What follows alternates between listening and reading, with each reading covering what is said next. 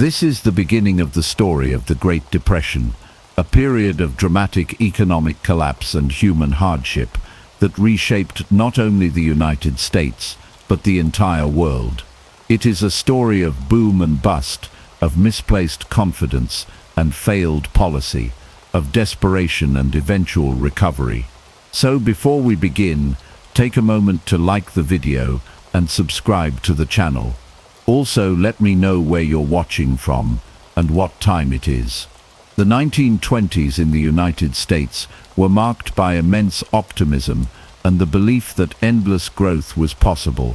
Following the devastation of World War I, America emerged as a global industrial leader.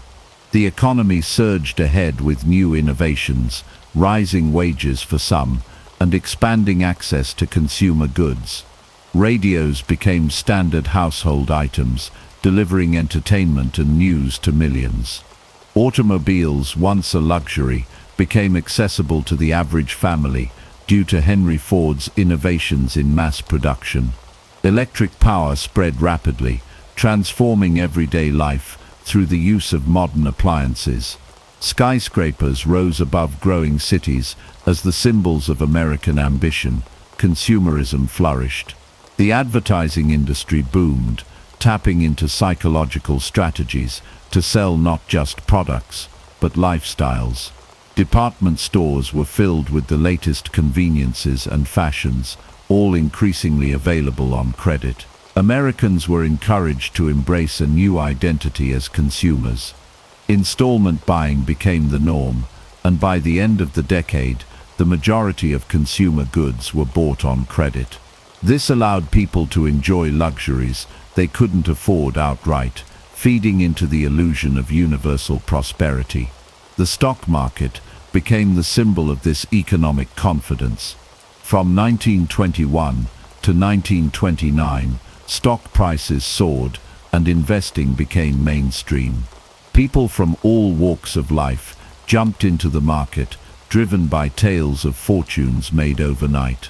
Brokers offered easy credit through margin accounts, allowing people to purchase stocks with borrowed money. As the market rose, so did the appetite for risk. Investment trusts and other speculative vehicles multiplied, offering the illusion of diversification and safety while concealing shaky fundamentals. However, the glittering surface of the Roaring Twenties masked critical vulnerabilities. Rural America was struggling. Farmers who had ramped up production during World War I faced a brutal downturn as global demand fell. Prices for crops collapsed. Many farmers had taken on debt to buy tractors and expand operations, only to find themselves unable to repay their loans. Foreclosures and bankruptcies spread across the countryside. Income inequality soared. By the end of the decade, the top 1% of Americans controlled over a third of the nation's wealth. Corporate profits surged, but wages for most workers stagnated. This imbalance created an economy where production outpaced the ability of consumers to purchase goods. While cities sparkled with modernity, many rural communities lived in poverty. Government policies during the decade favored business and limited regulation. President Calvin Coolidge's administration upheld a philosophy of minimal government interference. His famous declaration that the business of America is business reflected a widespread belief in laissez-faire capitalism. This hands-off approach extended into banking and finance, where little was done to manage the growing risk. The Federal Reserve, still a young institution, failed to use its tools effectively. For much of the 1920s, it kept interest rates low, encouraging borrowing. It wasn't until 1928 that it raised rates to try and cool the overheated market, but by then, speculation had run rampant. The central bank acted inconsistently and without a clear strategy, missing opportunities to prevent the looming collapse. Herbert Hoover, elected in 1928, was a man of intelligence, experience, and public service. He had gained international respect for his humanitarian work during and after World War I. As president, he believed deeply in the power of individual effort, local action, and voluntary cooperation. But his faith in American resilience and market self-correction led him to underestimate the scale and speed of the economic unraveling. Meanwhile, Wall Street embodied the nation's unchecked optimism. Powerful institutions like J.P. Morgan and National City Bank fueled the boom. Investment trusts lured everyday investors into complex schemes with promises of high returns. Few understood the risks they were taking. Newspaper headlines focused on market highs, further feeding the frenzy. By the summer of 1929, the economic engine began to sputter. Steel output dropped. Automobile sales declined. Construction faltered. But the public remained entranced by rising stock prices. Few listened to the warnings of economists and skeptical financial experts. The myth of permanent prosperity had taken root. The Roaring Twenties were a decade of technological progress, cultural transformation, and unprecedented economic growth. But they were also a time of reckless speculation, rising inequality, and policy failures.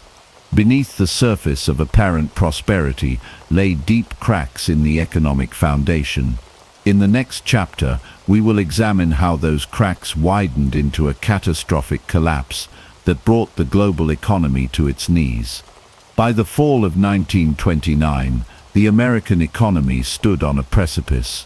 The illusion of endless prosperity had gripped the nation, fueled by a decade of growth, rising stock prices, and unchecked speculation. But behind the euphoria were warning signs: declining industrial output, slowing consumer spending, and an overextended stock market swollen with borrowed money. What happened next would become a defining moment in American history. October 24th, 1929, known as Black Thursday, marked the beginning of the end for the roaring stock market. That morning, panic gripped Wall Street as millions of shares were dumped in a flurry of fear. Prices plummeted. Rumors of financial instability had triggered a wave of sell-offs, and investors rushed to get out. By the end of the day, nearly 13 million shares had changed hands, a record at the time. Major banks, including J.P. Morgan and Company, intervened by pooling resources to buy large blocks of stock and restore confidence. It worked temporarily. The market stabilized, and many hoped the worst had passed. But the reprieve was short-lived.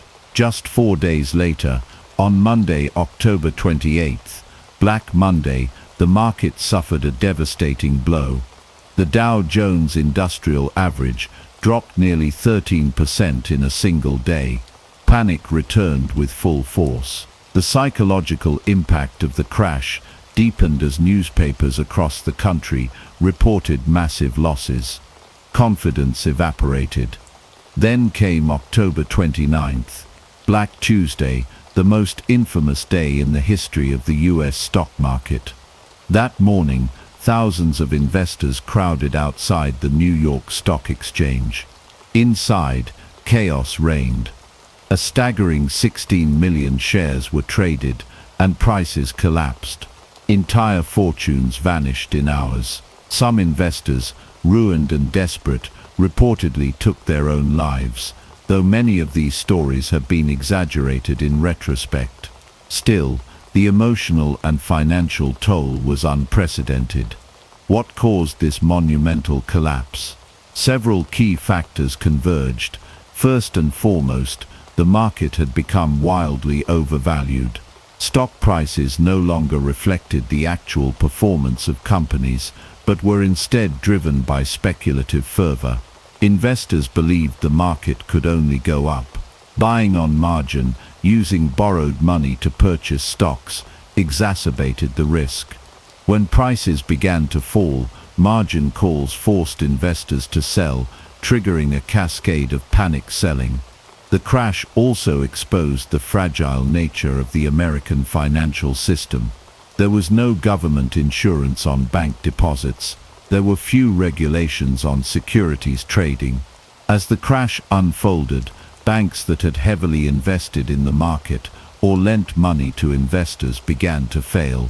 While the Federal Reserve had the tools to intervene, it chose to stand aside, believing the market would self-correct. Despite the widespread damage, it is important to understand that the stock market crash did not cause the Great Depression. Rather, it signaled the beginning of a much deeper economic unraveling.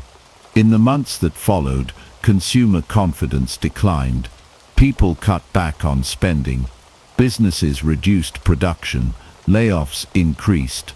The financial shockwave spread from Wall Street to Main Street. Credit markets froze. Banks tightened lending. Thousands of small banks failed, wiping out the savings of millions of Americans. Without access to credit, businesses couldn't operate, and consumers couldn't buy. A vicious cycle of decline took hold. Farm prices collapsed even further. Industrial output plummeted. Unemployment began to climb. The crash also had international repercussions. The US was a major creditor nation, and as American banks faltered, they called in loans from Europe. This put enormous pressure on already fragile European economies, particularly in Germany, which was still struggling under the burden of reparations from World War I. Global trade contracted. Nations raised tariffs in a desperate attempt to protect their economies, further exacerbating the downturn. The stock market crash of 1929 was the spark that ignited the global economic crisis. It shattered illusions of invincibility and exposed the underlying weaknesses of the US and world economies. But it was only the beginning. The years that followed would bring bank failures, mass unemployment, and widespread suffering. In the next chapter, we will examine how these early tremors grew into a full-blown economic disaster, and how a nation struggled to understand what went wrong. The immediate aftermath of the stock market crash in 1929 set off a devastating chain of events that rippled through the entire economy. What began as a financial shock quickly escalated into a full-blown banking crisis. By 1933, the United States had entered the darkest phase of the Great Depression, characterized by widespread bank failures, evaporating savings, and the deepening human toll on ordinary Americans. The fragile financial system that had once been seen as a bedrock of American prosperity now lay exposed, unable to withstand the strain of a collapsing economy. As the stock market plummeted, the first victims were those who had invested heavily in stocks. For many, their investments were not only wiped out, but they had also borrowed money to buy shares. With margin calls and the collapse of the stock market, individuals who had been optimistic about the future now found themselves drowning in debt. But the effects didn't stop there.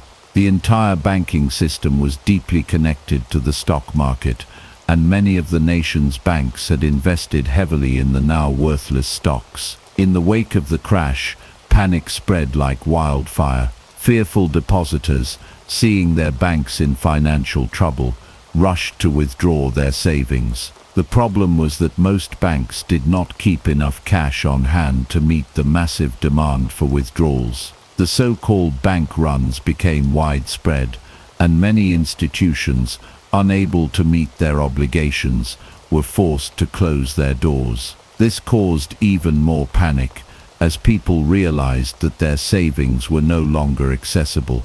It was a vicious cycle.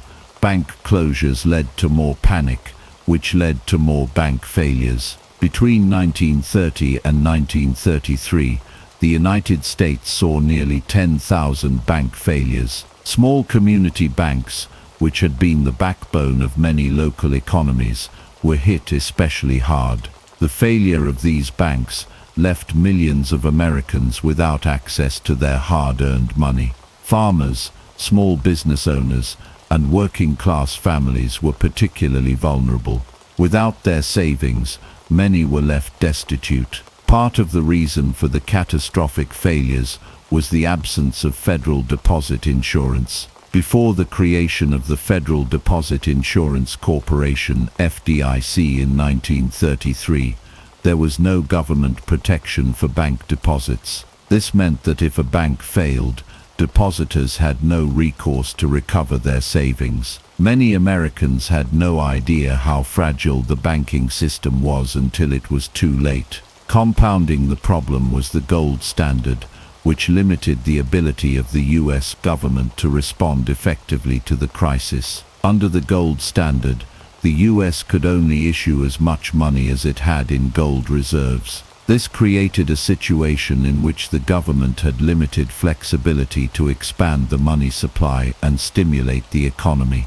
The gold standard tied the hands of policymakers who desperately needed to inject liquidity into the system to ease the banking crisis. As banks failed and the economy contracted, the U.S. was unable to use monetary policy to address the growing crisis. The collapse of the banking system had a direct and profound impact on the lives of millions of ordinary Americans. People who had spent decades saving for retirement or building a small business found themselves losing everything in the blink of an eye. Farmers who had borrowed money to buy land or equipment saw their properties foreclosed. In some cases, entire families lost their homes and livelihoods. For many, the failure of the banks meant not just the loss of savings, but the end of their hopes and dreams. Take, for example, the story of the McAllister family in rural Indiana. They had worked for years to save enough money to buy a small farm.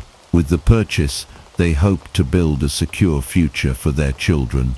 But when the bank that held their savings collapsed in 1931, the McAllisters lost everything. The bank's failure meant that the mortgage on their farm was called in, and they were unable to make the payment. Their home was foreclosed, and they were forced to leave the land that had been their only source of livelihood. The McAllisters were not alone.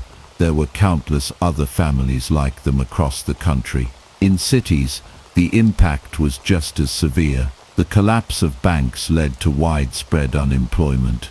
Without access to credit, small businesses could no longer operate, and many were forced to lay off workers. As businesses closed and people lost their jobs, the economic situation worsened. Unemployment rates soared, reaching 25% by 1933. Families who had once been self-sufficient found themselves living in makeshift shacks or homeless shelters, dependent on soup kitchens and government relief. The banking collapse and subsequent financial contagion were key events that deepened the Great Depression. As banks failed and savings evaporated, confidence in the financial system was shattered.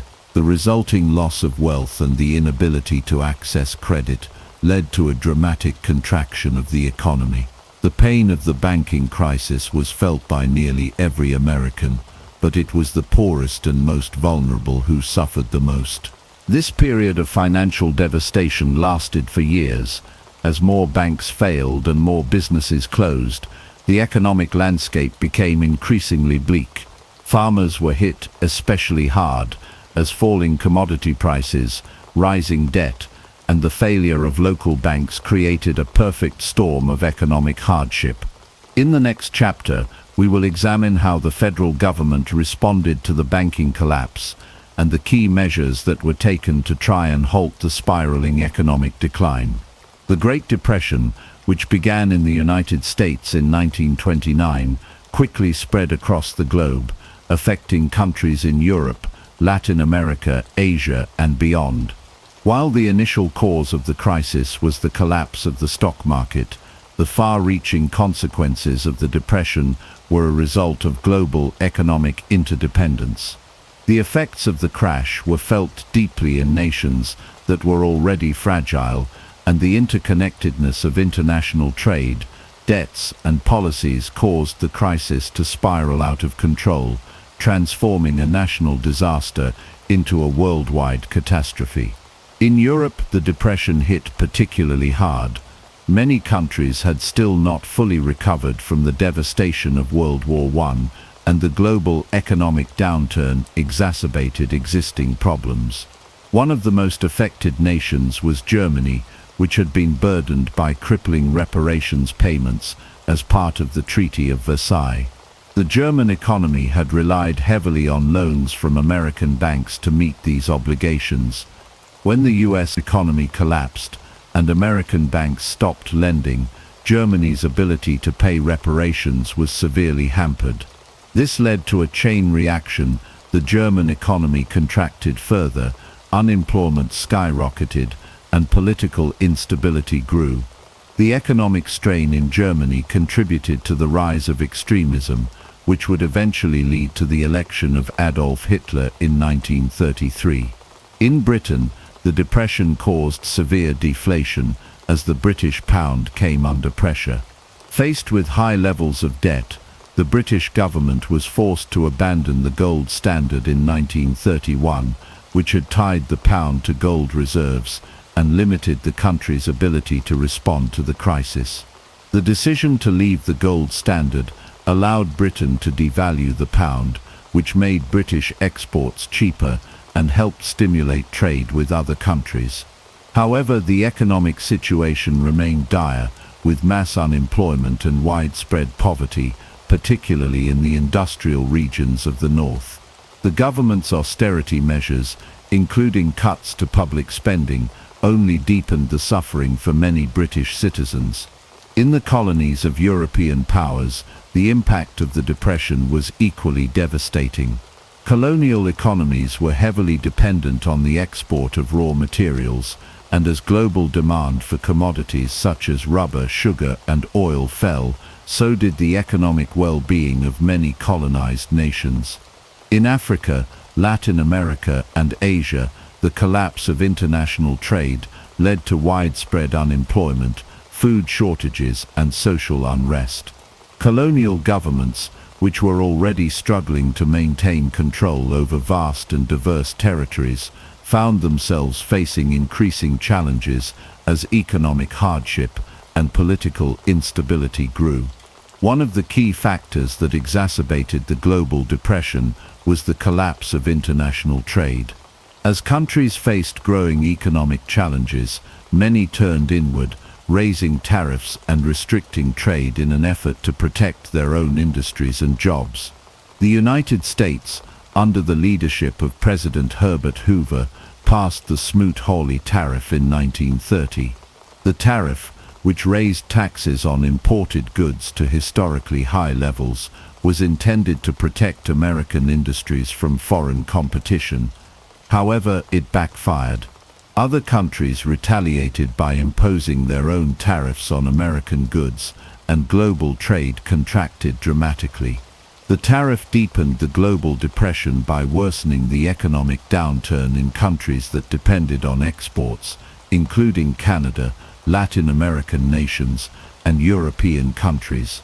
The collapse of trade created a vicious cycle in which nations turned inward and sought to protect their own interests, leading to a further deterioration of the global economy. To fully understand the global spread of the depression, we must also consider the role of global financial institutions and the international banking system. The collapse of American banks had far-reaching consequences for banks in Europe and elsewhere. Many European banks had invested heavily in US markets, and when the American stock market crashed, they faced massive losses. The resulting banking crisis, combined with the collapse of international trade, further deepened the global depression. Countries in both the developed and developing world were forced to respond to the crisis, but the lack of coordinated international action made recovery more difficult. Maps and historical data from the period show the widespread nature of the economic collapse. Unemployment in Europe soared, and poverty and unrest became common in many cities. The effects were particularly severe in nations such as Germany and Britain, where political instability contributed to social unrest. In the colonies, The economic crisis had far-reaching consequences, as colonial powers struggled to maintain control over their territories in the face of growing discontent. The global nature of the Depression led to a massive rethinking of economic policies and international cooperation. The Great Depression had a lasting impact on the world. It exposed the fragility of the global economic system and the risks of relying on international trade without sufficient safeguards. It also highlighted the deep inequalities in the global economy, particularly between industrialized nations and their colonies.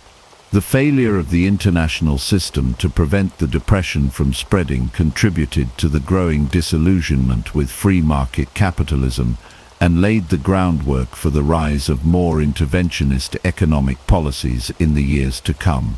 In the next chapter, we will explore the political and social consequences of the Depression, as the economic hardship faced by millions led to the rise of extremist political movements and the transformation of the global political landscape. The Great Depression was not only an economic crisis, it was a deeply human one. The lives of millions of Americans were shattered as the country plunged into the worst economic downturn in modern history. For many, the Depression meant losing everything they had worked for. Jobs disappeared, homes were lost, and families were torn apart. Yet, despite the overwhelming hardship, the resilience of the American people shone through as they struggled to survive, adapt, and endure. Unemployment reached staggering levels. By 1933, 1 in 4 Americans was out of work, and even those who still had jobs saw their wages slashed. The cities, once bustling hubs of industry and commerce, were now filled with men and women desperately seeking work that didn't exist. In urban areas, the poor crowded together in makeshift shacks, known as Hoovervilles, named derisively after President Herbert Hoover. These shantytowns were scattered across the country, often on the outskirts of major cities. The conditions in Hoovervilles were grim. People lived in cardboard and scrap wood shacks, with no running water, no electricity, and no sanitation. Disease was rampant, and life in these communities was marked by poverty and desperation. Soup lines became a common sight in every city. With so many out of work and no money to buy food, charity kitchens and churches became the lifeline for many families. People lined up for hours, hoping to get a hot meal. But even that small comfort was out of reach for many. The food was often basic and inadequate, but for the hungry, it was a rare taste of sustenance in an otherwise bleak existence. Families often went without, rationing what little food they had left in an effort to survive. Children, once the hope and future of their families, were now an added burden as parents struggled to provide for them. Many mothers with heavy hearts fed their children what little they could while they themselves went without. The human toll of the Depression was not just about hunger and homelessness. The emotional and psychological effects were just as devastating. People who had once felt secure in their ability to provide for their families found themselves paralyzed by fear and shame. Men who had traditionally been the breadwinners found their identities shattered. Many experienced deep shame at their inability to provide, and some turned to alcohol or other vices to numb the pain. Families were broken by the stress and hardship. Marriages were strained, and in some cases couples split apart. The strain of financial ruin and the constant struggle to survive led to a breakdown of mental health for many individuals. While the urban areas bore the brunt of the financial collapse, rural America suffered its own unique set of challenges. The Dust Bowl, a severe environmental disaster that struck the Great Plains, compounded the suffering of farmers and their families. The Dust Bowl was caused by a combination of poor farming practices, over-farming, and a prolonged drought. The winds kicked up massive dust storms that blotted out the sun, and made it nearly impossible to grow crops. The land, once fertile and productive, turned to dust. Entire farms were abandoned as families packed up and fled in search of a better life. The migration of these families, particularly to California, became one of the most iconic features of the Great Depression. The Dust Bowl migrants, often referred to as Okies, left behind their homes and farms in Oklahoma, Arkansas, Texas, and other parts of the Great Plains. They traveled westward, hoping to find work in California's agricultural fields. What they found was more hardship.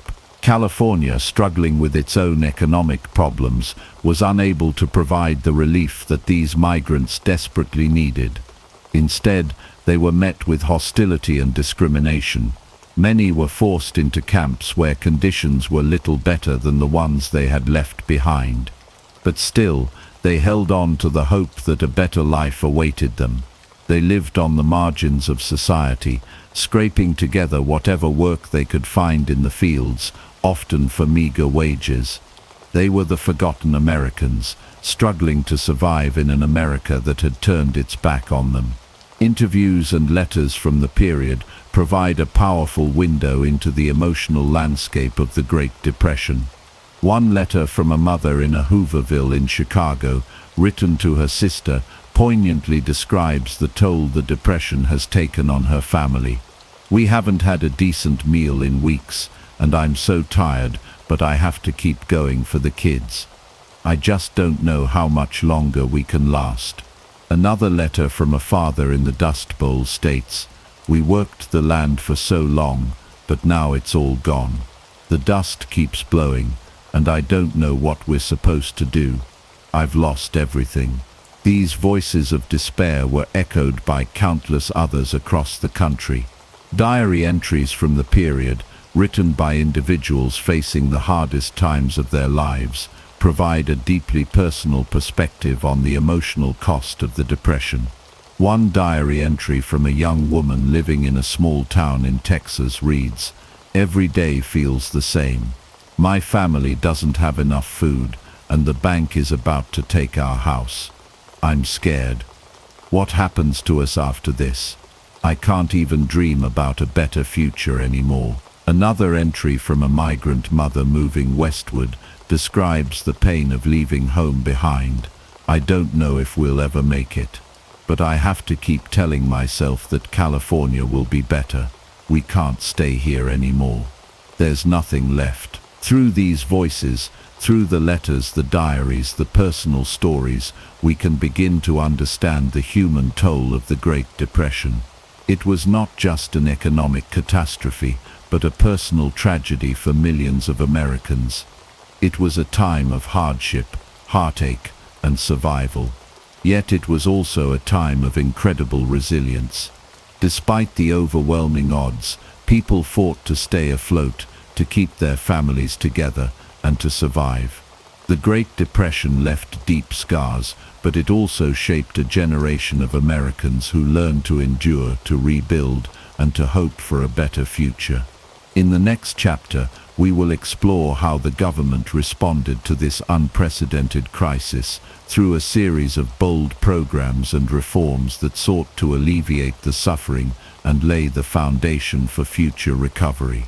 As the Great Depression spread across the United States, President Herbert Hoover's policies and actions became the subject of intense debate. Hoover, who had risen to power in 1928 with promises of continuing prosperity, faced a monumental crisis that seemed beyond his control. Despite his intelligence, experience, and strong belief in individualism, his response to the Depression was often seen as inadequate. In his view, government intervention should be limited, but the scale of the economic collapse soon showed that his approach was not enough to stem the tide of suffering. Hoover's early response to the crisis was guided by his belief in the power of private initiative and local government to resolve economic problems. At first he resisted direct federal intervention, assuming that the economy would naturally recover on its own. He believed that businesses and local charities could provide the necessary relief without federal aid. However, as unemployment soared and the economic situation worsened, Hoover's initial response began to seem increasingly inadequate. One of Hoover's key initiatives was the creation of the Reconstruction Finance Corporation (RFC) in 1932. The RFC was designed to provide emergency loans to banks, businesses and state governments in an effort to stabilize the economy and prevent further collapses. By giving loans to banks, Hoover hoped to ensure that credit would flow again and businesses would stay afloat. The idea was that the RFC would act as a backstop, preventing the complete collapse of financial institutions and providing relief to businesses. However, the RFC's efforts were slow and inconsistent. Many of the loans went to large corporations and wealthy banks, rather than directly assisting individuals who had lost their jobs or homes. The funds that did reach smaller institutions were often too little to make a significant difference. The public, struggling with widespread unemployment and hunger, felt that the federal government's response was not enough. While the RFC may have helped prevent further banking collapses, it did little to alleviate the suffering of everyday Americans. Hoover's reluctance to implement direct relief programs, such as unemployment benefits or public works projects, also led to a growing sense of frustration among the American public. Many people believed that Hoover was too focused on maintaining the principles of limited government and individual responsibility, while the needs of the suffering population were ignored. This growing frustration fueled public discontent and led to the rise of movements that demanded more immediate action. One of the most dramatic manifestations of this frustration was the Bonus Army protest of 1932. The Bonus Army was a group of approximately 20,000 World War I veterans who had been promised a cash bonus for their service, to be paid in 1945. Faced with unemployment, poverty and homelessness during the Depression, these veterans, along with their families, marched on Washington, D.C. to demand early payment of their bonuses. The Bonus Army's march on the Capitol was initially peaceful, and the protesters camped in makeshift camps near the White House, hoping to meet with President Hoover to discuss their demands. However, Hoover, fearing the political ramifications of granting the veterans' request, refused to meet with them and sent law enforcement to disperse the protesters. As tensions rose, Hoover ordered the U.S. Army, under the command of General Douglas MacArthur, to forcibly remove the veterans from their camps.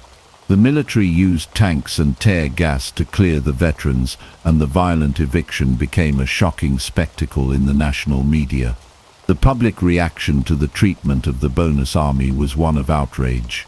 Many Americans were horrified by the sight of war heroes being driven from their encampments by the military, and Hoover's approval rating plummeted. The incident reinforced the perception that Hoover was out of touch with the suffering of ordinary Americans and unwilling to take decisive action to address the crisis.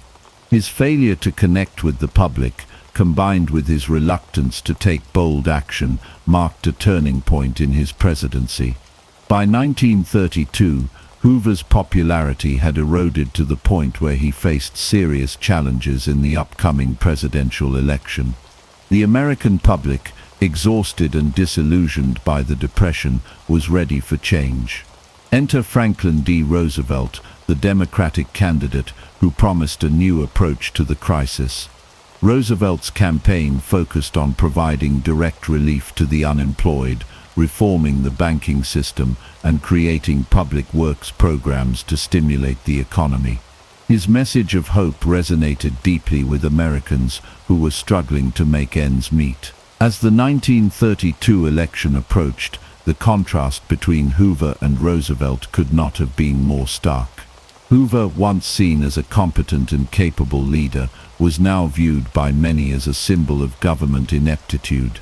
Roosevelt, by contrast, offered a vision of a government that would take bold, decisive action to address the Depression and provide a safety net for those in need. On November 8, 1932, Franklin D. Roosevelt won a landslide victory in the presidential election with over 57% of the vote. The election of Roosevelt marked a dramatic shift in the political landscape, signaling the end of Hoover's presidency and the beginning of a new era of government intervention and social welfare programs. Roosevelt's New Deal would reshape the American economy and society, setting the stage for a more active role of the federal government in economic affairs. In retrospect, Hoover's presidency is often remembered as a cautionary tale of leadership during a time of crisis. His belief in the principles of limited government and individual responsibility, while noble in theory, proved inadequate when faced with the scale of the Great Depression. Hoover's response to the crisis was too slow, too indirect, and ultimately too limited to prevent the collapse of the American economy or to ease the suffering of millions. The Bonus Army protest and the failure of the RFC to provide meaningful relief to individuals underscored Hoover's inability to meet the needs of the American people. The 1932 election, in which Hoover was decisively defeated by Roosevelt, marked a pivotal moment in American history. The Depression had exposed the shortcomings of Hoover's approach, and the nation was ready for change. Roosevelt's victory ushered in a new era of government intervention and reform, as the country sought to recover from the deepest economic crisis it had ever known. In the wake of Herbert Hoover's failure to address the devastating economic challenges of the Great Depression, a new leader emerged to reshape America's future. Franklin D. Roosevelt, a former governor of New York with a reputation for energy and optimism, was elected president in 1932. His arrival in Washington marked the beginning of a new era in American politics and government. Roosevelt's response to the Depression, known as the New Deal, would transform the nation, redefine the role of the federal government, and offer a glimmer of hope to millions of Americans who had been left in despair. Upon taking office, Roosevelt wasted no time in tackling the economic crisis. He immediately sought to provide relief, recovery, and reform through a series of bold and expansive programs. Roosevelt's New Deal aimed to address the immediate needs of the American people, create jobs, and stabilize the financial system. His approach was different from Hoover's, as Roosevelt believed in active government intervention and the need for a strong federal response to help lift the country out of the Depression. One of the first initiatives Roosevelt launched was the Civilian Conservation Corps (CCC), which aimed to provide jobs for young men in environmental conservation projects. The CCC employed over 3 million young men who worked on projects such as reforestation, flood control, and park development. This program not only helped to address the country's environmental issues, but also provided much-needed employment to young men who had few other opportunities. Another critical program introduced by Roosevelt was the Tennessee Valley Authority (TVA), which sought to address the economic challenges faced by the Tennessee Valley, one of the poorest regions in the United States. The TVA focused on flood control, rural electrification, and economic development in the region. By building dams and power plants, the TVA brought electricity to remote areas, improved agricultural productivity, and created jobs. The TVA was a key example of how the federal government could use its power to directly improve the lives of ordinary citizens.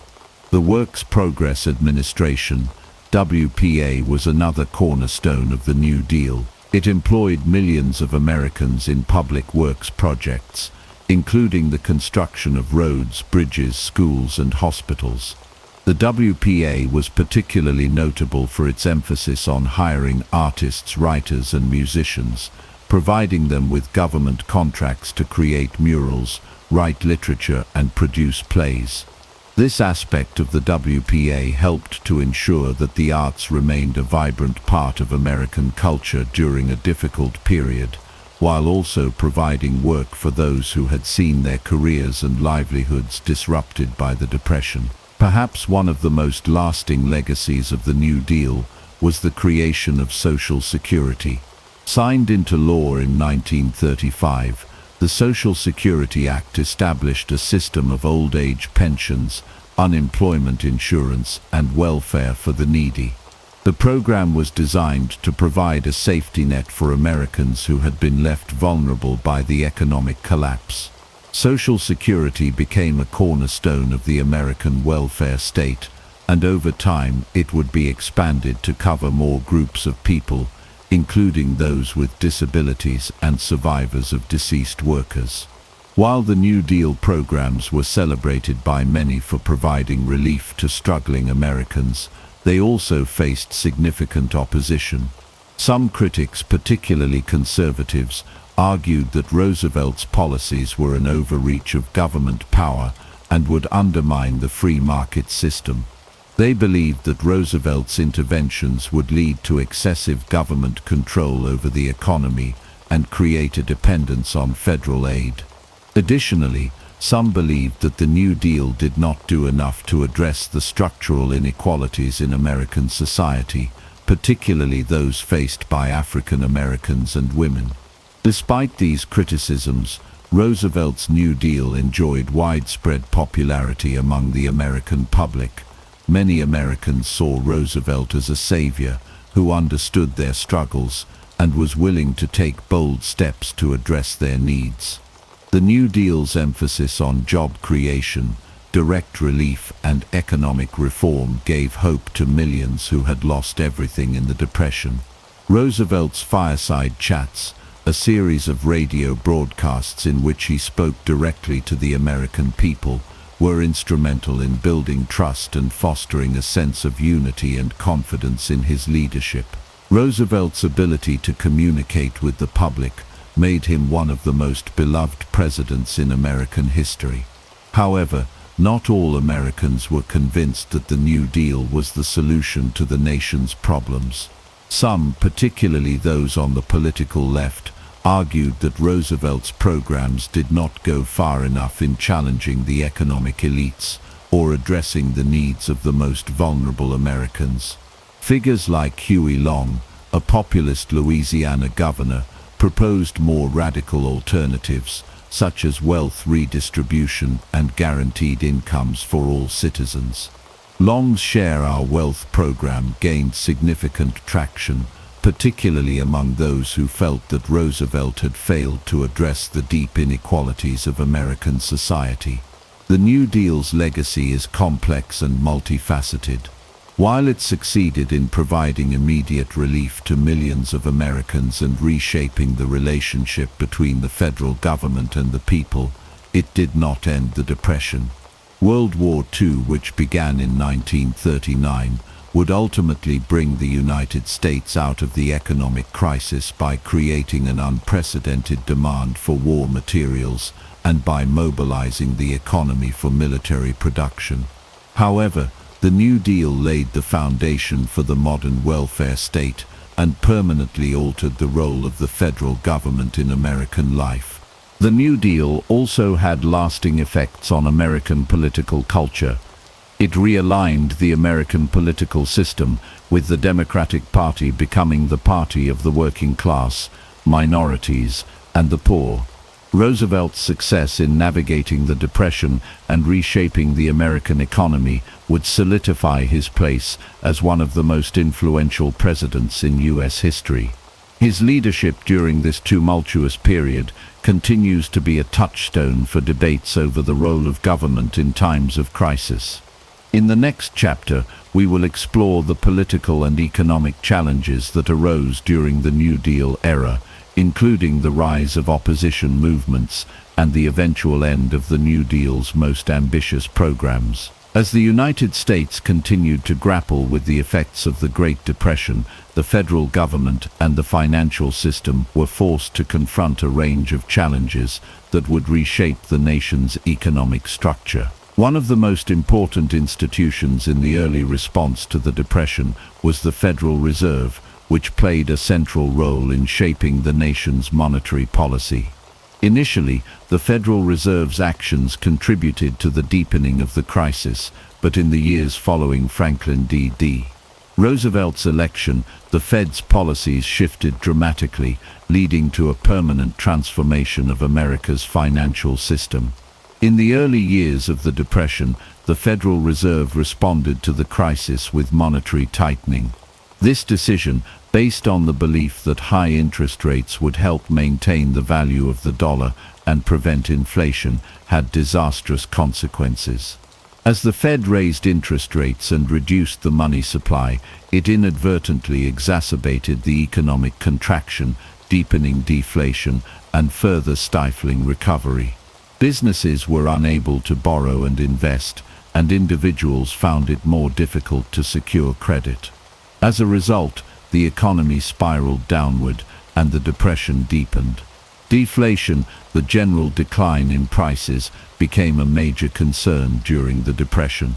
As the supply of money contracted and demand for goods and services plummeted, prices for goods such as food and clothing dropped dramatically. While lower prices might seem beneficial at first glance, deflation during the Depression was disastrous. It increased the real burden of debt for both individuals and businesses, making it even harder to repay loans and exacerbating bankruptcies. At the same time, wages fell and unemployment soared, creating a vicious cycle of economic decline. By 1932, as the nation struggled with worsening economic conditions, Roosevelt's administration recognized the need for a more aggressive and proactive monetary policy. One of the first steps in this new direction was the creation of a more flexible approach to the gold standard, which had been a cornerstone of the American monetary system for over a century. Under the gold standard, the US dollar was directly tied to a fixed amount of gold, which limited the amount of money that could be issued by the Federal Reserve. This constraint was seen as a key factor in the tight money supply and deflationary pressures that had contributed to the Depression. In 1933, Roosevelt took decisive action to address the nation's financial troubles by suspending the gold standard. In what became known as the Gold Reserve Act of 1934, the U.S. government confiscated gold from private citizens and businesses.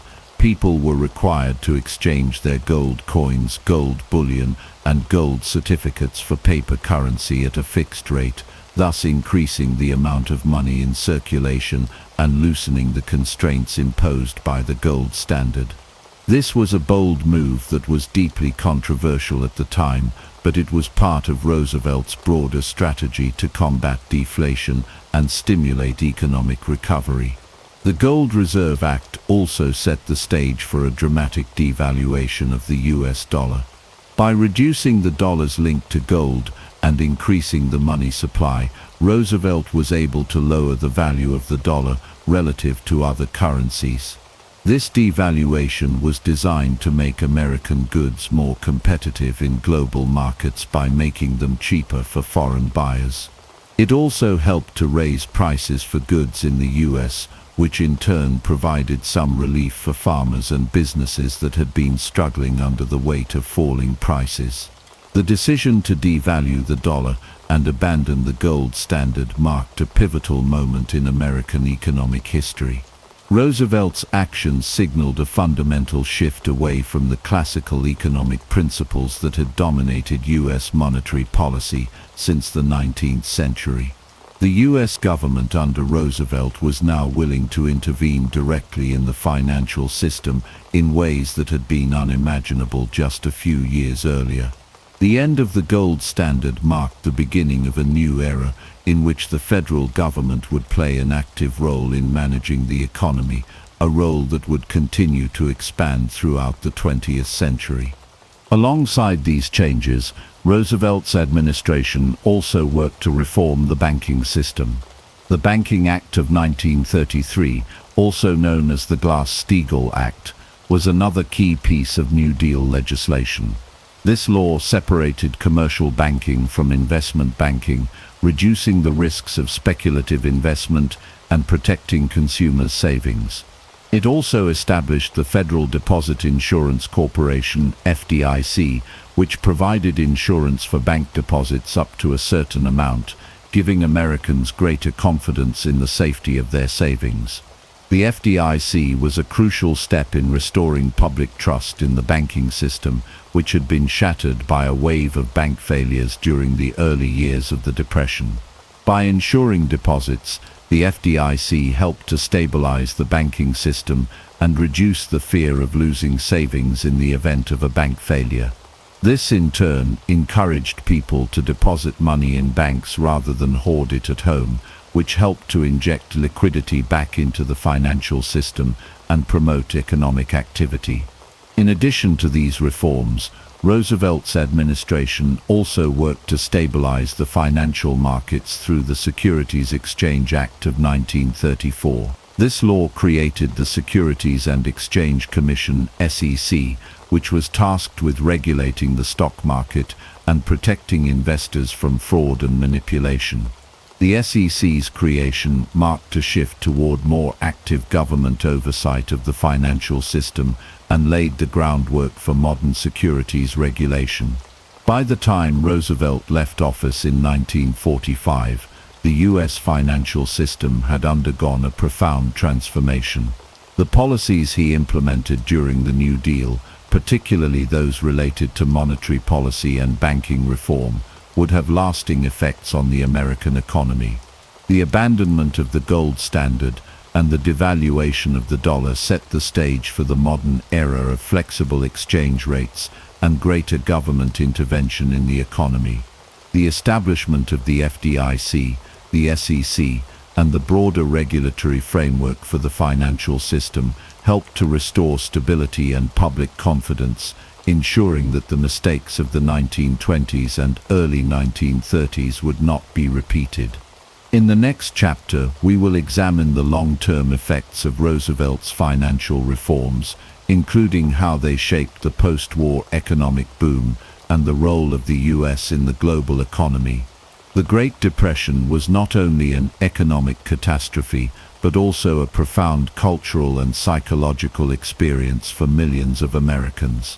While many struggled with unemployment, poverty, and the loss of homes, others sought solace and meaning through the arts. Artists, musicians, writers, and filmmakers helped shape a cultural response to the hardships of the time, offering both reflections of despair and rays of hope. The Depression, in many ways, influenced the direction of American culture and left lasting marks on the national psyche. The literature of the 1930s was dominated by authors who explored the struggles of everyday people, capturing the harsh realities of life during the Depression. One of the most iconic voices of this period was John Steinbeck, whose novels like The Grapes of Wrath and Of Mice and Men depicted the devastation experienced by farmers and migrant workers. Steinbeck's portrayal of the Joad family's journey westward in search of work highlighted the resilience of the human spirit, even in the face of overwhelming adversity. His work resonated deeply with those affected by the Depression and brought attention to the economic and social injustices faced by the poor and disenfranchised. Alongside Steinbeck's literary contributions, musicians like Woody Guthrie provided a soundtrack for the Depression. Guthrie's folk songs, such as This Land Is Your Land and Do Re Mi, expressed the struggles of the working class, particularly migrant laborers, and reflected the deep sense of injustice and hardship that many Americans were experiencing. His music became an anthem for those who sought a voice in a time of hardship, and was a reminder of the power of music to provide both solace and a call for social change. The Depression era also saw a surge in the popularity of cinema, which provided an escape from the harsh realities of life. Hollywood films offered audiences a mix of escapism and social commentary, helping people to forget, if only for a few hours, the struggles they faced. Musicals, comedies, and epic dramas flourished, offering a form of entertainment that allowed people to momentarily disconnect from their problems. At the same time, films like The Grapes of Wrath adapted from Steinbeck's novel, and Modern Times starring Charlie Chaplin, offered sobering reflections on the impact of industrialization and economic hardship on ordinary Americans. Radio, however, was the medium that truly brought Americans together during the Depression.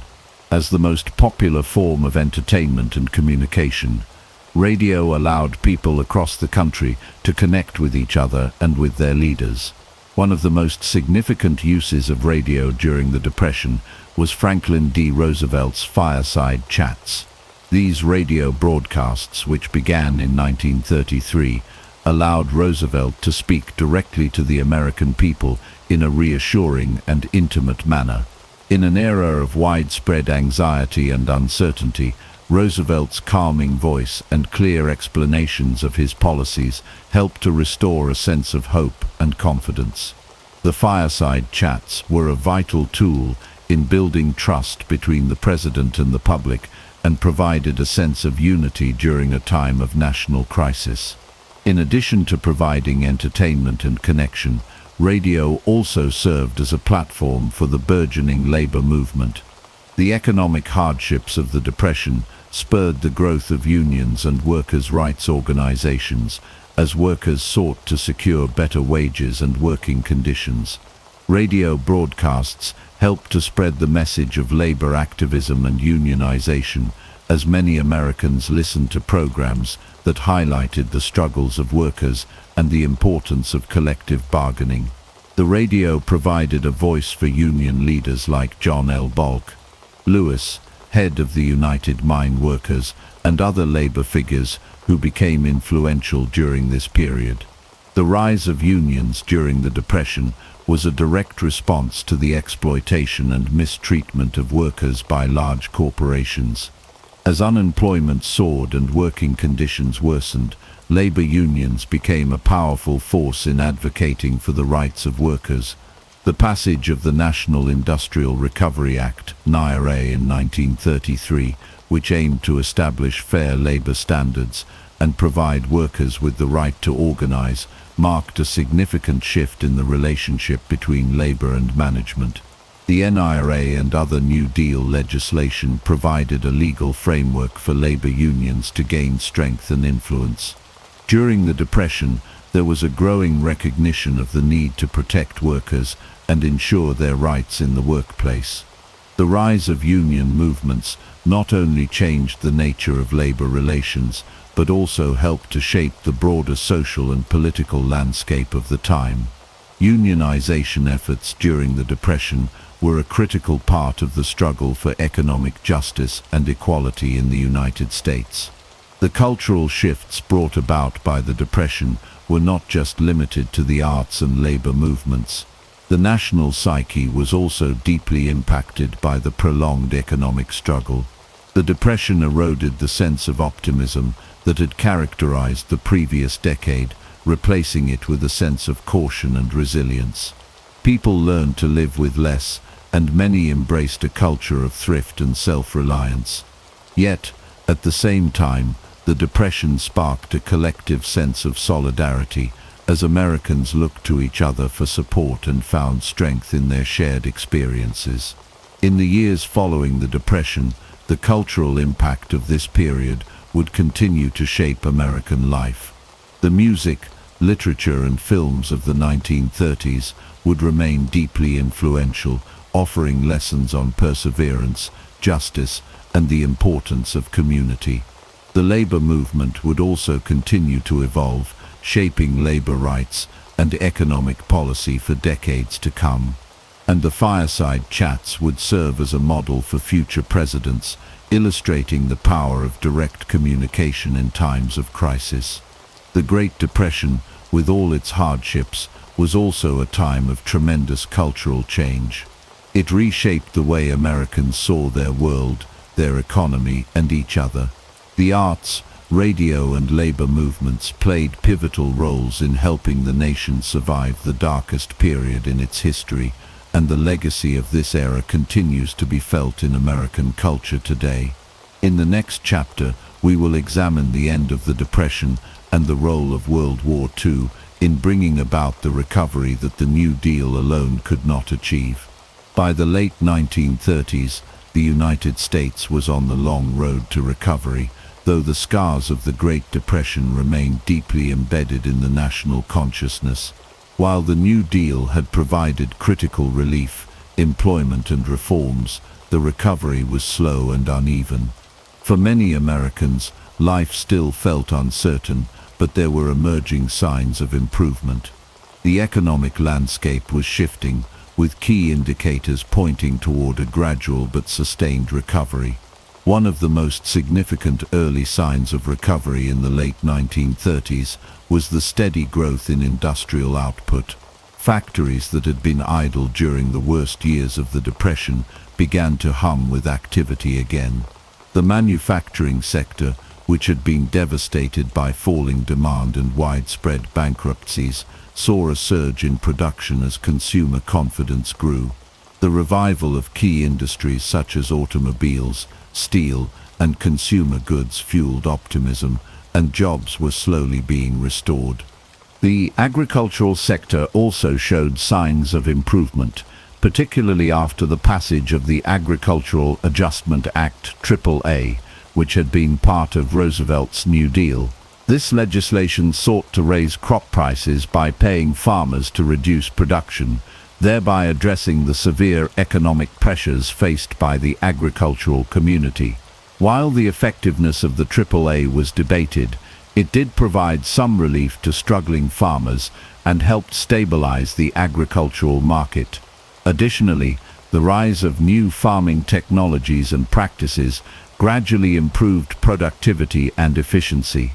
However, despite these signs of recovery, the nation was far from fully recovered. Unemployment, although decreasing, remained stubbornly high, hovering at levels far above what would be considered acceptable in a fully functioning economy. Poverty remained widespread, particularly in rural areas, and many people continued to depend on government aid. The economic system had not yet regained the momentum of the 1920s, and the full recovery would take years. As the nation struggled to regain its economic footing, international events began to cast a shadow over the recovery process.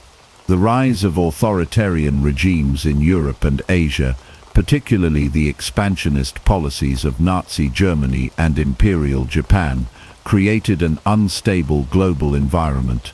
The looming threat of war would soon become a decisive factor in the nation's economic future.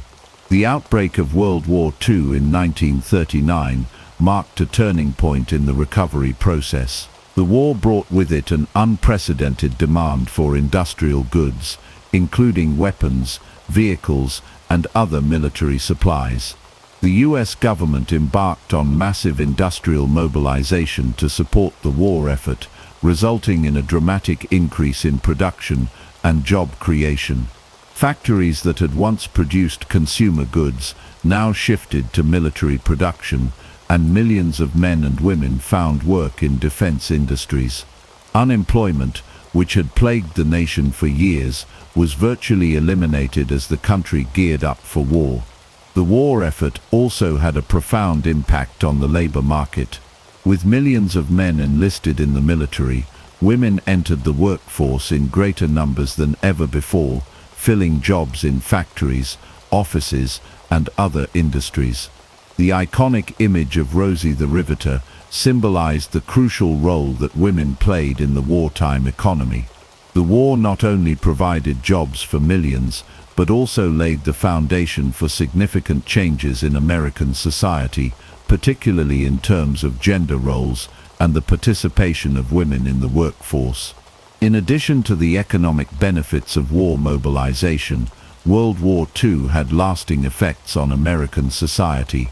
The war led to a transformation in the nation's global role, as the United States emerged from the conflict as the world's leading economic and military power.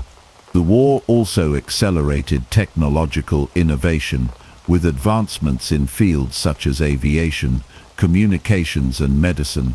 The economic changes brought about by the war laid the groundwork for the post-war boom, which would see the US economy grow at an unprecedented rate in the 1950s and beyond.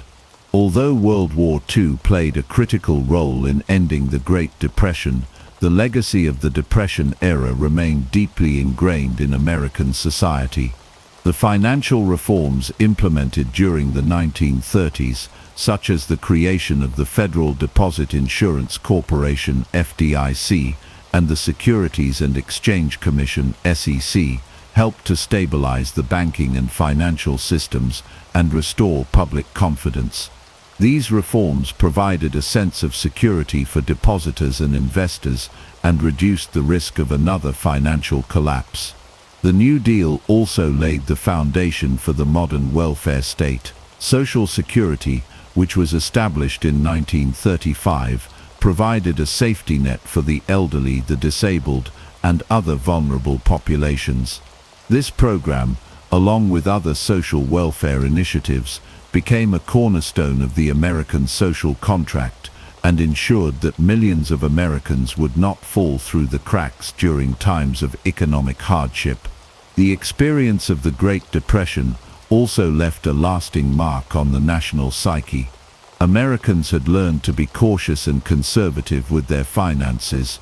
The memory of the stock market crash and the devastation of the Depression era encouraged future generations to prioritize financial stability and to view economic risks with skepticism. The Depression reinforced the belief that government intervention could play a crucial role in mitigating economic crises, and this mindset would shape economic policy for decades to come. In the years following the Depression, Americans embraced a new economic reality. While the memory of the 1930s would never fade, the recovery process, aided by the global conflict of World War II, set the stage for a period of prosperity and growth.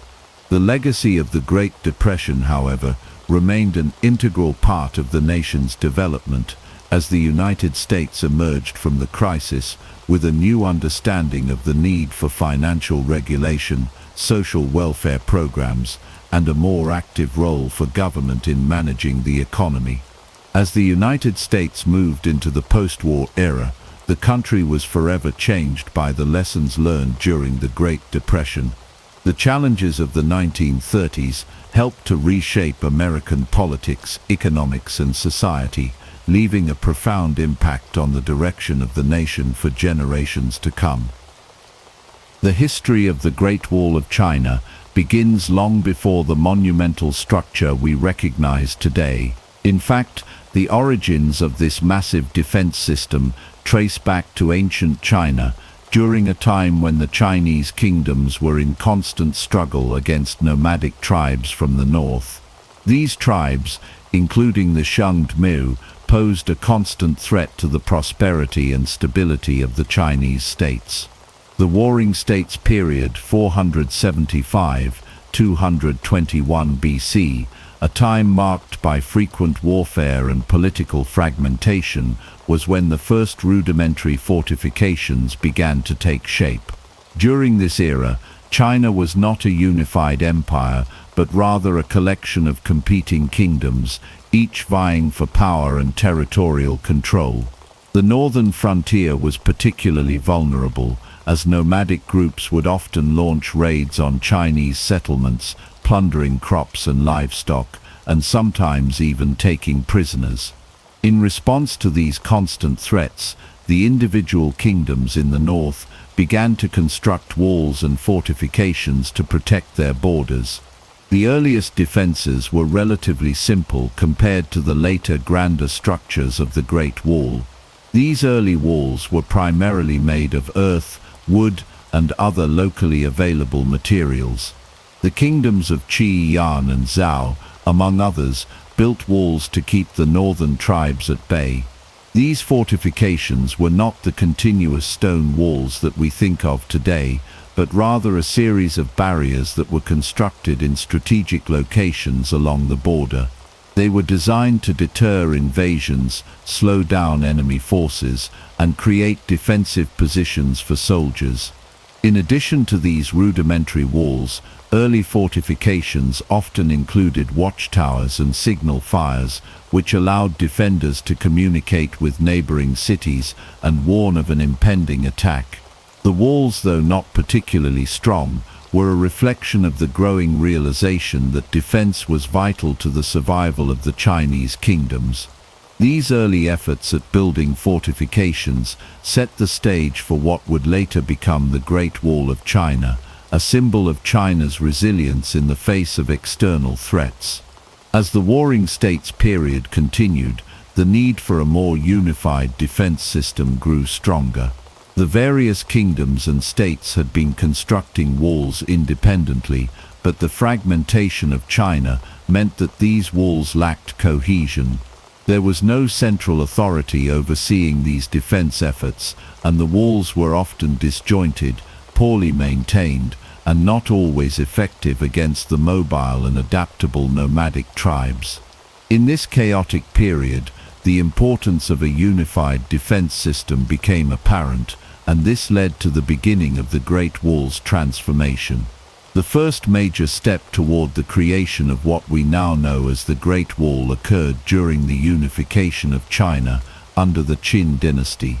The Warring States period ended in 221 BC, when the state of Qin, under the leadership of Emperor Qin Shi Huang, managed to conquer and unify the 7 warring kingdoms into one centralized empire. The unification of China was a monumental achievement, but it also brought new challenges, particularly the need to secure the empire's vast northern frontier. Qin Shi Huang, determined to maintain control over his newly unified empire, recognized the importance of a defense system that could protect against the northern nomads. By this time, the smaller, fragmented walls built by the individual kingdoms were no longer sufficient to protect the vast empire. Thus, the Qin emperor initiated the first large-scale project to connect and expand the existing fortifications into a more cohesive and formidable defense network. Though the walls of this period were still rudimentary, they marked the beginning of a much larger and more organized effort to secure China from external threats. The Warring States period laid the groundwork for the Great Wall by introducing the concept of border defense, which would eventually lead to the construction of a much more robust and durable wall system. The earliest walls built during this period were modest in their construction, but they played a crucial role in safeguarding the early Chinese states from invasions. They also highlighted the importance of military preparedness and the recognition that defense was a critical element in maintaining stability and security. As the Great Wall evolved over the centuries, its purpose shifted and grew. What began as a series of simple fortifications during the Warring States period gradually expanded into a complex system of walls, watchtowers, garrisons, and fortresses. This early period of construction was foundational to the wall's development and its eventual role as one of the most impressive and enduring defense systems in history. Emperor Qin Shi Huang, the first emperor of a unified China, initiated one of the most ambitious defense projects in human history. Before his reign, China was divided into several warring states, each with its own fortified walls built for defense. These walls, though crucial in their respective regions, were isolated and not connected. The need for a more cohesive defense system had long been recognized, but it was Qin Shi Huang who took the monumental step of linking these various structures into one continuous wall that would stretch across the northern frontier of his newly unified empire. After unifying China in 221 BC, Qin Shi Huang faced the looming threat of invasions from nomadic tribes such as the Xiongnu, who constantly raided the northern borders of the empire. The existing walls, built by earlier states like Yan, Zhao, and Qin, were no longer adequate to fend off these invasions. Realizing the need for a unified defense system, Qin Shi Huang ordered the construction of what would eventually become the first major version of the Great Wall of China. Rather than constructing an entirely new wall, the emperor decided to connect and reinforce the existing fortifications. His vision was to create a continuous barrier, solidifying the northern defense and preventing invasions. To achieve this, he ordered the extension of the walls in certain areas and the construction of new sections to close any gaps. The end result was a massive, continuous defensive line that stretched from the east coast to the western deserts. The construction techniques employed during this period were relatively rudimentary but highly effective for the time. The primary material used was rammed earth, a method where soil, clay, and other materials were compressed into molds to form solid walls. This technique was particularly useful in areas where timber and stone were not readily available. In places where stone was abundant, the wall was constructed using stone and brick, making those sections more durable and resistant to erosion. Despite the basic materials, the sheer scale of the wall made it an impressive feat of engineering. The construction of the wall required an immense workforce. Historical records suggest that hundreds of thousands of laborers, including soldiers, peasants, and even convicts, were drafted to work on the wall. The work was grueling, and the workers faced harsh conditions, including extreme weather, inadequate food, and physical exhaustion. The labor force was often poorly paid and subjected to harsh treatment, leading to a high mortality rate. While the wall was intended to protect the empire from external threats, it also became a symbol of Qin Shi Huang's authoritarian rule and the power he held over his subjects. In addition to the wall itself, Qin Shi Huang also ordered the construction of watchtowers and beacon towers along the wall's length. These structures served as communication hubs, allowing the army to signal each other over long distances. Fires lit atop the towers would send signals to other stations, alerting the emperor's forces to potential threats and allowing for a rapid military response. This system of communication was vital in maintaining the effectiveness of the wall and ensuring that any incursions from the north could be dealt with quickly. The wall built under Qin Shi Huang's reign was not the colossal structure we know today, but it laid the foundation for future expansions and renovations that would turn the Great Wall into the iconic symbol of China's strength and resilience. The wall was not only a defense against external threats, but also a representation of the emperor's absolute power. It showcased his vision for a unified China, protected by a strong and centralized government. However, despite the grand scale of the project, the wall built during Qin Shi Huang's reign had its flaws. Many sections were constructed hastily and with substandard materials, making them prone to erosion and collapse. The use of rammed earth, while effective in some areas, was not as durable as stone, and much of the wall began to deteriorate shortly after its construction. Additionally, the wall's defensive effectiveness was limited by the terrain and the resources available at the time. Qin Shi Huang's death in 210 BC marked the beginning of the end for the wall as it stood during his reign. The collapse of the Qin dynasty in 206 BC led to the abandonment of many sections of the wall, and much of the work done during his rule was left to decay. Despite this, the wall's legacy endured, and future dynasties, most notably the Han dynasty, would continue to expand and reinforce the wall, transforming it into the monumental structure that we recognize today. The first major version of the Great Wall, constructed under the direction of Qin Shi Huang, was a symbol of China's early efforts to secure its borders and protect its people from the dangers of the north.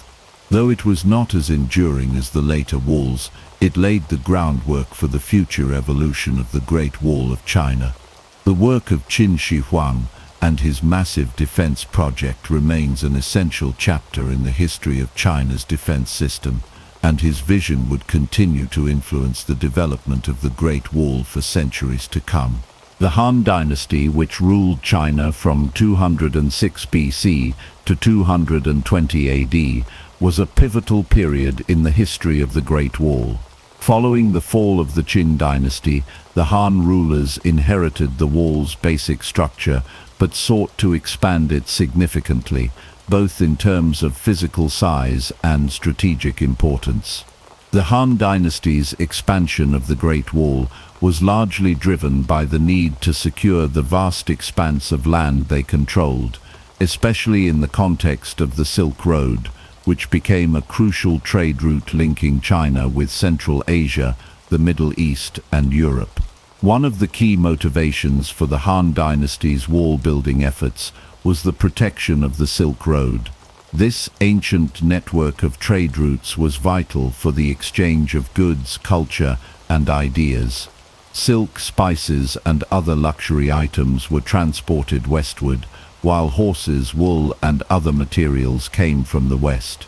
However, the Silk Road passed through regions that were vulnerable to raids and invasions by nomadic tribes, particularly the Xiongnu, a powerful confederation of nomadic people from the northern steppes.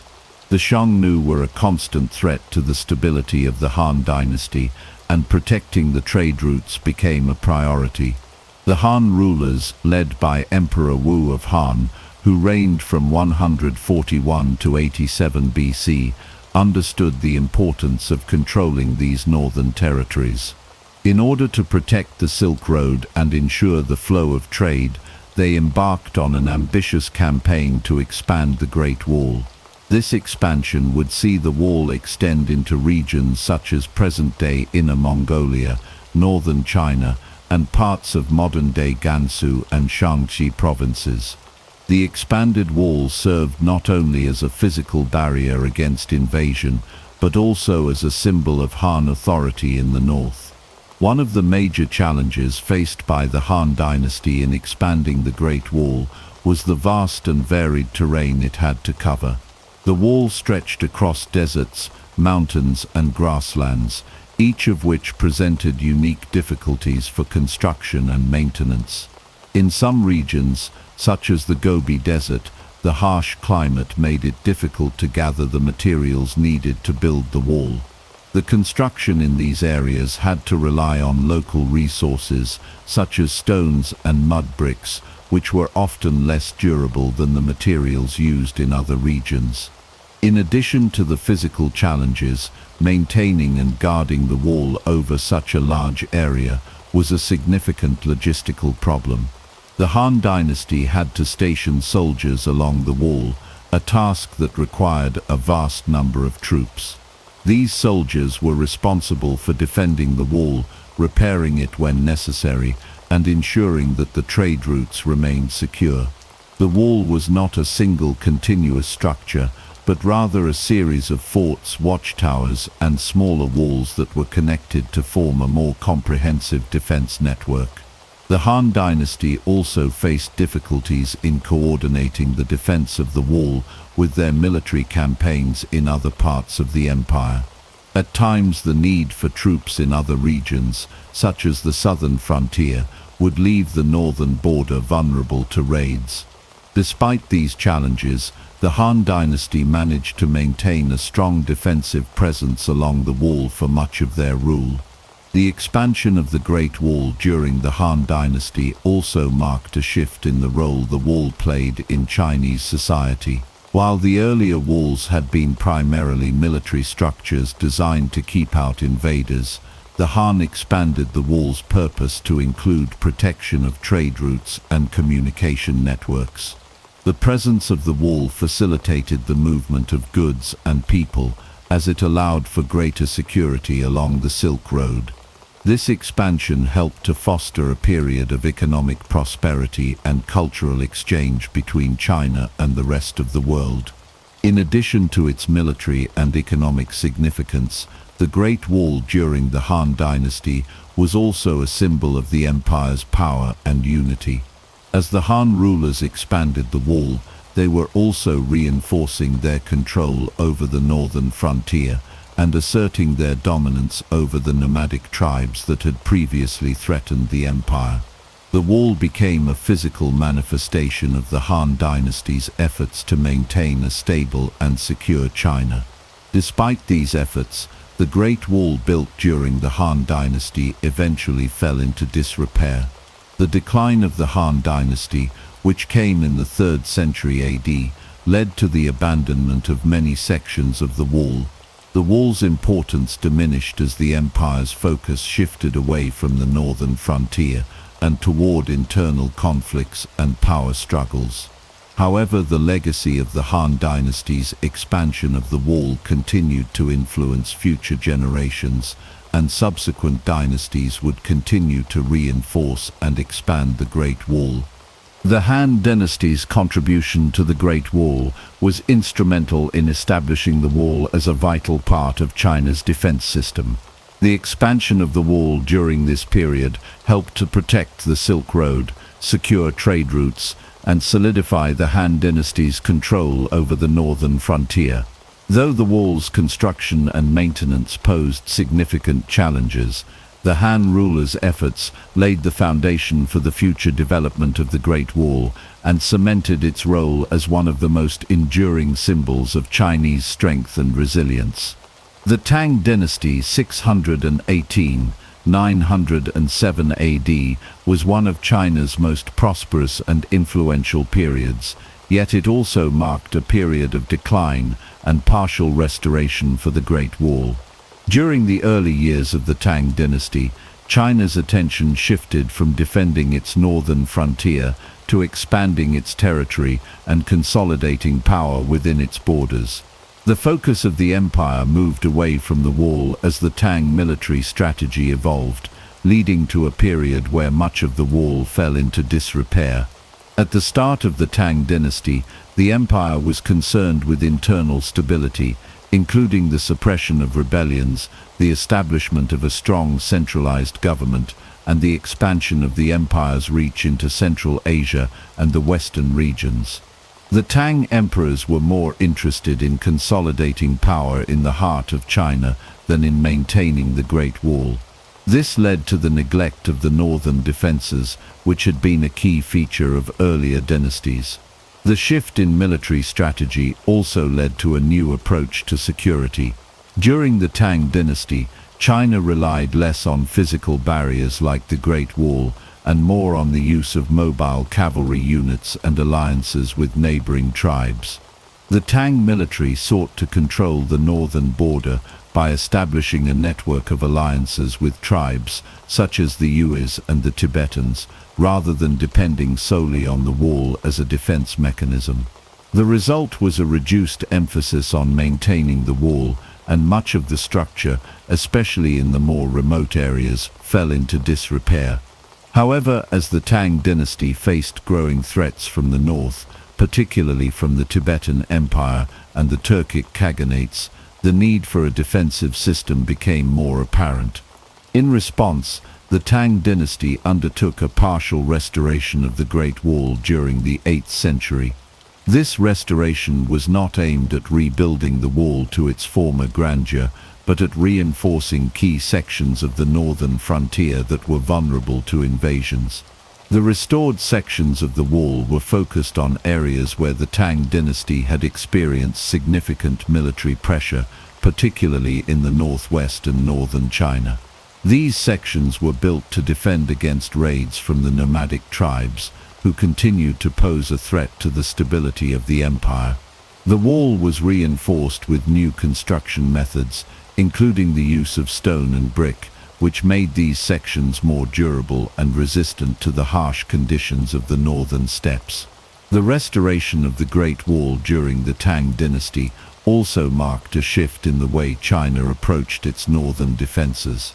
Instead of relying solely on the wall, the Tang military employed a more integrated strategy that combined fortifications with mobile forces and strategic alliances.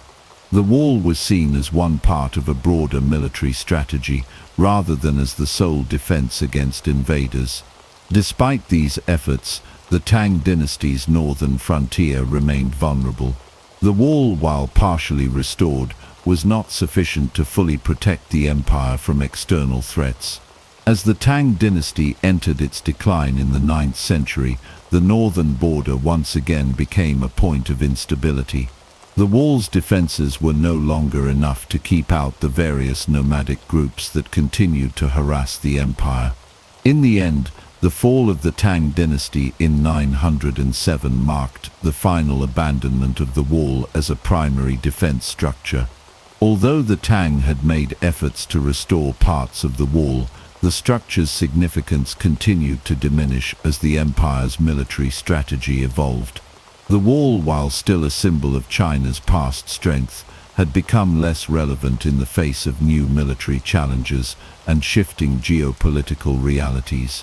The partial restoration of the Great Wall during the Tang dynasty serves as a reminder of the changing military and strategic priorities of the Chinese Empire. The Tang period saw a departure from the wall as a primary means of defense, as the empire adapted to new threats and embraced more flexible mobile forms of warfare. The legacy of the wall, however, continued to influence China's future defense strategies and would see a resurgence during later dynasties. The Ming Dynasty 1368-1644 is often considered the golden age of the Great Wall of China, as it was during this period that the wall reached its most recognizable form. The Ming emperors, facing a new wave of invasions from the north, embarked on an ambitious program to rebuild and fortify the wall, to protect their empire from the Mongols and other nomadic tribes. The result was a transformation of the wall into a massive, formidable defense system that not only protected China, but also became an iconic symbol of Chinese strength and resilience. The rise of the Ming Dynasty in the late 14th century followed the collapse of the Yuan Dynasty, which had been founded by the Mongols. The Mongol Empire, having established itself as a dominant power in China, was overthrown by the Ming, and one of the primary concerns of the new dynasty was to secure the northern frontier from any potential Mongol resurgence or threats from other nomadic tribes. The Ming emperors recognized the need for a more permanent and robust defense against these northern threats, and the Great Wall became central to their military strategy. The Ming period marked the beginning of the construction of the most famous and enduring version of the Great Wall that we recognize today. Unlike earlier versions of the wall, which had been built primarily from earth and wood, the Ming Wall was constructed using brick and stone, materials that were much more durable and resistant to the elements. One of the major advances in construction during the Ming period was the widespread use of brick and stone in the building of the wall. This was a significant departure from earlier methods that relied primarily on rammed earth or wood. Brick and stone were more durable, and their use allowed for the creation of much more stable and formidable walls. The bricks used in the wall were often stamped with the name of the laborers or the official in charge of the construction, providing a record of the work done. In addition to the use of more durable materials, the Ming emperors also implemented advanced construction techniques that allowed the wall to be built more quickly and efficiently. The use of mortar and the introduction of masonry arches helped to strengthen the wall, making it more resistant to collapse or erosion. Watchtowers, beacon towers, and military garrisons were added to the wall, greatly enhancing its defensive capabilities. These towers provided elevated positions for soldiers to observe the surrounding landscape and spot any approaching threats from a distance. The Ming Wall was not simply a continuous barrier, but a complex system of fortifications with multiple layers of defense. In addition to the main wall, which stretched for thousands of miles, there were also smaller walls and fortresses that formed part of a larger defensive network. The wall was designed to funnel invaders towards specific areas where they could be more easily defended or ambushed. Military garrisons were stationed along the wall at regular intervals, and these garrisons played a crucial role in maintaining the wall and providing a quick military response to any incursions. The construction of the Great Wall during the Ming Dynasty was a massive undertaking that required the labor of hundreds of thousands of workers. Many of these workers were soldiers, peasants and prisoners who were conscripted to work on the wall. The work was grueling and dangerous, with many workers dying from exhaustion, accidents or harsh conditions. Despite these hardships, the wall was completed over the course of several decades, and it became one of the most impressive engineering feats in history. The strategic importance of the Great Wall during the Ming Dynasty cannot be overstated. The wall served as both a physical and psychological barrier against invaders. Its towering presence on the northern frontier sent a clear message to potential invaders that China was a strong, unified empire capable of defending itself.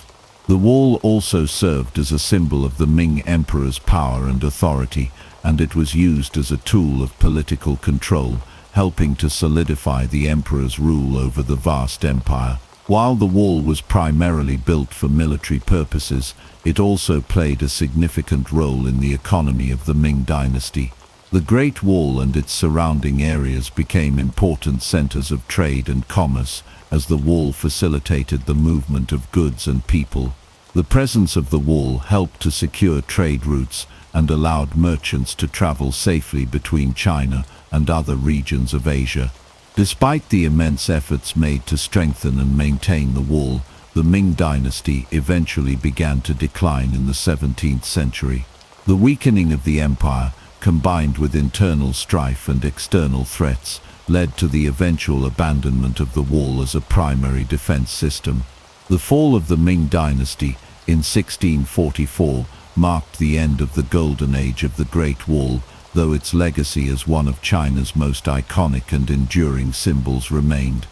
The Great Wall, built during the Ming Dynasty, is the version most commonly associated with the wall today. It is the section that has been most extensively preserved and is visited by millions of tourists each year. The Ming Wall's construction techniques, including the use of brick and stone and the addition of watchtowers and military garrisons, made it the most formidable and recognizable iteration of the Great Wall. Though the wall itself eventually became less relevant in the face of new military strategies and technologies, it remains a lasting testament to the ingenuity, determination, and strength of the Ming Dynasty. The Mongol invasions of the 13th century represent one of the most significant challenges to the Great Wall of China.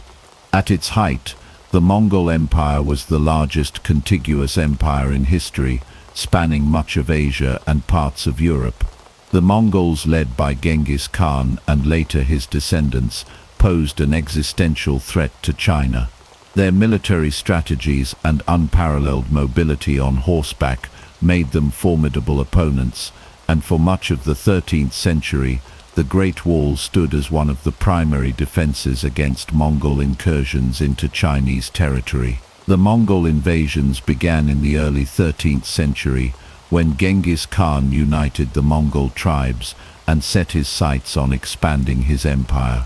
The Mongols first attacked the northern Chinese states, eventually conquering the Jin dynasty, which controlled much of northern China at the time. However, despite their rapid conquests, the Mongols encountered significant resistance in the form of the Great Wall, which had been built and maintained by various Chinese dynasties over the centuries. The Mongols, who were highly skilled cavalrymen, initially found it difficult to breach the wall, especially the fortified sections built by the Qin, Han, and later the Tang dynasties. These walls had been constructed to defend against nomadic invaders, but the Mongols' innovative tactics required the Chinese to adapt their strategies to meet this new threat. The Mongols' first major invasion attempt in the early 1200s met with some success, as they adapted their tactics to deal with the Great Wall's defenses. They relied on their extraordinary mobility, using their speed to bypass the wall and launch raids against vulnerable sections. The Mongols also made use of siege warfare, attacking fortified cities and military outposts along the wall. Although the Great Wall was an impressive structure, it was not invulnerable. The Mongols were adept at exploiting weaknesses in the wall's defenses. One of the key strategies the Mongols used to circumvent the wall was to establish alliances with various Chinese tribes and local leaders who were either dissatisfied with the ruling dynasties or hoped to gain favor with the Mongol Empire. These alliances allowed the Mongols to gain valuable intelligence about the wall's vulnerabilities and in some cases to infiltrate Chinese defenses. The Mongols often bribed or coerced local leaders into supporting their cause, ensuring that they could bypass some sections of the wall or gain information about weak points in the fortifications. Despite these challenges, the Great Wall proved to be a significant obstacle to the Mongols. The wall's strategic location and its series of watchtowers and garrisons allowed for the early detection of Mongol movements. The Chinese military would station soldiers along the wall to monitor the movements of Mongol raiders and alert the empire to incoming threats. In addition, the wall's use of beacon towers, which could send signals over long distances using fire or smoke, helped to coordinate defense efforts and mobilize troops quickly. As the Mongols continued their advance into China, they began to adapt their strategies to overcome the Great Wall's defenses. In addition to bypassing the wall, the Mongols began to concentrate their forces on attacking key points where the wall was less fortified. One of the most notable examples of this occurred in 1215, when the Mongols laid siege to the Jin capital of Zhongdu, modern Beijing, which was located near the northern frontier. Although the wall was an important defense, the Mongols were able to use their superior siege techniques to breach the city's defenses and capture it. In response to the Mongol threat, the Chinese attempted to reinforce the Great Wall's defenses, particularly in areas that were more vulnerable to invasion. Some sections of the wall were strengthened with the addition of more watchtowers, and the walls were fortified with bricks and stones, which made them more resistant to Mongol siege weapons. However, despite these efforts, the Mongols were ultimately able to breach the wall at several points, leading to the eventual fall of the Jin dynasty and the Mongol invasion of southern China. By 1279, the Mongols had successfully defeated the Song dynasty in southern China and established the Yuan dynasty. The Mongols had not only breached the Great Wall at several points, but they had also fundamentally changed the way China would be governed. The Mongols ruled China for nearly a century, and the Great Wall, while still a symbol of Chinese resistance, was no longer a primary line of defense against invaders. While the Great Wall was eventually breached during the Mongol invasions, it played a crucial role in delaying the Mongols and inflicting heavy casualties on their forces. The wall gave the Chinese time to prepare for invasions and launch counterattacks. It also served as a rallying point for resistance movements, and many defenders of the wall fought valiantly to prevent the Mongols from entering China. Though the Mongols eventually succeeded in conquering China, the Great Wall's role in their initial resistance remains one of the most significant chapters in the wall's history. The Mongol invasions of the 13th century highlight the challenges of defending a vast empire against a highly mobile and innovative enemy. While the Great Wall was ultimately unable to prevent the Mongols from conquering China, its strategic value in slowing their advance and providing a strong defense for several decades was invaluable. The wall's legacy as a symbol of Chinese resistance and its importance in the defense against the Mongols has continued to resonate throughout Chinese history. The Great Wall of China has always been more than just a physical barrier. It has been a symbol of Chinese strength, national unity and resilience throughout history. While the wall was originally constructed to protect the Chinese Empire from northern invaders, its meaning and significance have evolved over the centuries, becoming an emblem of China's enduring identity and its historical struggle for self-preservation. From the Qin dynasty to the modern era, the Great Wall has symbolized both physical and political boundaries, as well as the determination of the Chinese people to defend their sovereignty and culture. During the early dynasties, such as the Qin and Han, the Great Wall was seen primarily as a military defense structure. Its construction was directly linked to the need to safeguard the empire from nomadic invaders, particularly the Chan Nu and other northern tribes. However, even in its early stages, the wall also represented something more than just military strategy. It embodied the ambition and authority of the emperor. Emperor Qin Shi Huang, who first unified China and began the construction of the wall, used the Great Wall as a symbol of his power. The wall was a testament to his ability to command vast resources and organize large-scale projects. It symbolized his vision of a unified, centralized empire that could stand against external threats. As successive dynasties, such as the Han, Tang, and Ming, took on the mantle of defense, the Great Wall continued to serve as both a practical defense and a cultural symbol. For the Han dynasty, the wall was not only a means to protect the Silk Road, which was vital for trade and communication, but also a representation of the stability and prosperity that the Han emperors hoped to bring to China. The wall served as a powerful reminder of the dynasty's commitment to protecting China's borders and ensuring the safety of its people and their livelihoods. During the Tang dynasty, as the wall fell into partial disrepair due to internal priorities, its symbolic meaning shifted, reflecting the dynasty's evolving military strategy and expanding influence over a vast territory.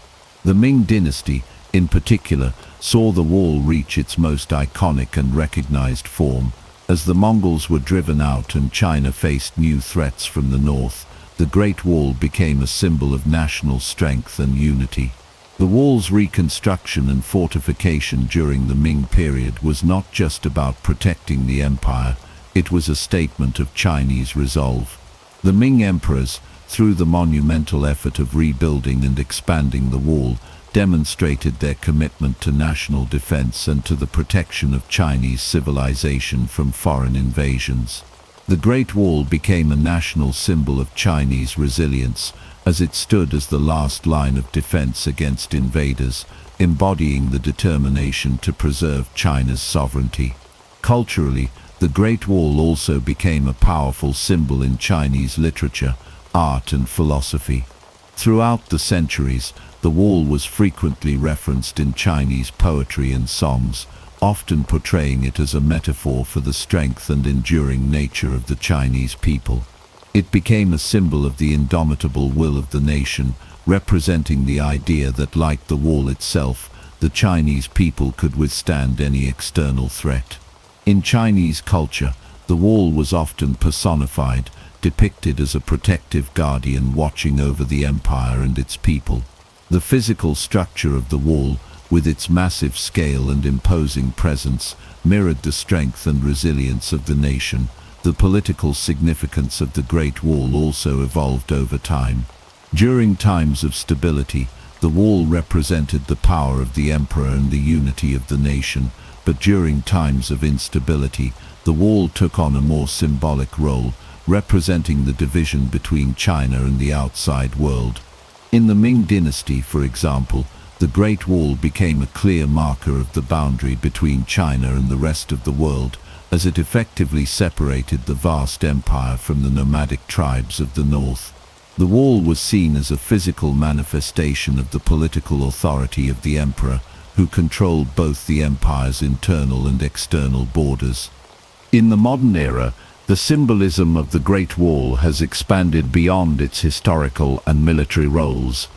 As China entered the 20th century and began to face the challenges of modernization, the Great Wall became a symbol of national pride and unity. It was embraced as a symbol of China's rich cultural heritage and historical resilience. In the face of foreign domination, war, and revolution, the Great Wall became a rallying point for the Chinese people, a reminder of their long-standing ability to overcome adversity and remain united in the face of hardship. Today, the Great Wall stands as one of the most recognizable symbols of China on the global stage. It is not only a tourist attraction, but also a symbol of national identity, resilience, and pride. The wall is a constant reminder of the challenges China has faced throughout its history and its continued ability to adapt, survive, and thrive. The Great Wall has become a powerful representation of the Chinese people's determination to protect their culture, history, and sovereignty. In addition to its role as a symbol of defense and unity, the Great Wall has also become a symbol of endurance and human achievement. The wall is a testament to the incredible feats of engineering and labor that went into its construction. Its sheer scale, stretching over 13,000 miles, and the enduring nature of its structure are a testament to the vision, perseverance, and dedication of the generations of Chinese people who built it. The Great Wall is not just a physical structure, but a living symbol of human resilience, creativity, and the ability to overcome seemingly insurmountable challenges. As a cultural and political symbol, the Great Wall's meaning continues to evolve. It remains a source of national pride for the Chinese people and a potent reminder of the nation's strength, history, and unity. From its origins as a military defense to its current status as a symbol of national pride and cultural heritage, the Great Wall of China remains an enduring testament to the enduring spirit of the Chinese people. The period between the 17th and 19th centuries saw a significant shift in the role and strategic importance of the Great Wall of China. With the fall of the Ming dynasty and the changing nature of warfare, the wall, which had once been a vital defense against external threats, began to lose its relevance. The geopolitical landscape of China underwent profound transformations during this time, and as military tactics evolved, the wall's role as a physical barrier became less significant. In addition to the rise of new military technologies, such as gunpowder and firearms, the Great Wall faced challenges from internal and external forces that would ultimately lead to its decline and abandonment as a primary line of defense. The fall of the Ming dynasty in 1644 marked the beginning of a new era for China and the Great Wall. The Ming emperors, who had invested heavily in the wall's construction and maintenance, were overthrown by the Manchu-led Qing dynasty. The Manchu conquest of China was swift and decisive, and they eventually established the Qing dynasty, which would rule China for over 2.5 centuries. With the Qing dynasty in power, the strategic importance of the Great Wall diminished. The wall, which had once served as a barrier to protect China from nomadic invaders, was no longer as crucial to the defense of the empire. Under the Qing dynasty, China's borders were redefined, and the wall was no longer a necessary defense structure. The Qing rulers, having successfully defeated the Ming and consolidated their rule over China, focused on expanding the empire's borders further into Central Asia and the Mongolian steppes.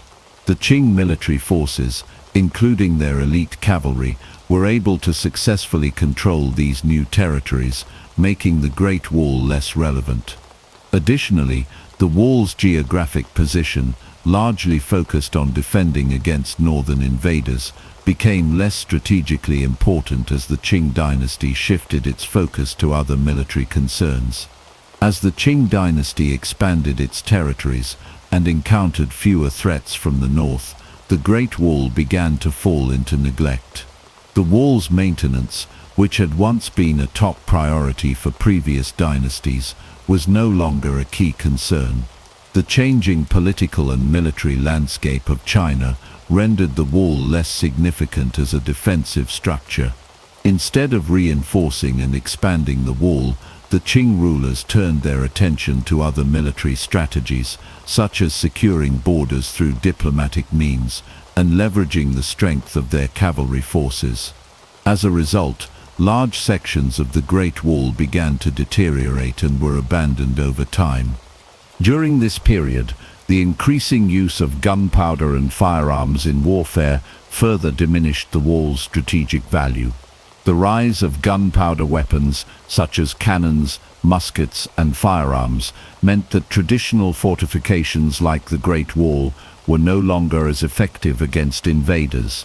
The wall, which had been designed to protect against horseback raiders and siege tactics, could not withstand the power of modern artillery. The military landscape of China was changing rapidly, and the wall, which had once been the backbone of defense strategy, was no longer as effective in the face of evolving warfare technologies. The use of gunpowder and firearms in the 17th and 18th centuries revolutionized warfare, rendering traditional defensive structures like the Great Wall obsolete. Cannons and firearms could easily breach the wall's fortifications, and the mobility of gunpowder-equipped armies made it difficult to defend large stretches of the wall. As military tactics evolved, the wall's importance as a strategic defense diminished, and its symbolic role as a military boundary became less significant. The Qing dynasty focused on consolidating its empire and dealing with internal issues such as peasant uprisings and external threats from European powers, did not prioritize the maintenance or reinforcement of the Great Wall. In addition to the changing nature of warfare, the political and economic situation in China also contributed to the decline of the Great Wall during this period. The 18th and 19th centuries saw internal strife, including the rise of peasant revolts and the increasing influence of Western powers in Chinese affairs. The Qing dynasty struggled to maintain control over the vast territories it had acquired, and resources that could have been allocated to the upkeep of the Great Wall were redirected toward addressing other concerns. The wall, once a symbol of Chinese strength and unity, became less relevant as the focus shifted toward modernizing the military and dealing with the challenges of the time. By the 19th century, the Great Wall had largely fallen into disrepair. Large sections of the wall were abandoned, and many parts of it were no longer accessible due to natural erosion and neglect. The rise of European colonial powers, such as Britain and France, also led to increasing foreign influence in China, further diminishing the wall's significance. The Opium Wars and the subsequent treaties with foreign powers exposed China to external pressures that made the Great Wall seem increasingly irrelevant as a means of defending the empire. As China became more involved in global trade and diplomatic relations, the Great Wall was no longer seen as a practical defense against foreign invasions. Despite its decline, the Great Wall continued to hold symbolic significance for the Chinese people. While the wall was no longer a primary line of defense, it remained an important symbol of China's rich history, cultural heritage, and resilience. The wall's legacy as a symbol of strength and endurance continued to resonate with the Chinese people, even as its physical condition deteriorated. The 17th to 19th centuries were marked by significant changes in China's military and political landscape. The fall of the Ming dynasty and the rise of the Qing dynasty, coupled with the increasing use of gunpowder and firearms in warfare, led to the decline and eventual abandonment of the Great Wall as a major military defense. While the wall's strategic importance waned, its symbolic value remained, representing China's resilience in the face of external and internal challenges. Despite its physical decline, the Great Wall continued to be a potent symbol of Chinese identity, and its legacy endured through the centuries. In the 20th century, the Great Wall of China underwent a remarkable transformation from a neglected, crumbling structure to a revered national monument. Despite centuries of decline, the wall regained its place in the cultural and historical consciousness of the Chinese people as a symbol of national pride, strength, and resilience. The rediscovery of the Great Wall's significance in modern China was closely tied to the country's quest for identity and unity, particularly in the aftermath of the turbulent years of foreign imperialism, internal strife, and political upheaval. The early 20th century saw China in a state of transition. After the fall of the Qing dynasty in 1911, China struggled with internal divisions, foreign invasions, and a fractured political landscape. During this period, the Great Wall was largely neglected, and much of its structure fell into disrepair. However, with the rise of nationalism and the push for modernization, the Great Wall began to be reimagined as a powerful symbol of China's glorious past and its future potential. As China faced the challenges of the 20th century, the Great Wall became an iconic representation of the country's resilience and determination.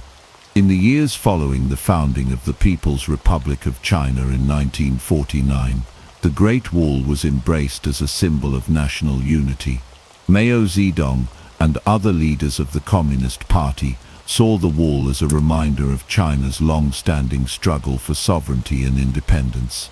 The wall's historical significance as a symbol of the nation's ability to defend itself against external threats resonated deeply with the Chinese people, who had recently endured a century of humiliation at the hands of foreign powers.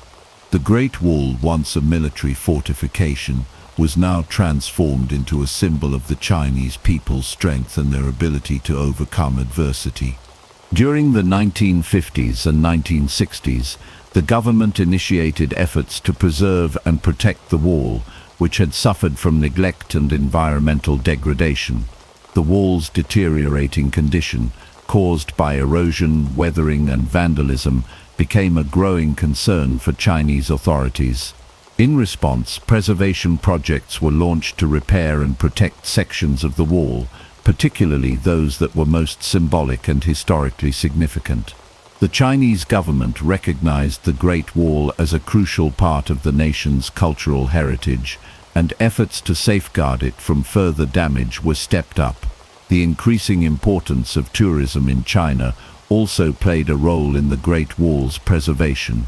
As China began to open up to the outside world in the 1980s and 1990s, the wall became one of the country's most visited tourist attractions.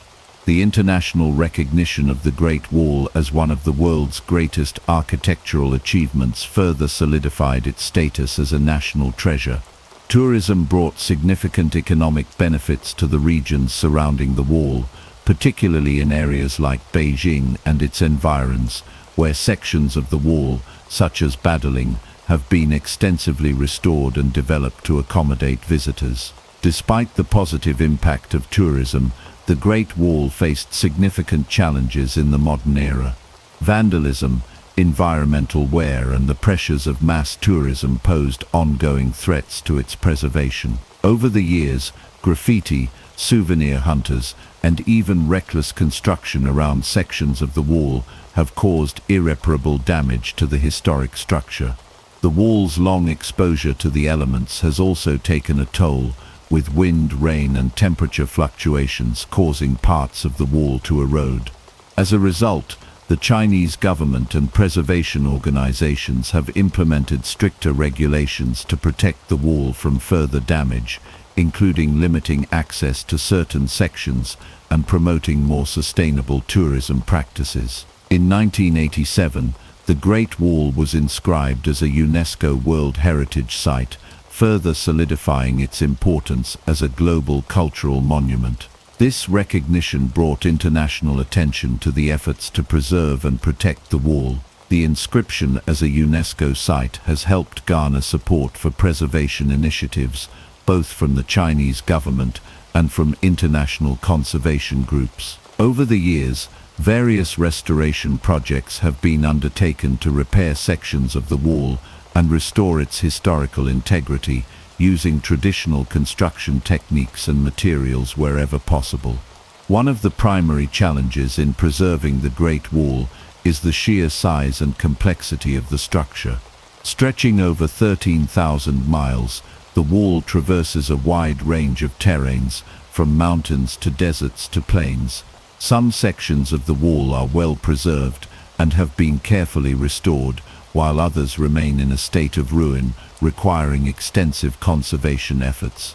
The most famous sections, like those near Beijing, have been restored and modernized to accommodate large numbers of tourists, while more remote and rugged sections face greater challenges in terms of access and preservation. The balance between preserving the historical integrity of the wall and accommodating tourism remains a delicate issue, with ongoing debates about how to best protect this ancient monument while ensuring that it remains accessible to the public. The legacy of the Great Wall continues to be a source of pride and inspiration for the Chinese people. It serves as a symbol of China's enduring strength, unity and determination, representing both the country's historical achievements and its aspirations for the future. In the 21st century, the Great Wall stands as a testament to the ingenuity, hard work and vision of those who built it, as well as to the resilience of the Chinese people who have maintained it through the centuries. As a national monument, the Great Wall is not only a reminder of China's past, but also a beacon of its cultural heritage and national identity. In conclusion, the 20th century marked a period of rediscovery for the Great Wall of China. Once a symbol of defense and military strategy, it became a cherished national monument and a powerful symbol of China's historical and cultural significance. Efforts to preserve and protect the wall from modern threats, including vandalism, environmental damage, and the pressures of tourism, have been ongoing. Through these efforts, the Great Wall remains a living testament to China's resilience, strength, and enduring legacy. In the 21st century, the Great Wall of China has transformed into one of the most recognizable and visited landmarks in the world. It stands not only as a symbol of China's ancient history and military prowess, but also as a beacon of national pride and cultural heritage. Today, the Great Wall attracts millions of tourists annually, drawn by its rich history, stunning architecture, and the breathtaking landscapes it traverses. The wall's global significance extends beyond its role as a historical monument. It has become a key symbol of China's rising influence on the world stage. As a major tourist destination, the Great Wall has played a central role in China's booming tourism industry. With sections like Badlang and Mushinyu near Beijing being among the most visited, the wall is often one of the first stops for international visitors exploring China. The Great Wall offers not only a chance to witness an architectural marvel, but also a connection to China's rich cultural heritage. The wall's symbolism, representing resilience, strength, and unity, resonates deeply with visitors from all around the world, making it a must-see destination. However, the growth in tourism has also posed significant challenges for the preservation of the Great Wall. The sheer number of visitors, combined with environmental factors such as weathering, pollution, and natural erosion, has put immense strain on the wall's structural integrity. The sections that attract the highest tourist traffic are particularly vulnerable to damage from both human and natural forces. As a result, there have been concerted efforts by the Chinese government and preservation organizations to safeguard the wall for future generations. Efforts to preserve the Great Wall in the 21st century are multifaceted. The Chinese government has taken steps to balance tourism with conservation by implementing strict regulations on visitor access and introducing restoration projects. Some sections of the wall have been carefully restored to their original condition, with traditional building techniques and materials used to maintain their historical accuracy. In more remote areas where access is limited and tourism is less concentrated, conservation efforts focus on preventing further erosion and protecting the wall from environmental degradation. Preservation challenges are particularly acute in the more remote sections of the Great Wall, where the wall has deteriorated due to neglect and exposure to the elements. Efforts to protect these sections often involve the restoration of damaged parts, reinforcement of weakened structures, and the construction of protective barriers to shield the wall from the harsh environmental conditions it faces in the desert and mountainous regions. Additionally, conservationists have worked to raise awareness about the importance of preserving the Great Wall, highlighting its role not only in Chinese history, but also as a symbol of global cultural heritage. Modern technology has also played a key role in the wall's preservation efforts. Satellite imaging, drone technology, and other advanced tools have allowed experts to monitor the condition of the Great Wall more effectively and identify areas in need of immediate attention. These technologies have provided new ways to assess the wall's structural integrity, detect vulnerabilities, and plan targeted restoration efforts. This combination of traditional craftsmanship and modern technology has been crucial in ensuring that the Great Wall continues to stand as a testament to China's history. Beyond its physical preservation, the Great Wall has also become an integral part of modern Chinese identity. It represents not only a link to the past but also the strength and resilience of the Chinese people in the present. The wall serves as a reminder of the challenges faced and overcome by previous generations and as a symbol of China's modern aspirations. In the 21st century, the Great Wall has become a symbol of national pride for the Chinese people and a focal point for patriotic sentiment. It has been embraced as part of China's identity, reflecting the country's long history, its cultural legacy, and its growing role in global affairs. On the international stage, the Great Wall has become a symbol of China's global recognition and influence. As China continues to assert its presence in international politics, economics, and culture, the Great Wall remains a potent symbol of the country's long history and its modern ambitions. The wall's status as a UNESCO World Heritage Site further solidifies its global importance. It stands as a testament to the enduring nature of China's civilization and the country's rich cultural heritage, which continues to captivate people around the world. In addition to its historical and cultural significance, the Great Wall also serves as a symbol of China's commitment to environmental preservation.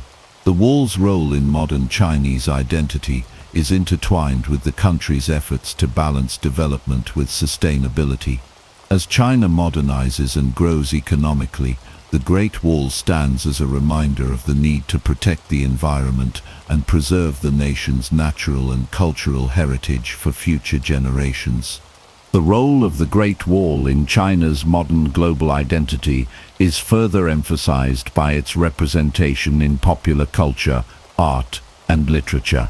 The wall has appeared in countless films, documentaries, and books, serving as a backdrop for stories of adventure, conquest, and perseverance.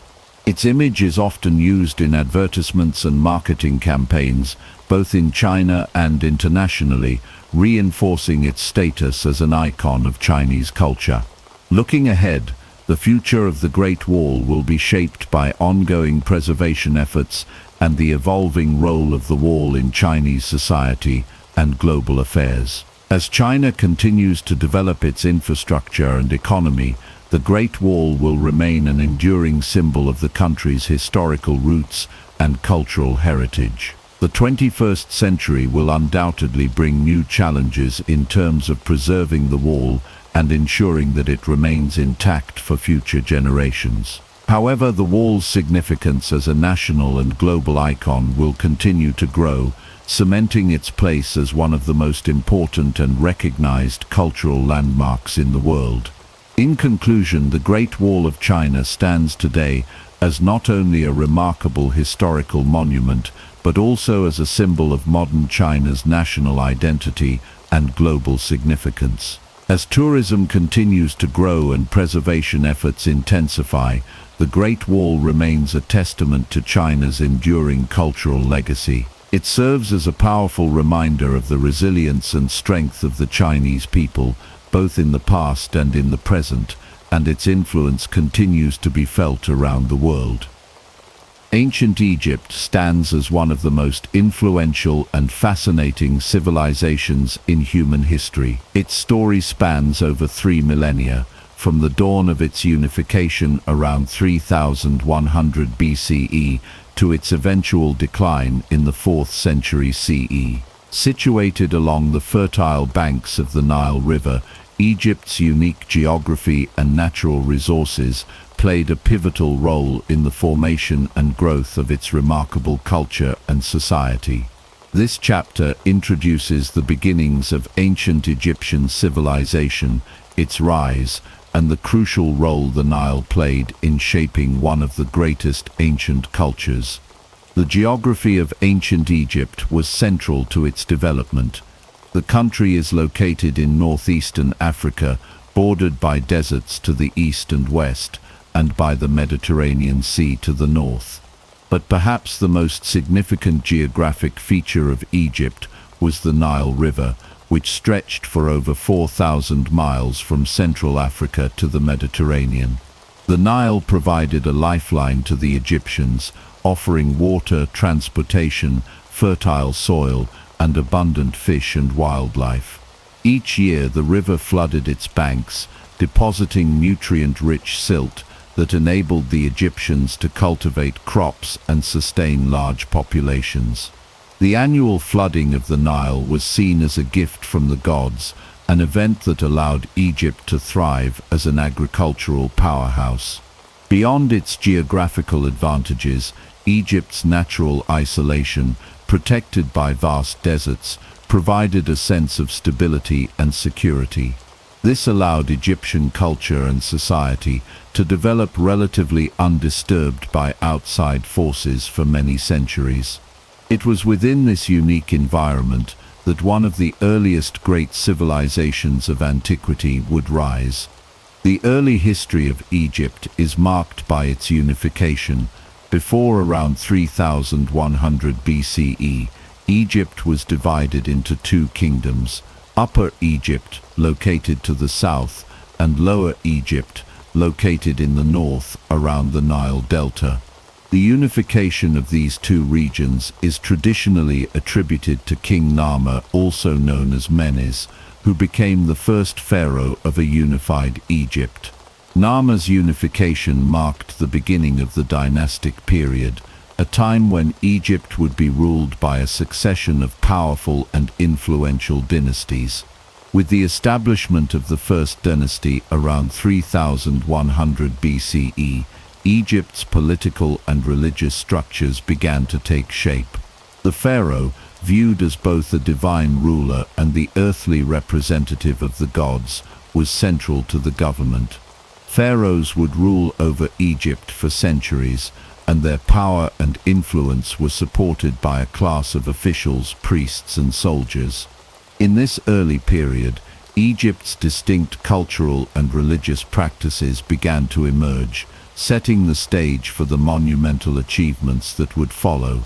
One of the most significant aspects of Egyptian civilization was its complex and enduring religious system. The Egyptians believed in a multitude of gods and goddesses, each of whom governed various aspects of nature and human life. Central to their belief system was the concept of Ma, which represented order, balance, and justice. The pharaoh was considered the earthly guarantor of Ma, ensuring harmony between the gods, the land, and the people. The dynastic period also saw the development of Egypt's distinct art, architecture, and writing systems. The Egyptians are perhaps best known for their monumental achievements in architecture, including the construction of the Great Pyramids of Giza, which were built as tombs for the pharaohs. These impressive structures, along with the vast temples, monuments, and obelisks that dotted the Egyptian landscape, serve as a testament to the engineering and artistic capabilities of the ancient Egyptians. In terms of writing, the Egyptians developed hieroglyphs, a system of pictorial symbols used to record religious texts, royal decrees, and historical events. This writing system played a key role in the preservation of Egypt's history and culture, allowing future generations to understand and learn from the accomplishments of their ancestors. Egypt's rise as a powerful civilization was also facilitated by its access to trade routes, which connected it to the broader Mediterranean world, the Near East, and Africa. Egypt's wealth, culture, and influence spread throughout the ancient world, and its legacy would continue to inspire civilizations for millennia. In summary, ancient Egypt was born out of its unique geography, the fertile Nile River, and the development of a strong, centralized government under the leadership of the pharaohs. Over time, Egypt would rise to become one of the most enduring and influential civilizations in the ancient world. Its remarkable achievements in art, architecture, religion, and governance would shape the trajectory of history and leave a lasting legacy that continues to captivate the world today. The origins of Egyptian religion are deeply entwined with the development of Egyptian society itself. Religion was not just a system of beliefs in ancient Egypt. It was an integral part of daily life, governing everything from politics to social norms to individual actions. The ancient Egyptians believed that their gods were intimately involved in every aspect of their world, from the rising and setting of the sun to the flooding of the Nile. Understanding Egyptian religion requires us to explore how these beliefs emerged, how they evolved, and how they influenced the daily lives of the people. The roots of Egyptian religion are believed to stretch back to pre-dynastic times, long before the unification of Egypt in 3100 BCE. Early Egyptian religious beliefs were animistic, focusing on the worship of natural forces and deities associated with the elements, animals, and aspects of nature. Over time, these beliefs became more structured and began to form a coherent system. As communities grew and settled along the banks of the Nile, the Egyptians began to personify natural forces and the cycles of life and death, leading to the creation of a vast pantheon of gods and goddesses. The formation of the Egyptian pantheon was gradual, with local deities worshipped in specific regions, often associated with cities or natural features such as rivers, animals, or the sun. Over time, these regional gods merged and became part of a larger unified system. The gods in the Egyptian pantheon were typically anthropomorphic, meaning they had human-like features, though they often had animal characteristics as well. Some of the most important gods included Ra, the sun god, Osiris, the god of the afterlife, Isis, the mother goddess, Horus, the god of kingship, and Anubis, the god of mummification. These gods were believed to govern various aspects of the cosmos and were deeply connected to both the natural and supernatural worlds. In addition to the major gods and goddesses, the Egyptians also believed in a variety of spirits and lesser deities who influenced daily life. These included household gods, protective spirits, and deities associated with specific tasks, such as Thoth, the god of writing and knowledge. The importance of these gods in the everyday life of Egyptians cannot be overstated. Priests, temples, and rituals were a constant part of Egyptian society. Religious practices were central to political life as well, as the pharaohs were seen as divine rulers, intermediaries between the gods and the people. The pharaoh's role was not only as a political leader, but also as a religious figure, responsible for maintaining cosmic order and harmony. One of the most important concepts in Egyptian religion was Ma'at, which represented order, balance, and justice. Ma'at was seen as the fundamental force that maintained harmony in the universe, ensuring that everything in the world functioned according to divine will. Ma'at was personified as a goddess, often depicted with an ostrich feather on her head. This concept was central to Egyptian spirituality, influencing the actions of the pharaoh and every aspect of the kingdom. The pharaoh's primary duty was to uphold Ma'at, ensuring that justice and order prevailed both in the physical world and in the afterlife. Ma'at's role in Egyptian religion extended beyond the actions of the ruler. It was believed that every individual had a responsibility to live according to the principles of Ma'at, ensuring personal harmony and the well-being of society. This meant behaving in a morally upright manner, following the laws, and respecting the gods. The Egyptians believed that if Ma'at was disrupted, chaos and disorder would ensue. The concept of Ma'at was also connected to the idea of judgment in the afterlife. In the judgment hall of Osiris, the deceased's heart was weighed against the feather of Ma'at to determine whether they had lived a righteous life and could enter the afterlife. The daily rituals and religious observances of the Egyptians were intricately connected to their beliefs in Ma'at. Temples were built in honor of the gods, where priests performed daily rituals to maintain the favor of the gods and ensure the continued prosperity of Egypt. These rituals involved offerings of food, incense, and other gifts, and were intended to sustain the gods and keep cosmic balance intact. Major festivals and celebrations were held throughout the year to honor specific gods, with the most important being the festival of the Opet, which celebrated the divine union of the gods and the pharaoh. The Egyptians also believed that their gods had human characteristics and could be both benevolent and wrathful.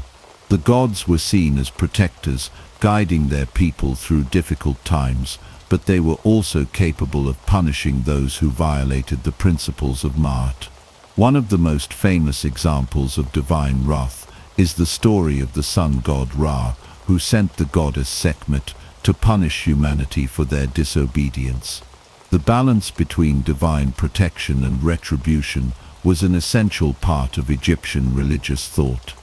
In conclusion, the origins of Egyptian religion were shaped by the need to understand and cope with the natural world and the forces that governed it.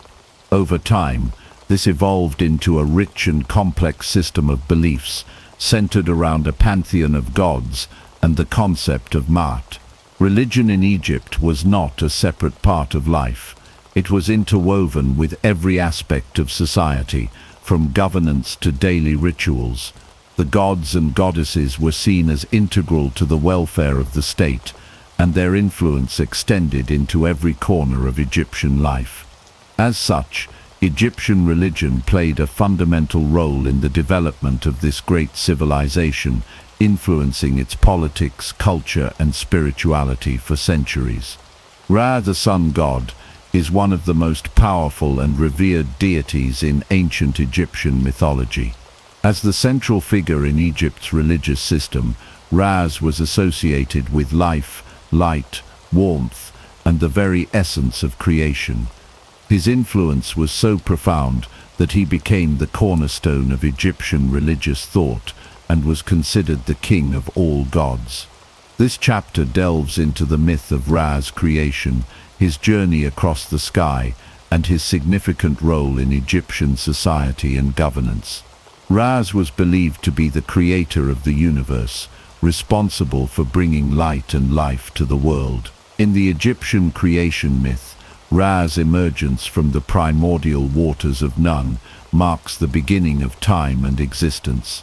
According to one version of the myth, in the beginning there was only darkness and chaos. From the waters of Nun, the ancient Egyptian concept of the primordial ocean, Ra arose as the first divine being. Ra was said to have created himself, and by extension, the cosmos.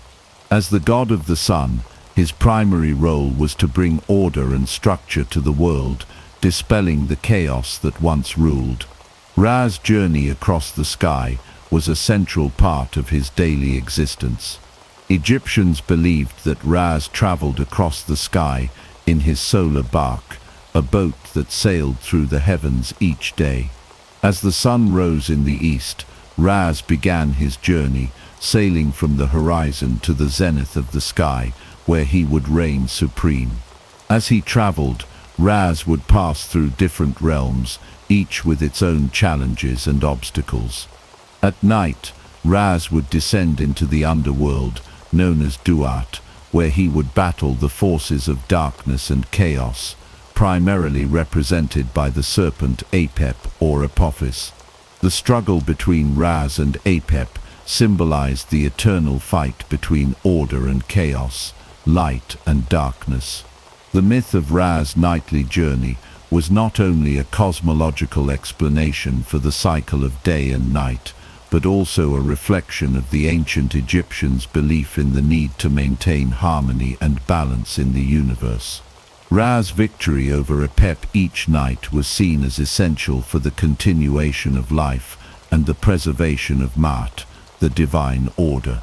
This daily cycle reinforced the idea that life itself was an ongoing struggle against disorder, and that divine intervention was necessary to maintain cosmic stability. Ra's association with the pharaohs of Egypt was another crucial aspect of his role in Egyptian religion.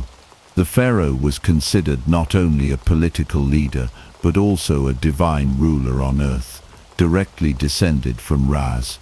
This divine connection was vital for the legitimacy of the pharaoh's reign. Pharaohs were seen as living embodiments of Ra's power and as intermediaries between the gods and the people. As such, the pharaoh's role was to maintain Maat, the divine order, and ensure that Egypt remained protected and prosperous under Ra's watchful gaze. The association between Ra's and the pharaohs is most evident in the royal titulary, which included the phrase "son of Ra's." This title was a symbol of the pharaoh's divine right to rule and emphasized his close relationship with the sun god. Ra's was seen as the ultimate source of royal authority, and the pharaoh's actions were believed to reflect the will of Ra's. In this sense, the pharaoh was not just a political leader, but a manifestation of Ra's divine power and will on earth. One of the most important aspects of the relationship between Ra's and the pharaoh was the pharaoh's role in maintaining the cosmic order. The pharaoh was seen as the protector of Maat, ensuring that the universe remained in balance and that the natural cycles of life continued uninterrupted. Just as Ra's brought light and life to the world each day, it was the responsibility of the pharaoh to bring order, justice and prosperity to Egypt. The pharaoh's ability to maintain Maat was believed to directly affect the well-being of the country, its people and its rulers. Ra's influence extended beyond the political realm. He was also associated with various temples and monuments built in his honor. The most famous of these is the Temple of Ra's at Heliopolis, which became a major center of worship. At the temple, priests would perform elaborate rituals and sacrifices to honor Ra's and ensure his continued favor. Ra's image was often depicted as a man with the head of a hawk, crowned with a solar disk, which became one of the most recognizable symbols in Egyptian art. His presence was felt not only in religious contexts, but in every aspect of Egyptian culture, from art to architecture to daily life. The concept of Ra's eternal presence and power was also reflected in the Egyptian practice of sun worship.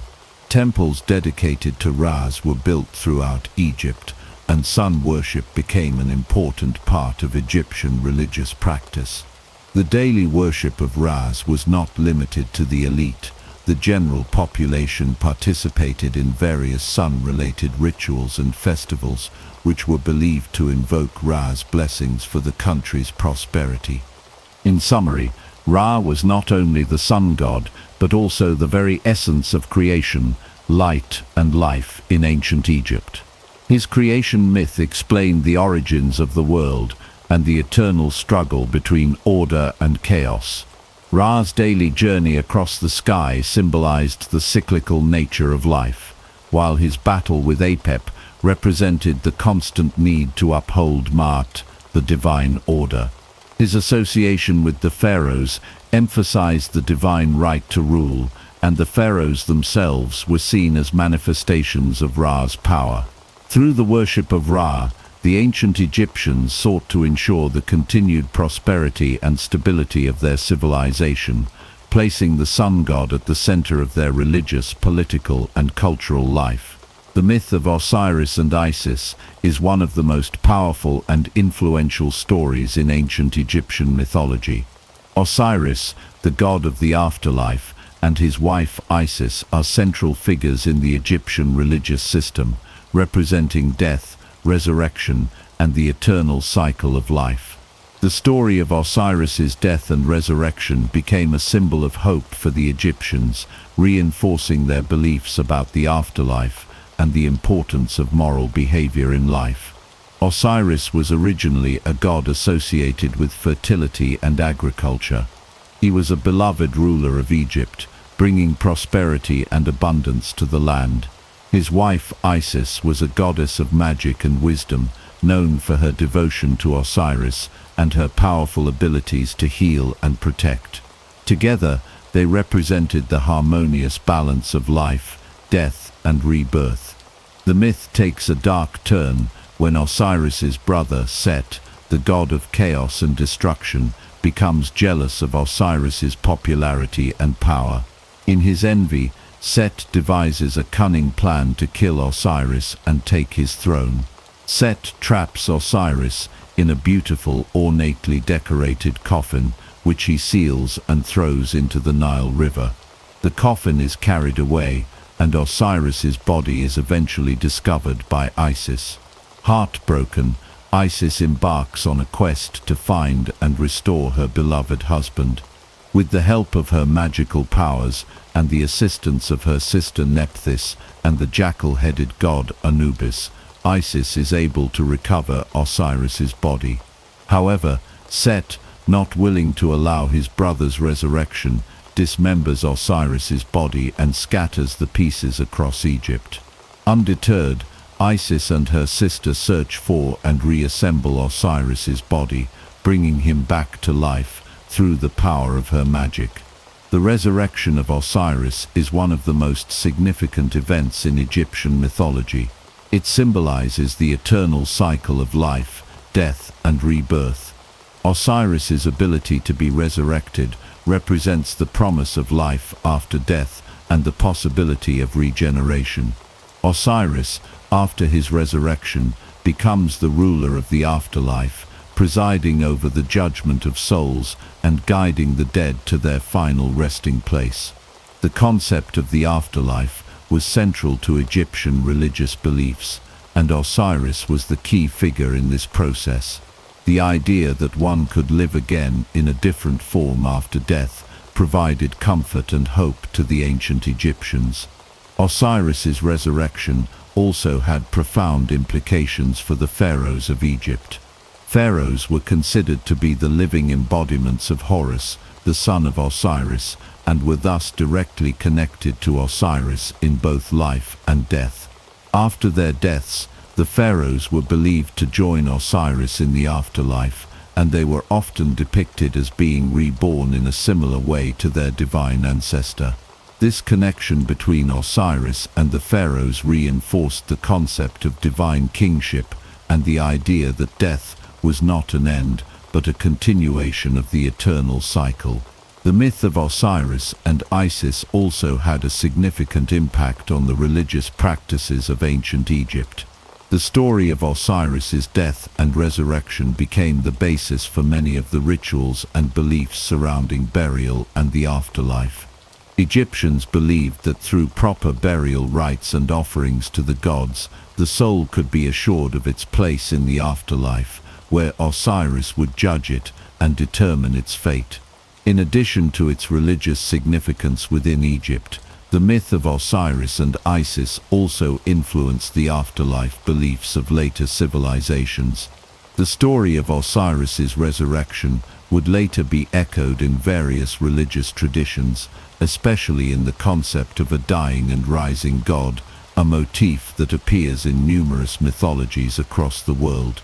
Some scholars believe that the Osiris myth may have influenced the development of Christian resurrection theology, with similarities between the resurrection of Osiris and the resurrection of Jesus Christ. Osiris also became a symbol of hope for the common people of Egypt.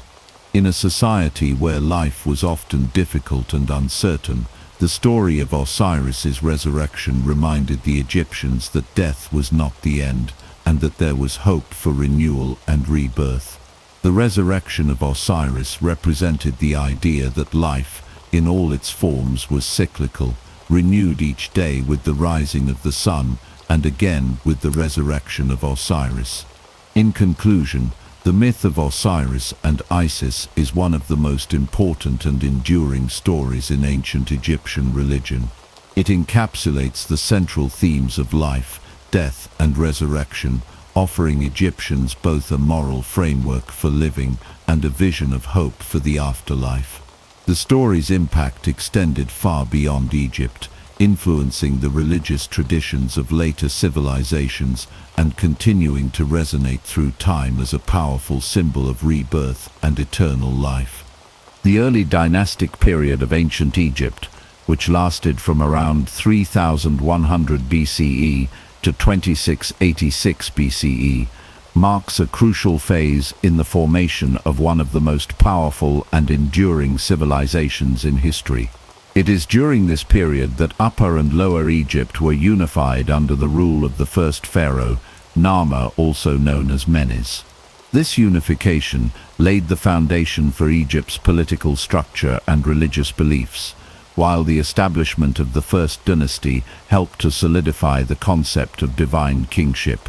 The story of Narmer's unification of Egypt is one of the most important moments in the history of the ancient world. Narmer, who ruled around 3100 BCE, is believed to have been the king who succeeded in bringing together the two previously separate regions of Upper and Lower Egypt.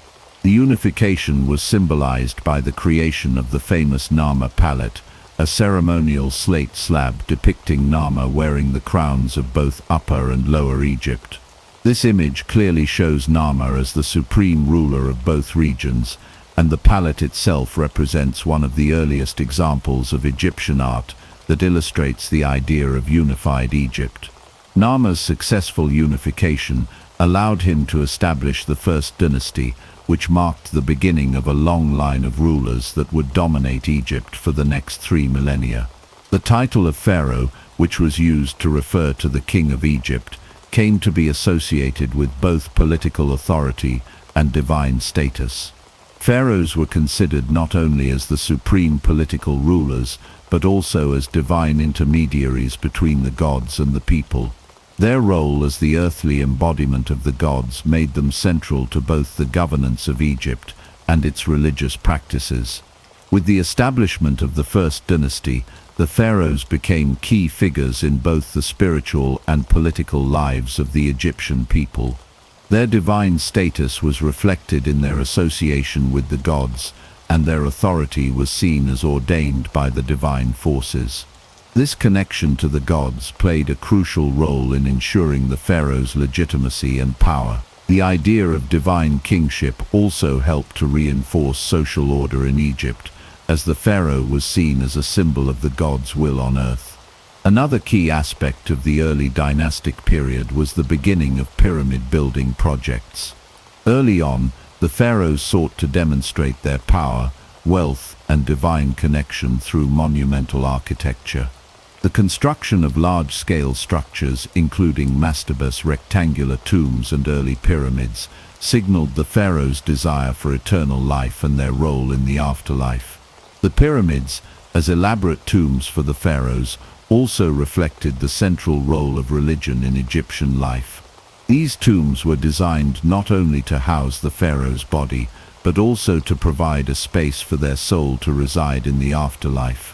The earliest pyramid building project was the Step Pyramid at Saqqara, built for Pharaoh Djoser during the Third Dynasty c. 2670 BCE. This pyramid, designed by the architect Imhotep, represented a major architectural innovation and marked the beginning of Egypt's pyramid building tradition. The step pyramid's construction demonstrated the pharaoh's ability to mobilize vast resources and labor forces, as well as the importance of religion in Egyptian society. It was also one of the first large stone structures built in Egypt, setting the stage for the later, more iconic pyramids of the Old Kingdom. The role of the pharaohs in Egyptian religion was intertwined with their political authority. As divine rulers, the pharaohs were seen as responsible for maintaining Ma'at, the ancient Egyptian concept of order, justice, and harmony. Ma'at was not only a moral code but also a cosmic order that governed both the heavens and the earth. The pharaoh was expected to uphold Ma'at by maintaining peace and prosperity, overseeing the proper performance of religious rituals, and ensuring that Egypt was in balance with the gods. The pharaoh's ability to do this was believed to be essential for the continued welfare of the country. In addition to overseeing the rituals that ensured Egypt's continued prosperity, the pharaohs were also responsible for the construction of temples dedicated to the gods. These temples, which were often grand and lavish, served as the focal point for religious life in Egypt. Within these temples, the pharaohs performed rituals and made offerings to the gods to ensure the gods' favor and the prosperity of the land. The early dynastic period laid the groundwork for many of the religious and political practices that would define Egyptian civilization for centuries to come. It established the divine nature of the pharaoh's role and the importance of monumental architecture in expressing power and devotion to the gods. As Egypt moved into the Old Kingdom, the role of the pharaohs in both politics and religion would continue to evolve, leading to the creation of some of the most iconic structures in history, including the Great Pyramids of Giza. In conclusion, the early dynastic period was a foundational time in the history of Egypt. The unification of Upper and Lower Egypt under Nama, the establishment of the First Dynasty, and the rise of the pharaoh as a divine ruler set the stage for the grandeur and influence of Egyptian civilization. The early pyramid building projects and the central role of religion in political life shaped the trajectory of ancient Egypt for centuries, leaving a lasting legacy that continues to captivate the world today. The Fourth Dynasty of ancient Egypt, which lasted from around 2613 to 2494 BCE, is considered one of the most remarkable periods in the history of Egyptian civilization. This era saw the construction of the Great Pyramids of Giza, monumental achievements that not only symbolized the power and wealth of the pharaohs, but also reflected the deep religious beliefs that permeated ancient Egyptian society. It was a time when the pharaoh was seen as the divine ruler, a living god whose role was critical in ensuring the harmony of the cosmos and the prosperity of the nation. The Fourth Dynasty is most famously associated with the reign of Pharaoh Khufu, also known as Cheops. Khufu's reign marked the pinnacle of pyramid construction, with the construction of the Great Pyramid of Giza being his crowning achievement. This pyramid, the largest of the three pyramids at Giza, is one of the seven wonders of the ancient world and stands as a testament to the pharaoh's power and vision. The Great Pyramid was originally 481 feet tall, and it remains the tallest man-made structure in the world for over 3,800 years. It was built with millions of limestone blocks, each weighing several tons, and the scale of the pyramid's construction required a massive workforce of laborers, engineers, and craftsmen. Khufu's pyramid was not only an engineering marvel, but also a deeply religious symbol. The pyramid was designed to be the pharaoh's tomb, but it was also meant to facilitate his journey to the afterlife. In ancient Egyptian belief, the pharaohs were not just kings, but were considered divine beings, living gods on earth. The construction of the pyramid was thus seen as a means of ensuring the pharaoh's immortality and divine favor in the afterlife. The pyramid, as well as the surrounding complex of temples and smaller pyramids for the pharaoh's family members, were designed to serve as places where the pharaoh's soul could rest in eternity. Pharaoh Khufu's divine status was not an isolated concept. It was part of a broader religious framework that emphasized the pharaoh's connection to the gods, particularly Ra, the sun god. Ra was believed to be the creator of all life, and the pharaoh, as the living incarnation of Ra, was seen as the intermediary between the gods and the people. This divine status of the pharaoh was essential in maintaining Ma'at, the Egyptian concept of order, balance, and justice, which was vital for the continued prosperity of Egypt. During the Fourth Dynasty, The belief in the pharaoh's divine nature was reinforced through rituals, monuments, and inscriptions that linked the pharaoh with the gods. Khufu, for example, was often depicted in royal imagery as a godlike figure, further solidifying his divine status. The building of massive pyramids such as the Great Pyramid was a physical manifestation of this divine connection. By constructing these grand structures, the pharaohs were not just asserting their political power, but were also fulfilling their religious duties to ensure the favor of the gods and the stability of the world. Another significant development during the Fourth Dynasty was the introduction of the concept of the Ka, which would become central to Egyptian ideas about the afterlife. The Ka was believed to be a person's soul or spiritual essence, and it was thought to live on after the body's death. The pharaoh's Ka was considered to be eternal, continuing to exist in the afterlife. This belief influenced the construction of elaborate tombs, as the pharaoh's Ka needed a place to reside after death. The pyramid was therefore not only a tomb, but also a place for the pharaoh's Ka to be preserved for eternity. The concept of the Ka also had a broader societal impact. It reinforced the belief that the soul was just as important as the body, and that the afterlife was an extension of earthly life. The Ka required offerings of food, drink, and other items to ensure its well-being in the afterlife. This is why tombs were often filled with goods that the deceased might need in the next world. For the pharaohs, these goods were often placed in elaborate burial chambers within the pyramids, ensuring that the pharaoh's Ka would remain nourished and cared for in the afterlife. In addition to Khufu, his successors in the Fourth Dynasty, such as Pharaoh Khafre Chephren and Pharaoh Menkaure, continued the tradition of pyramid building. Khafre, for example, built the second pyramid at Giza, and his complex is also home to the famous Great Sphinx, a massive limestone statue with the body of a lion and the head of a pharaoh. The Sphinx is believed to represent Khafre himself, further emphasizing the pharaoh's divine nature and his role as a god on earth. The pyramid building projects of the Fourth Dynasty were not only about the pharaoh's afterlife, but also about reinforcing the political and religious order of Egypt. These massive monuments were symbols of the pharaoh's power and divine right to rule, and they served as reminders of the eternal connection between the ruler and the gods. They were also expressions of Egypt's ability to mobilize labor, resources, and technology to create awe-inspiring structures that would stand for millennia.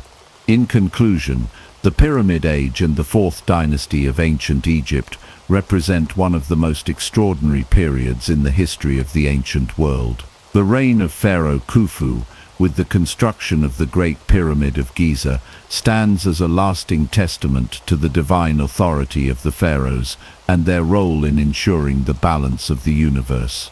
The introduction of the Ka and the emphasis on the afterlife further solidified the religious beliefs of the time, and the pyramid-building projects of the era were monumental, both in their scope and their cultural significance.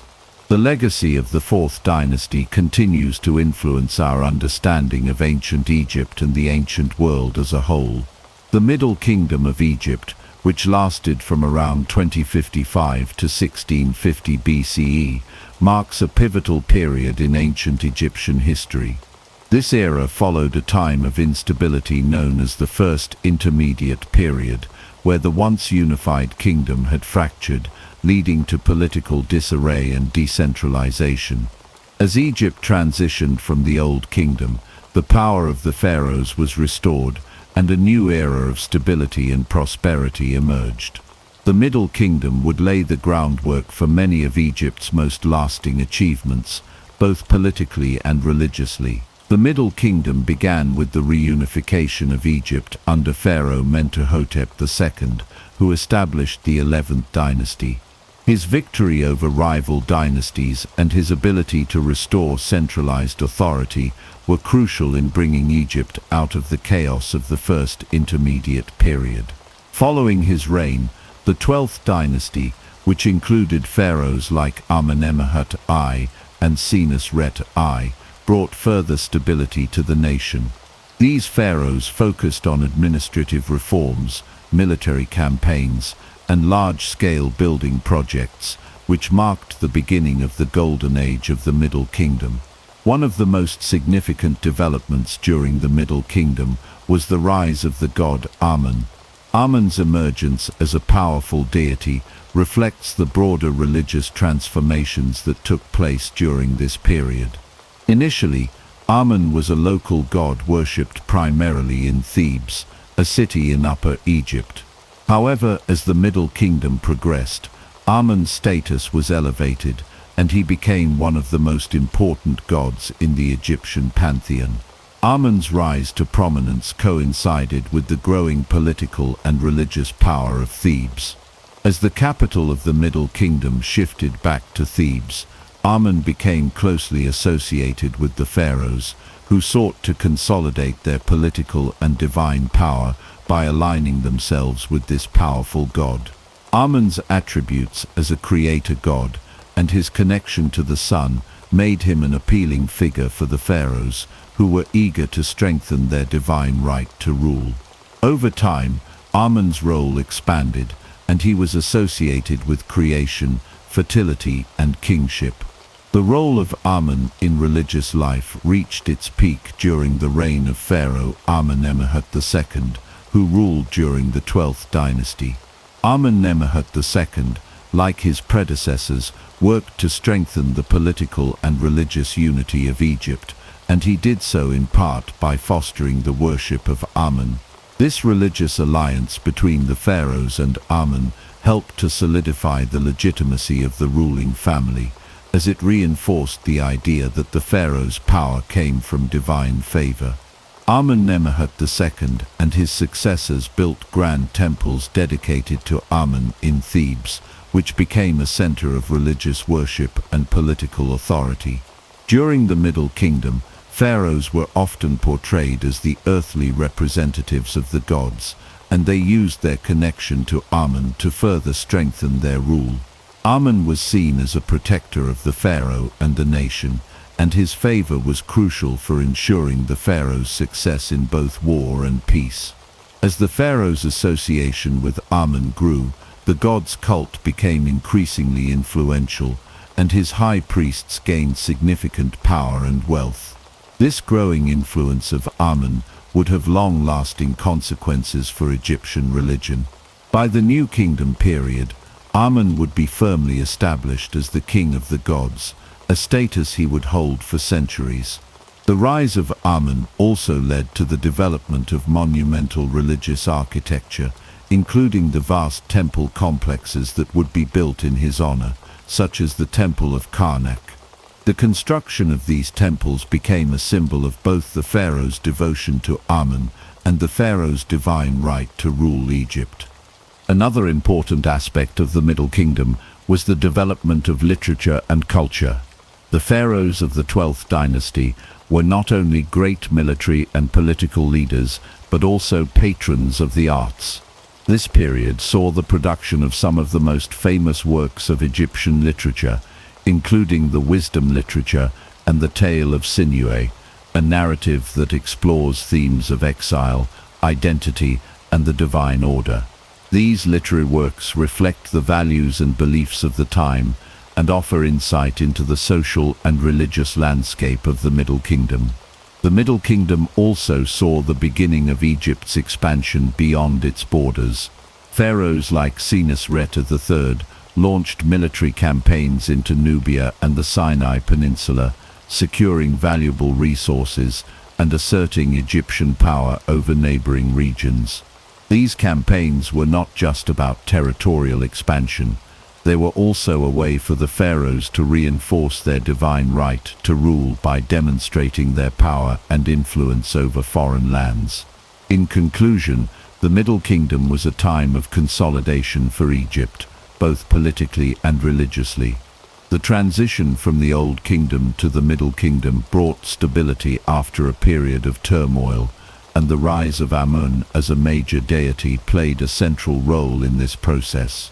The pharaoh's association with Amun helped to legitimize their power, and the god's influence would continue to grow throughout Egyptian history. The Middle Kingdom also saw advancements in literature, military expansion, and monumental architecture, all of which contributed to Egypt's long-lasting legacy. The Middle Kingdom is remembered as a time of great achievement, and it set the stage for the golden age of the new kingdom that would follow. The reign of Pharaoh Akhenaten, c. 1353–1336 BCE, represents one of the most radical and controversial periods in ancient Egyptian history. Known for his religious revolution, Akhenaten introduced a drastic departure from the long-established polytheistic beliefs of Egypt by embracing monotheism. His dedication to the worship of Aten, the sun disk, marked a significant shift in both religious practices and societal norms. This chapter will explore Akhenaten's religious reform, its impact on Egyptian art and culture, and the return to traditional polytheism after his death. Akhenaten, originally named Amenhotep IV, ascended to the throne during the 18th dynasty, a period when Egypt was at the height of its power. Initially, he ruled under the traditional pantheon of gods, but in a dramatic break with tradition, Akhenaten introduced the worship of Aten as the sole god. Aten, depicted as a sun disk with rays extending to the earth, became the central figure in Akhenaten's religious vision.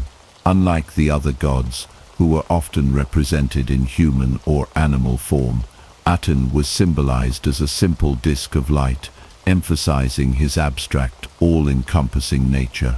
This religious revolution was not merely a change in the gods worshipped, it was an entire reorganization of Egyptian society and culture. Akhenaten built a new capital city, Akhenaten, modern-day Amarna, which was dedicated entirely to the worship of Aten. The city was designed with an open, airy layout, reflecting the god's association with the sun and the sky. Akhenaten's decision to move the capital away from Thebes, the traditional center of religious power, was a bold political statement as well. He aimed to shift both the political and religious center of Egypt to Aten, and away from the established priesthood of Amun, who had long held great influence in Egypt.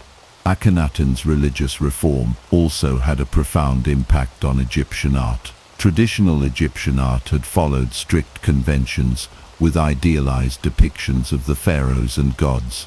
However, during Akhenaten's reign, there was a radical departure from these norms. In the art of the Amarna period, Akhenaten and his family were depicted with exaggerated features, such as elongated heads and necks, which may have symbolized their divine nature, or simply been a stylistic choice. These depictions were far more naturalistic than previous royal portrayals, which had adhered to rigid conventions of royal perfection. This shift in artistic style is seen as a reflection of Akhenaten's desire to emphasize a more personal and intimate connection with the divine, as opposed to the grand, idealized representations of past pharaohs. In addition to the religious and artistic changes, Akhenaten's reign also led to significant social and economic disruptions. The shift to the worship of Aten undermined the power of the priesthood of Amun, who had controlled vast wealth and influence. As Akhenaten reduced the prominence of Amun and the traditional temples, it is likely that many in Egyptian society, especially the priests and elites, resisted his reforms. This disruption, combined with other factors such as the decline of Egypt's international influence during Akhenaten's reign, may have contributed to the instability that followed his death. Akhenaten's religious reforms were not long-lasting. After his death, his successor, the boy pharaoh Tutankhamun, restored the traditional polytheistic beliefs and the worship of Amun. Tutankhamun's reign, though brief, marked a return to the old religious order.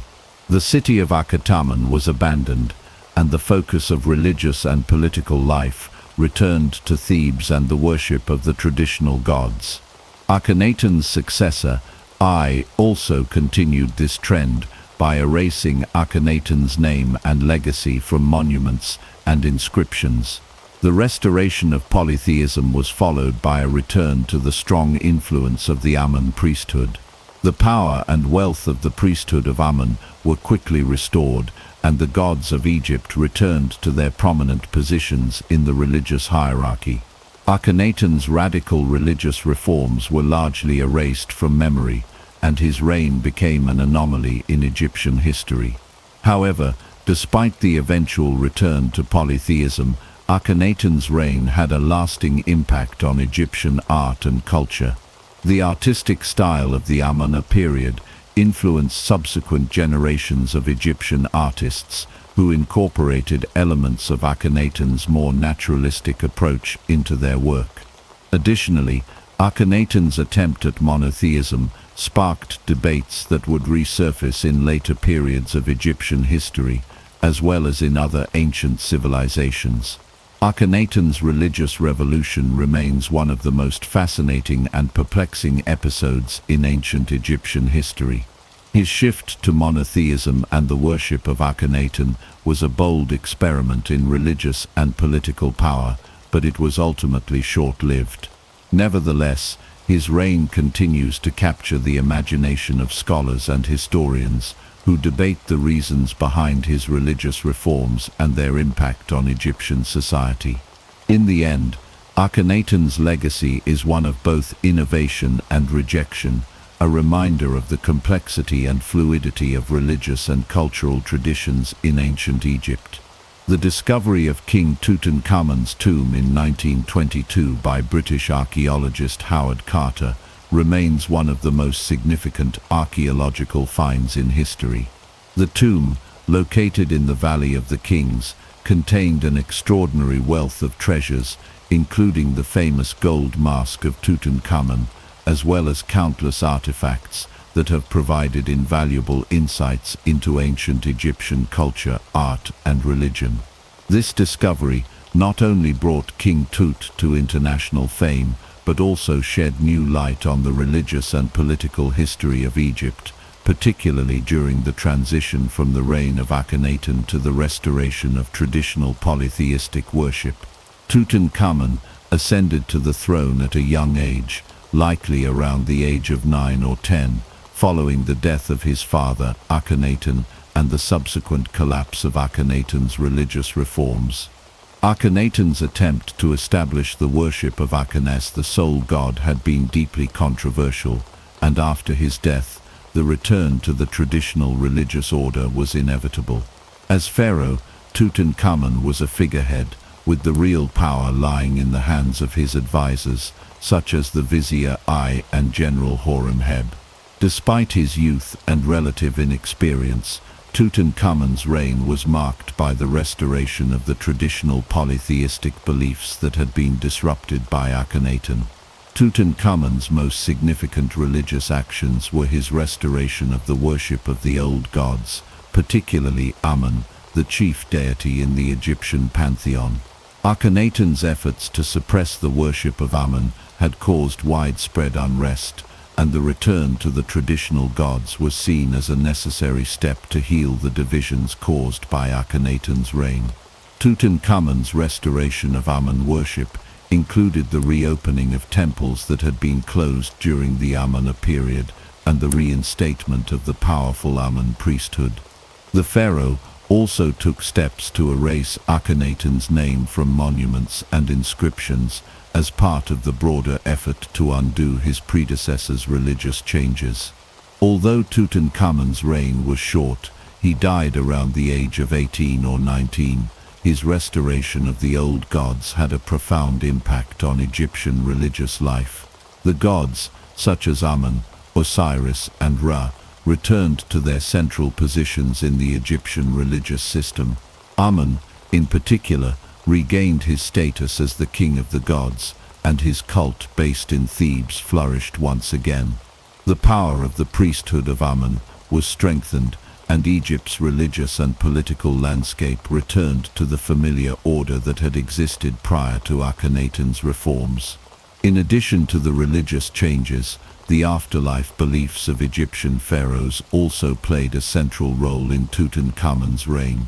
Like all pharaohs, Tutankhamun's ultimate goal was to ensure a successful journey to the afterlife, where he would join the gods and continue his reign in a divine realm. Egyptian religion held that the pharaoh's soul, or Ka, was eternal, and it was the pharaoh's duty to maintain Ma'at, the cosmic order, during his reign. Upon death, the pharaoh's Ka was believed to journey through the underworld, facing various trials and challenges before ultimately reaching the realm of Osiris, the god of the afterlife. Osiris was one of the most important deities in the Egyptian pantheon, and his role in the afterlife was central to Egyptian religious beliefs. Osiris, originally a god of fertility and agriculture, became associated with death and resurrection. According to Egyptian mythology, Osiris was murdered by his brother Set and dismembered, but his wife, Isis, successfully reassembled his body, allowing him to be resurrected. This myth of death and rebirth was symbolic of the eternal cycle of life, death and renewal, and it was central to the pharaoh's understanding of the afterlife. The pharaoh's connection to Osiris was believed to ensure his immortality. Upon death, the pharaoh's body would be preserved through mummification, and his Ka would be placed in a tomb along with offerings for the afterlife. The tomb of Tutankhamun, for example, contained not only the pharaoh's mummy, but also a wealth of objects intended to ensure his comfort and survival in the afterlife. These items included furniture, clothing, jewelry, and food, as well as statues and representations of the gods, including Osiris and Amun.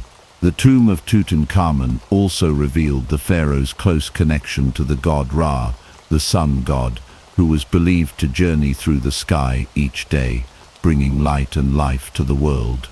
Ra's influence on Egyptian religion was profound, and the pharaoh's role as the living embodiment of Ra was a central part of his divine authority. In the afterlife, the pharaoh was thought to join Ra in the celestial realm, ensuring the continued order and prosperity of Egypt. The discovery of Tutankhamun's tomb not only provided a wealth of material culture, but also illuminated the religious and spiritual beliefs of ancient Egypt. The tomb's treasures, many of which were devoted to the gods of Egypt, reveal the deep reverence with which the pharaohs approached the divine realm.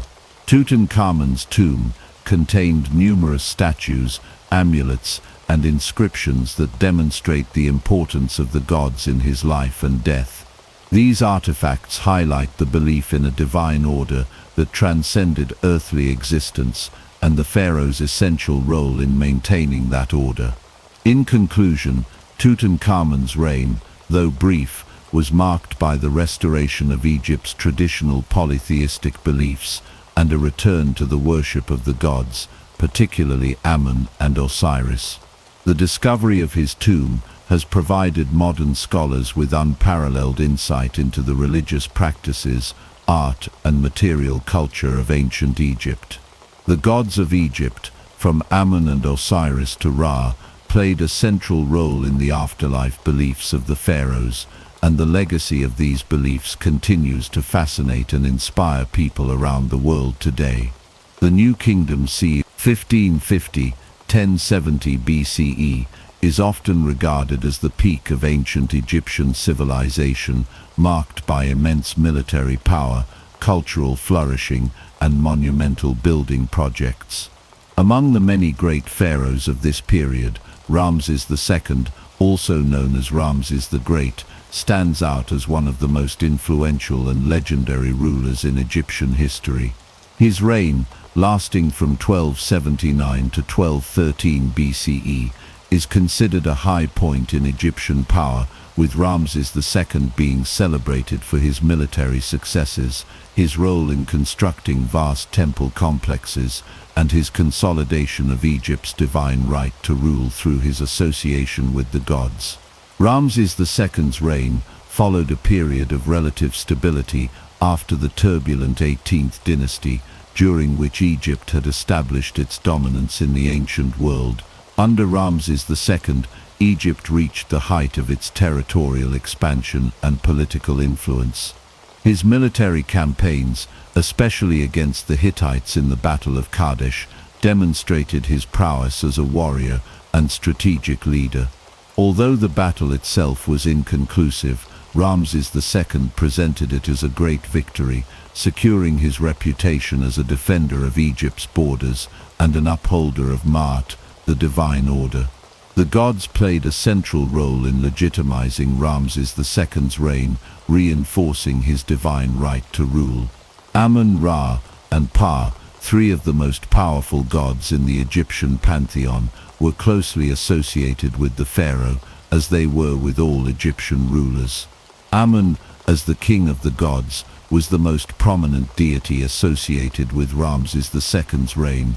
The pharaoh was often depicted as the earthly representative of Amun, who was believed to give the pharaoh divine sanction to rule. The close relationship between Ramses II and Amun was evident in the construction of grand temples and monuments dedicated to the god, which not only served religious purposes, but also reinforced the pharaoh's authority and divine right. Ra, the sun god, was also of central importance during Ramses II's reign. The pharaoh was often depicted as the living embodiment of Ra, particularly in the context of his military campaigns, where he was shown as a divine warrior under Ra's protection. Ra's influence extended beyond the earthly realm, as the pharaoh was also believed to join Ra in the afterlife, continuing his rule in the celestial realm. The pharaoh's association with Ra reinforced his status as the protector of Egypt and the guarantor of its prosperity. Ptah, the god of creation and craftsmanship, was another important deity during Ramses II's reign.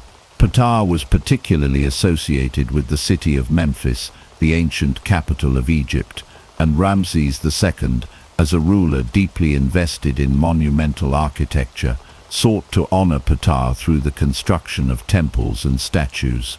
The pharaoh's connection to Ptah underscored his role as a builder and creator, further solidifying his divine authority.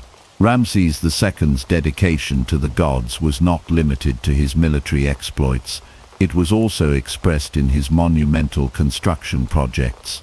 Throughout his reign, Ramses II oversaw the building of some of Egypt's most iconic temples and monuments, many of which were dedicated to the gods he revered.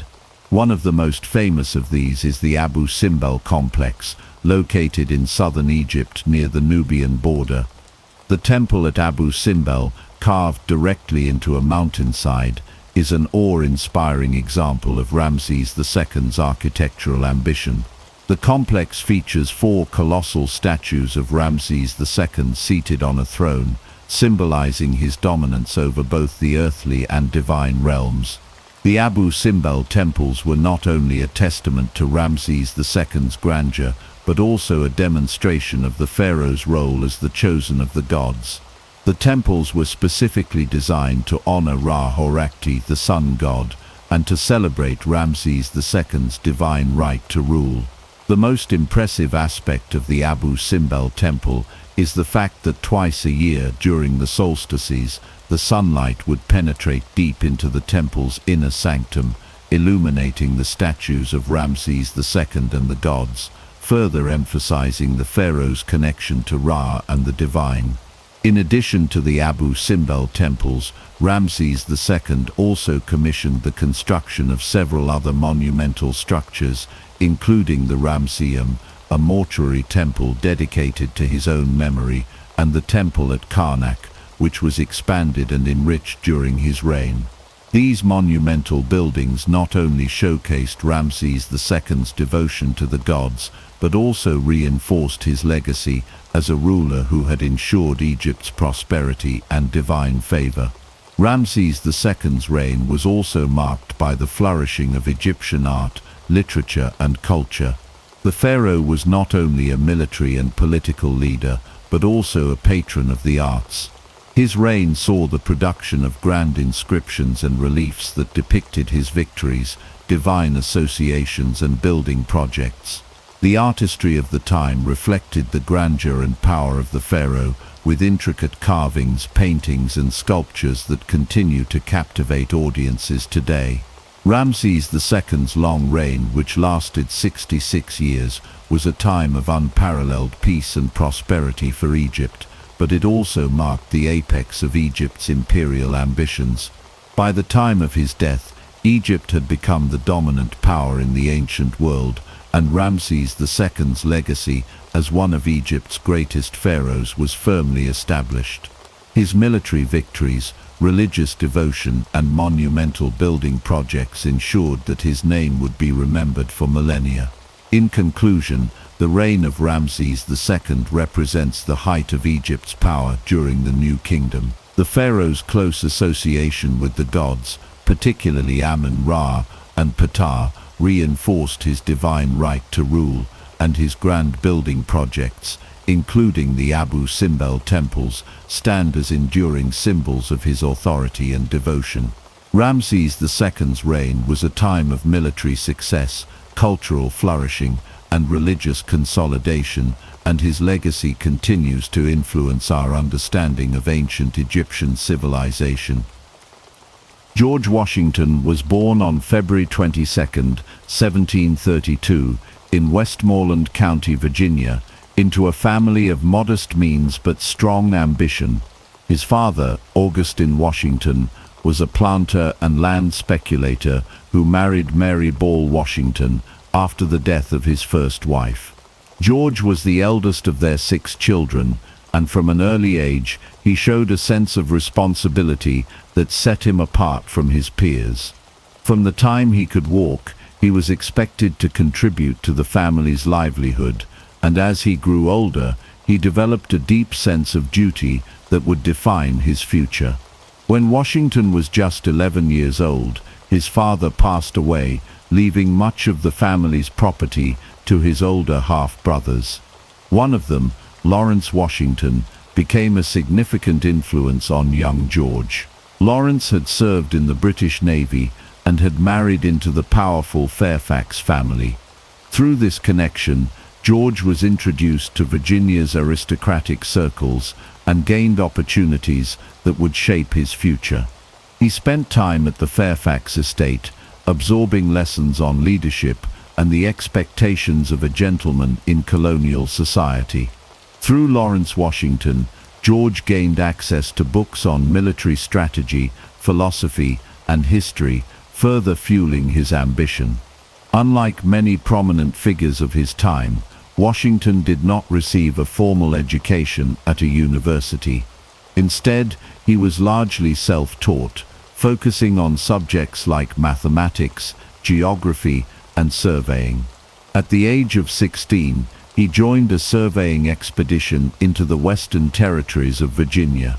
This experience gave him a first-hand look at the vast lands that were at the center of colonial conflicts and sparked his interest in military and leadership roles. The harsh conditions of the wilderness and the constant negotiations with Native American tribes provided Washington with valuable skills in diplomacy and survival. By the time he was 17, Washington had earned a reputation as a skilled surveyor and was appointed as the official surveyor of Culpeper County.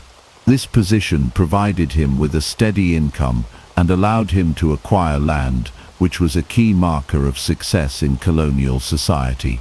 But Washington's ambitions extended beyond land ownership.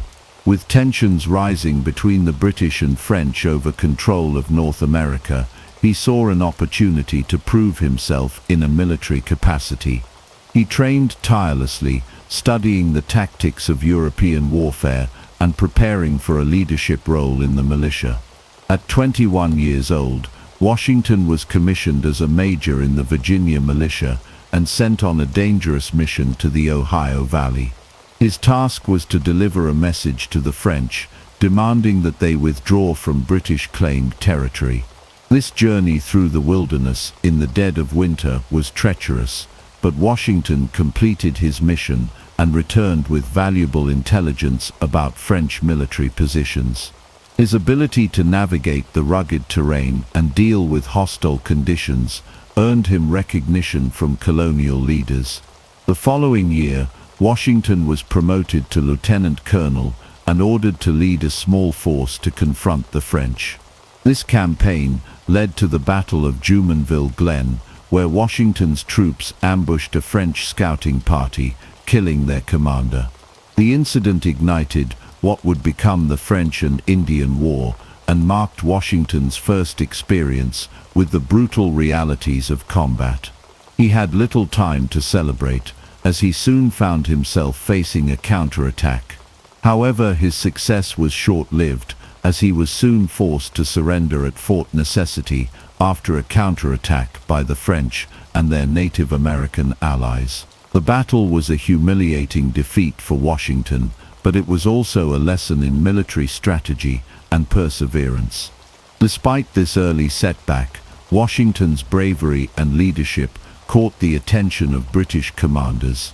He was later invited to serve as an aide to General Edward Braddock in a major expedition against the French. During Braddock's campaign, Washington demonstrated remarkable resilience and leadership. After a devastating ambush in which Braddock was mortally wounded, Washington took command and organized an orderly retreat. His actions during the battle solidified his reputation as a capable and fearless leader, though he also gained a deep understanding of the weaknesses in British military strategy. He saw firsthand how the rigid European-style tactics failed in the dense American wilderness, and he began developing his own approach to warfare. After the war, Washington returned to Virginia, where he married Martha Custis, a wealthy widow with extensive landholdings. This marriage provided financial security and elevated his status in colonial society. He focused on managing his Mount Vernon estate, but as tensions between Britain and the American colonies grew, Washington found himself drawn into the revolutionary movement, setting the stage for the next chapter of his life. He began attending local meetings, discussing colonial rights and grievances against British rule. A man who had once proudly worn a British uniform was now beginning to question the very empire he had served. As the political landscape in the American colonies shifted, George Washington found himself increasingly involved in the growing resistance against British rule. The Stamp Act of 1765 and the subsequent Townshend Acts angered colonists who felt they were being unfairly taxed without representation in Parliament. Washington, like many of his peers, believed that the rights of Englishmen were being violated. Though he was not yet a radical, he voiced his opposition to British policies and began to align himself with those advocating for colonial self-governance. Washington's leadership and status as a landowner made him a respected figure in Virginia. He served in the Virginia House of Burgesses, where he joined other colonial leaders in condemning British taxation and calling for economic resistance. He supported non-importation agreements, which were designed to put financial pressure on Britain by boycotting British goods. Though still loyal to the Crown, Washington recognized that the colonial relationship with Britain was becoming increasingly strained. The passage of the Coercive Acts in 1774, meant to punish Massachusetts for the Boston Tea Party, convinced many that reconciliation with Britain was unlikely. In response, colonial leaders convened the First Continental Congress, where Washington attended as one of Virginia's representatives. Though he remained measured in his approach, he understood that military conflict was becoming a real possibility. When tensions finally erupted into violence at Lexington and Concord in April 1775, Washington knew that war was inevitable. That same year, the Second Continental Congress convened to address the growing crisis. The delegates needed a capable leader to organize and command the colonial militias against the British Army. Washington, with his military experience and reputation for discipline, was unanimously chosen as the commander-in-chief of the Continental Army. Though he accepted the position with humility, he understood the weight of the responsibility placed upon him. Leading an army against the most powerful military force in the world was a daunting challenge, but Washington was determined to fight for the cause of American independence. In July 1775, Washington arrived in Cambridge, Massachusetts, to take command of the assembled forces. What he found was a disorganized, poorly equipped militia with little training. The men lacked uniforms, discipline, and basic supplies. Recognizing the dire situation, Washington set about imposing order. He introduced strict military discipline, drilled his soldiers relentlessly, and sought to improve their living conditions. Despite the challenges, he managed to transform the ragtag group into a more capable fighting force. One of Washington's first major tests came during the siege of Boston. British troops under General Thomas Gage occupied the city, while the Continental Army surrounded them. Washington knew that he needed artillery to drive the British out, and he found an opportunity when Colonel Henry Knox proposed an audacious plan. Knox led an expedition to retrieve cannons from Fort Ticonderoga, transporting them over rough terrain and frozen rivers to Boston.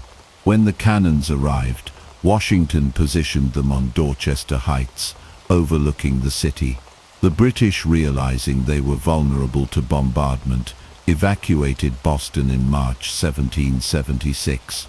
Though the victory in Boston was a morale boost, Washington understood that the real fight was still ahead. The British were not going to abandon the colonies without a massive struggle. In the summer of 1776, a large British force arrived in New York, determined to crush the rebellion. Washington prepared to defend the city, but the odds were against him. The British had superior numbers, better trained soldiers, and a powerful navy. In August, the Battle of Long Island ended in disaster for the Continental Army. Outflanked and overwhelmed, Washington's forces suffered heavy losses. Despite the defeat, Washington's leadership proved invaluable. Under the cover of night, he orchestrated a daring retreat across the East River, saving his army from destruction. The retreat was carried out in near silence, with soldiers using muffled oars to avoid detection by the British. By dawn, Washington and his men had escaped to fight another day. This strategic withdrawal demonstrated his ability to think under pressure and avoid catastrophic losses. As the war continued, Washington faced continued hardships. He suffered additional defeats at White Plains and Fort Washington, forcing his army to retreat across New Jersey. Morale was low, and many believed the revolution was doomed to fail. But Washington refused to give up.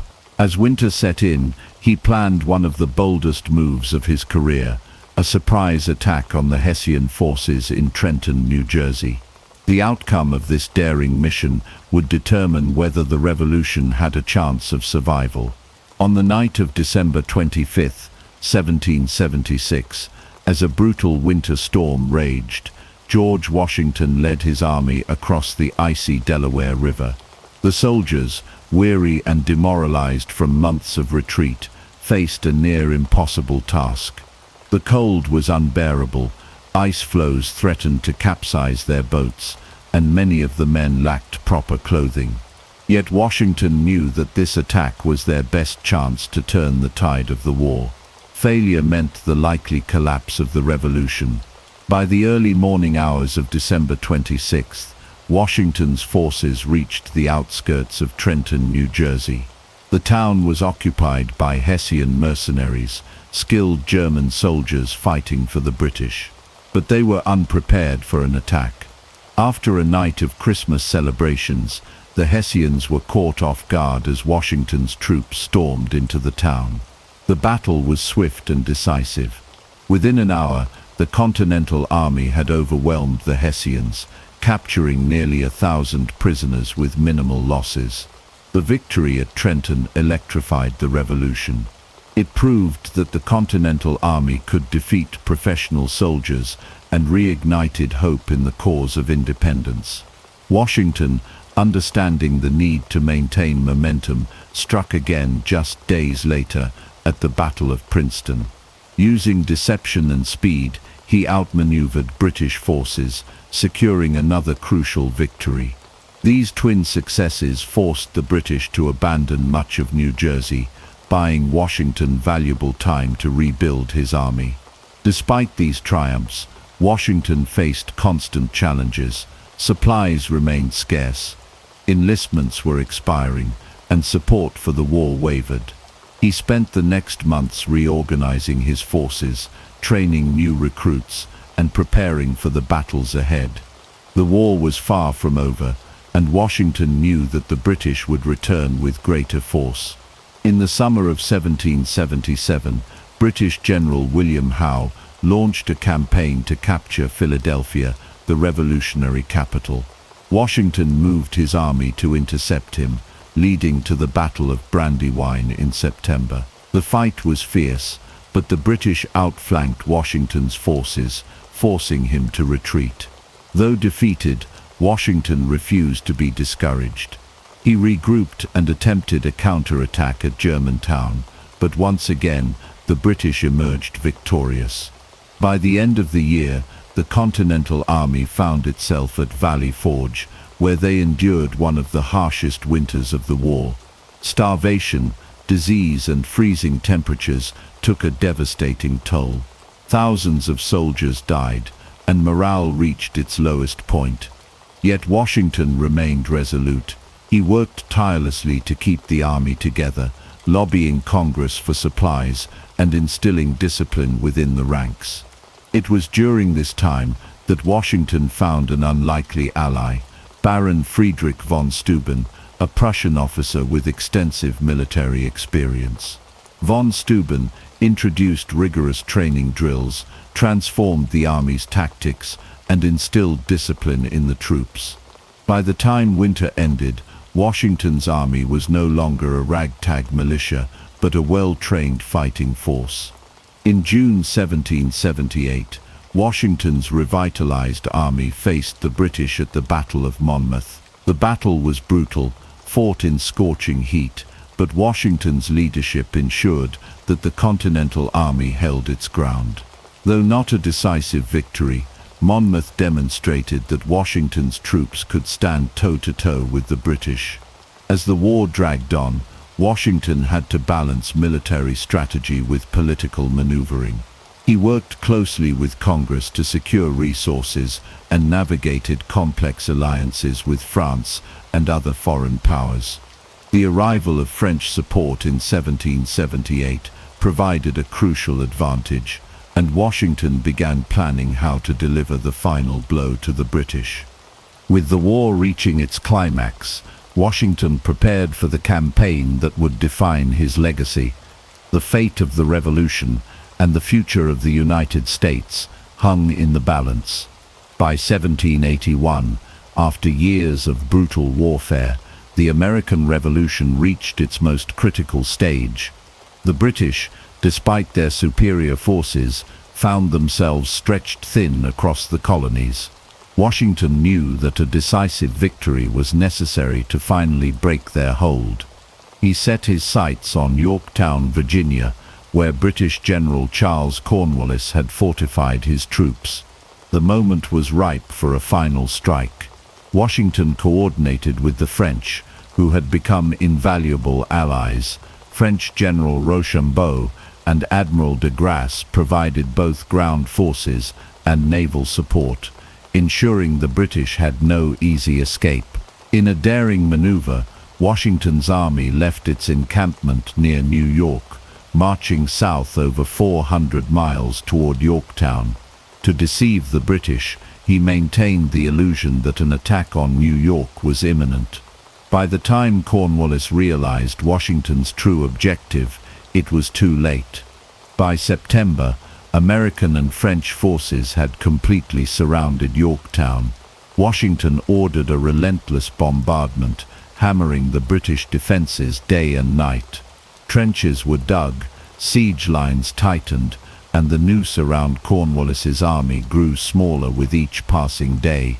The final assault came in mid-October. Washington personally oversaw an attack on key British fortifications, including the dramatic capture of Redoubt 9 and Redoubt 10, critical defensive positions protecting the British lines. The British, exhausted and outnumbered, had no path to victory. On October 19, 1781, Cornwallis surrendered. The sight of British soldiers laying down their arms marked the moment the war effectively ended. Washington, ever the disciplined leader, ensured the victory was handled with dignity. He refused to accept Cornwallis's sword in person, instead sending one of his officers to receive it, an act demonstrating that the revolution was about the country, not personal glory. Though Yorktown was the decisive blow, Washington knew the war was not officially over. British troops remained in key areas, and negotiations in Europe still had to play out. He kept his army intact, maintaining discipline and order as the Treaty of Paris negotiations unfolded. Finally, in 1783, Britain recognized American independence, and the war came to an end. With victory secured, Washington faced a defining moment. Many expected him to seize power, even to declare himself king. But Washington did something almost unheard of in history. He resigned his commission, handing control back to Congress. His farewell to his officers at Francis Tavern in December 1783 was an emotional moment, solidifying his place as a leader who put country above personal ambition. He returned to Mount Vernon, intending to live out his days as a private citizen. But fate had other plans. The new nation struggled under the weak Articles of Confederation, and it became clear that a stronger government was needed. In 1787, Washington was called upon once again, this time to preside over the Constitutional Convention in Philadelphia. His mere presence brought credibility to the proceedings. The result was the United States Constitution, a framework that would define the nation's future. As the country prepared to elect its first president, there was no real debate. Washington was the only choice. Despite his desire for retirement, he felt duty-bound to serve. In 1789, he was unanimously elected as the first president of the United States. A new chapter in his life, and in the nation's history, was about to begin. On April 30th, 1789, George Washington stood on the balcony of Federal Hall in New York City, placing his hand on the Bible as he took the oath of office. The weight of the moment was not lost on him. He was now the first president of the United States, tasked with leading a fragile new nation. There was no precedent, no guidebook. Every decision he made would set the foundation for the presidency itself. Washington approached his role with a deep sense of responsibility. He surrounded himself with capable advisors, forming the first presidential cabinet. Among them were Thomas Jefferson as Secretary of State, Alexander Hamilton as Secretary of the Treasury, and Henry Knox as Secretary of War. The ideological clashes between Jefferson and Hamilton would define much of Washington's presidency, shaping the early political landscape of the United States. One of Washington's first major challenges was stabilizing the nation's economy. Hamilton proposed a bold financial plan, including the federal government assuming state debts, the creation of a national bank, and new taxes to generate revenue. Jefferson fiercely opposed these measures, fearing they gave too much power to the central government.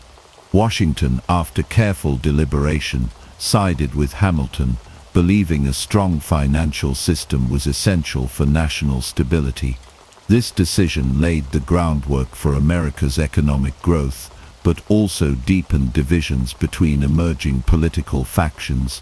As Washington worked to strengthen the government, tensions with foreign powers loomed.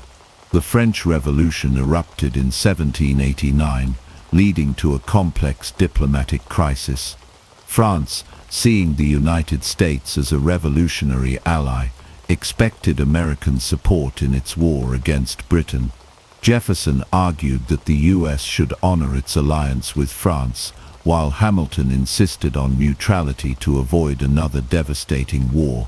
Washington ultimately issued the Proclamation of Neutrality in 1793, a controversial but crucial move that kept the young nation out of European conflicts. Domestically, Washington faced growing unrest. In 1791, Congress passed an excise tax on whiskey, sparking outrage among farmers in western Pennsylvania. The resistance escalated into the Whiskey Rebellion, with armed protesters threatening federal tax collectors. Determined to uphold the authority of the government, Washington personally led a militia force of 13,000 troops to suppress the rebellion, the first and only time a sitting U.S. president has done so. The swift response demonstrated the strength of the new federal government and set a precedent for law enforcement. Despite these challenges, Washington's leadership helped solidify the stability of the United States. His presidency established key traditions, including the peaceful transfer of power, the importance of a balanced cabinet, and the enforcement of federal laws. However, as his second term neared its end, political divisions deepened, and Washington grew weary of partisan conflicts. He longed for retirement, knowing that his departure would prove the government could function beyond his leadership. In 1796, Washington announced he would not seek a third term, delivering his farewell address, a speech that remains one of the most important in American history. He warned against the dangers of political parties, urged the nation to remain neutral in foreign affairs, and emphasized the importance of national unity. With his departure, he set the precedent of a two-term presidency, a tradition that would stand until the 20th century. After 8 years in office, Washington returned to Mount Vernon, finally embracing the quiet life he had long desired. But even in retirement, his influence over the nation remained strong. His leadership had carried the United States through its most fragile years, and his legacy as the father of the country was firmly cemented. The nation he had fought for, led, and shaped now stood on its own, ready to face the challenges of the future. In retirement, George Washington hoped to finally enjoy a peaceful life at Mount Vernon, tending to his estate and distancing himself from the political battles that had consumed his years in office. But the country he had helped create was far from stable. The divisions between Federalists and Democratic Republicans grew more intense, and tensions with foreign nations threatened to pull the United States into another war. Though he longed for solitude, Washington's presence was still needed on the national stage.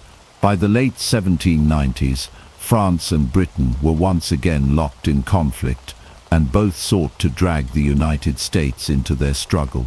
The French, angered by Washington's neutrality policy during his presidency, had begun seizing American merchant ships. President John Adams, Washington's successor, struggled to manage the crisis. Some in his administration, including Alexander Hamilton, pushed for military action against France. Adams, reluctant to escalate the situation, reached out to Washington in 1798, asking him to once again serve as Commander-in-Chief of the U.S. Army in the event of war. Washington, though hesitant, agreed. At 66 years old, he no longer had the energy to lead troops in the field, but he accepted the responsibility of organizing and structuring the nation's military defenses. He spent months advising the administration, ensuring that if war came, the country would be prepared. However, Adams ultimately managed to negotiate peace with France, and Washington's military leadership was never tested again. During this period, Washington remained at Mount Vernon, overseeing his plantation and managing the daily operations of his estate. Despite his wealth and status, he struggled with the economic realities of running such a large property.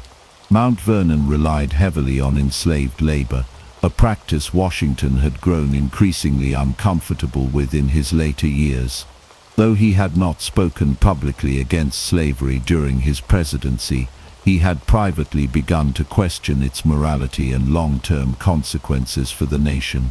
In his final years, Washington made a historic decision, one that would define his personal legacy as much as his military and political achievements.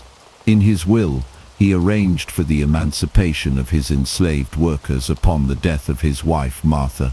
This act made him one of the few founding fathers to free his slaves, though he did not live to see the broader abolitionist movement that would emerge decades later.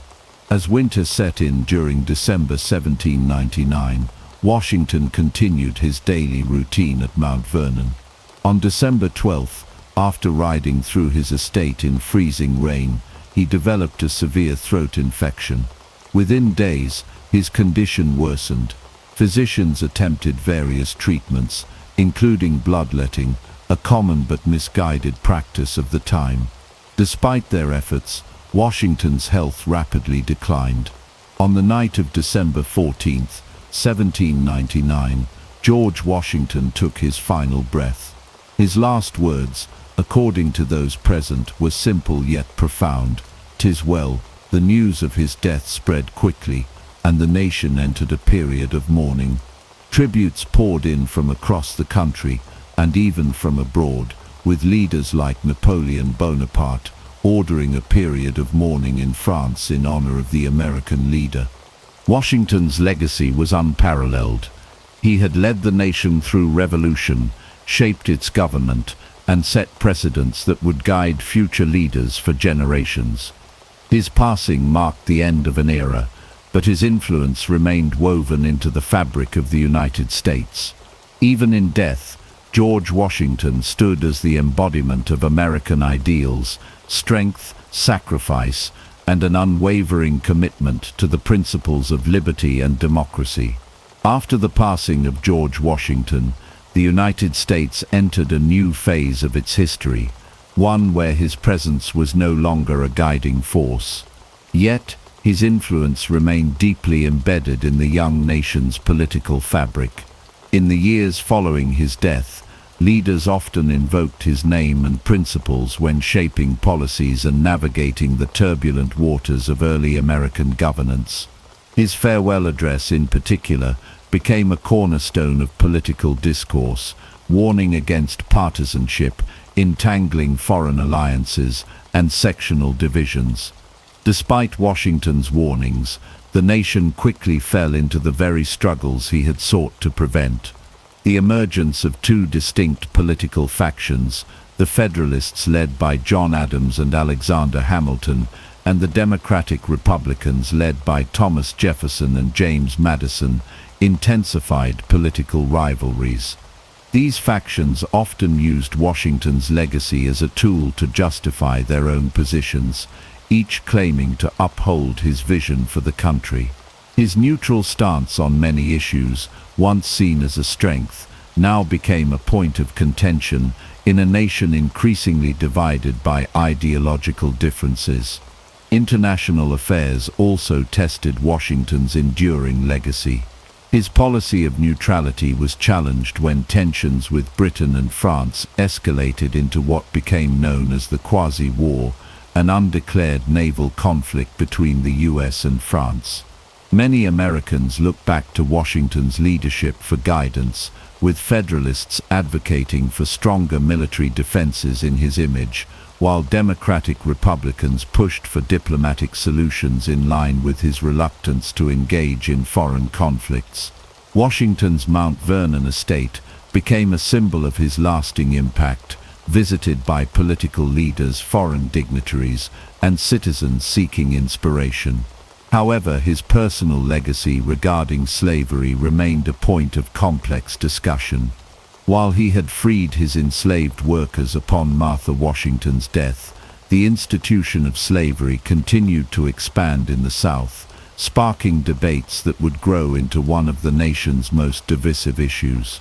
Abolitionists pointed to Washington's final act as a step toward ending slavery, while Southern leaders argued that his earlier reliance on the system justified its continuation. As the United States continued to grow, Washington's image was immortalized in countless ways. His likeness appeared on currency, statues were erected in his honor, and his birthday became a national celebration. The naming of the new capital, Washington, D.C., further solidified his place in the nation's identity. Every president who followed was inevitably compared to Washington, measured against his leadership, integrity, and dedication to the country. By the early 19th century, the generation that had fought alongside Washington during the Revolution began to fade, leaving a new group of Americans who knew him only through stories, writings, and the institutions he had helped build. His vision for a strong but restrained government, his emphasis on civic duty, and his belief in the power of unity continued to shape the country's path forward. Even as political divisions deepened, Washington's name remained a unifying symbol, a reminder of the ideals upon which the United States was founded. As time passed, Washington's legacy evolved, reflecting the changing values and challenges of the nation. Yet, through every era of American history, his role as the father of the country endured, ensuring that his influence would never truly fade. His leadership in war and peace, his willingness to step away from power, and his steadfast commitment to the Republic remained a blueprint for generations to come, securing his place as one of history's most revered figures. As the years passed after George Washington's death, his legacy only grew stronger, shaping the identity of the young American nation. His influence extended beyond politics and military strategy. He became a symbol of the values and principles upon which the United States was founded. Schools, towns, and institutions were named in his honor, and his story was woven into the fabric of the country's historical narrative. Every generation looked to Washington as a model of leadership, integrity, and self-sacrifice. During the 19th century, Washington's reputation was upheld as the gold standard for American presidents.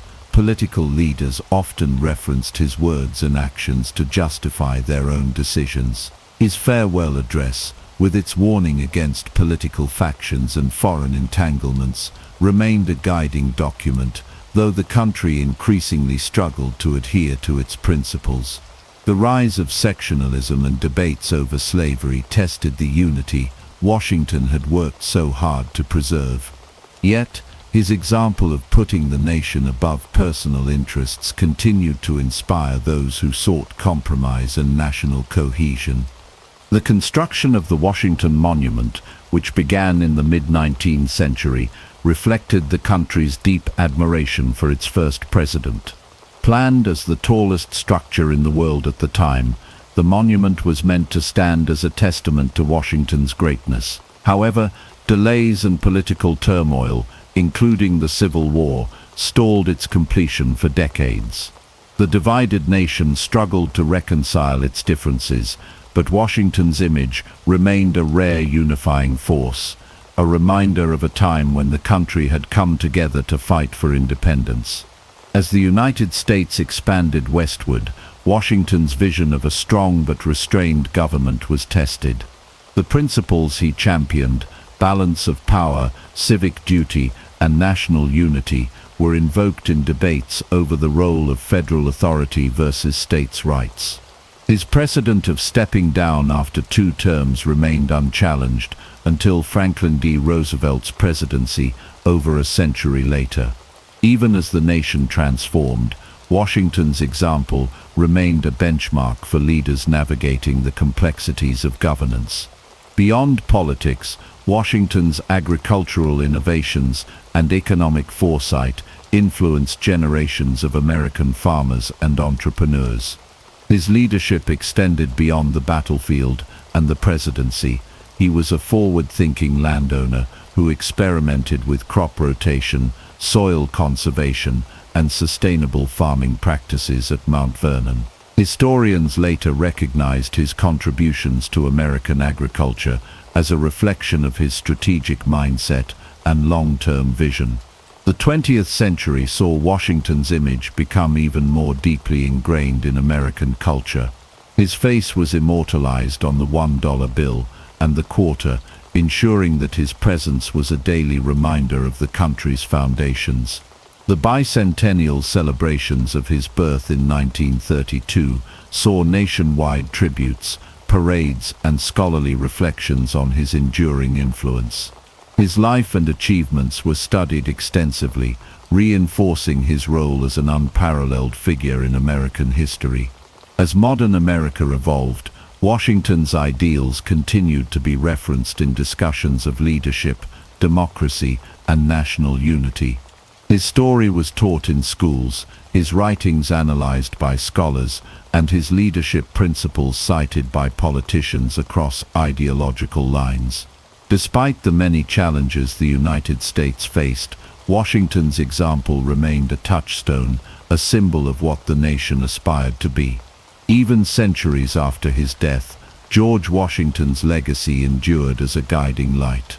His unwavering commitment to the American experiment, his belief in the power of unity, and his willingness to relinquish power for the greater good set him apart as one of history's most extraordinary leaders. As long as the United States exists, his name will remain synonymous with the ideals of freedom, resilience, and selfless service to a greater cause. George Washington's influence on the United States extended far beyond his presidency. As the nation grew and evolved, his leadership style and principles became the foundation for how future leaders governed. His vision of unity, civic duty, and resistance to unchecked power continued to shape the republic he had fought so hard to establish. Throughout the 19th and 20th centuries, Washington's name was invoked during times of national crisis, serving as a reminder of the sacrifices made to secure American independence and stability. One of Washington's most lasting contributions was his emphasis on the peaceful transition of power. His decision to voluntarily step down after 2 terms set a precedent that lasted until Franklin D. Roosevelt's unprecedented 4-term presidency. This tradition of limited executive power was later solidified in the 22nd Amendment, ensuring that no president could hold office indefinitely. Washington's foresight in relinquishing control reinforced the idea that the presidency was a temporary role, not a position for life. Washington's military strategies and leadership skills also continued to influence American warfare. His use of unconventional tactics during the Revolutionary War inspired future military leaders who studied his campaigns to understand how a smaller, less equipped force could defeat a superior enemy. His leadership at Valley Forge, where he maintained morale and discipline under extreme conditions, became a case study in perseverance and command under pressure. Military academies such as West Point incorporated his strategies into their curricula, ensuring that Washington's influence remained central to American military education. Culturally, Washington's legacy took on a near-mythical status. His birthday became a national holiday, celebrated across the country with parades, speeches, and tributes. Stories of his honesty, such as the famous but likely apocryphal tale of him admitting to chopping down a cherry tree, reinforced the image of Washington as a man of unwavering integrity. He was depicted in countless works of art, from grand oil paintings to sculptures in the nation's capital. His face on Mount Rushmore, alongside other revered presidents, further cemented his status as a defining figure in American history. Throughout the Civil War, both the Union and Confederate sides invoked Washington's name to justify their causes. Union leaders cited his belief in a strong, united nation as support for preserving the Union, while the Confederacy framed their struggle as an extension of the fight for independence from tyranny. Washington's legacy was thus used as a powerful rhetorical tool, illustrating how deeply ingrained his influence was in the American psyche. During the 20th century, as the United States emerged as a global superpower, Washington's foreign policy principles were revisited time and again. His farewell address, particularly his warning against entangling alliances, was referenced during debates over America's involvement in both world wars, the Cold War, and numerous foreign conflicts. While his advice was not always followed, it remained a guiding framework for discussions on military intervention and diplomatic strategy. Washington's personal character and leadership philosophy continued to be a benchmark for assessing presidents and public figures. His ability to navigate deep political divisions without succumbing to partisan pressures was admired across the political spectrum. As the United States faced new challenges, from economic downturns to civil rights struggles, Washington's legacy remained a unifying symbol of the ideals upon which the nation was built. Even in the modern era, Washington's name carries immense weight. Schools, institutions, and landmarks bearing his name serve as daily reminders of his contributions. His residence at Mount Vernon, carefully preserved as a historical site, attracts millions of visitors seeking to understand the man behind the legend. His writings, particularly his letters and speeches, continue to be studied by historians and political scholars, offering insights into the principles that shaped the United States. More than 2 centuries after his death, George Washington's impact on America remains unparalleled. His vision for the country, his commitment to democratic principles, and his leadership in times of crisis established a standard that leaders still aspire to meet. The nation he helped create stands as a testament to his enduring influence, ensuring that his legacy will never fade from history. As the United States progressed into the 19th century, George Washington's legacy remained a cornerstone of the nation's identity. His principles of leadership, governance, and national unity continued to guide the country through its growing pains, influencing every aspect of American life. His name was invoked in political debates, his image was honored in monuments and currency, and his writings were studied as a blueprint for maintaining the republic he had helped establish. Washington's role as the first president set enduring precedents that defined the office. His belief in a strong but limited executive branch provided a model for future presidents to follow. He demonstrated that power should be exercised with restraint, a lesson that many leaders took to heart. The balance he struck between authority and humility shaped how the presidency evolved, ensuring that it remained a position of service rather than domination. During times of national crisis, Washington's leadership was often referenced as an example of steadfastness and integrity. In the War of 1812, as the young nation faced its first major conflict since the Revolution, Americans looked back on Washington's military strategies and leadership style for inspiration. His emphasis on unity and perseverance served as a guiding principle for those who sought to defend the nation's sovereignty. Politically, Washington's warnings against factionalism and excessive partisanship became increasingly relevant as divisions deepened within the United States. The emergence of strong political parties, despite his cautionary advice in the farewell address, led to heated debates about the nature of governance.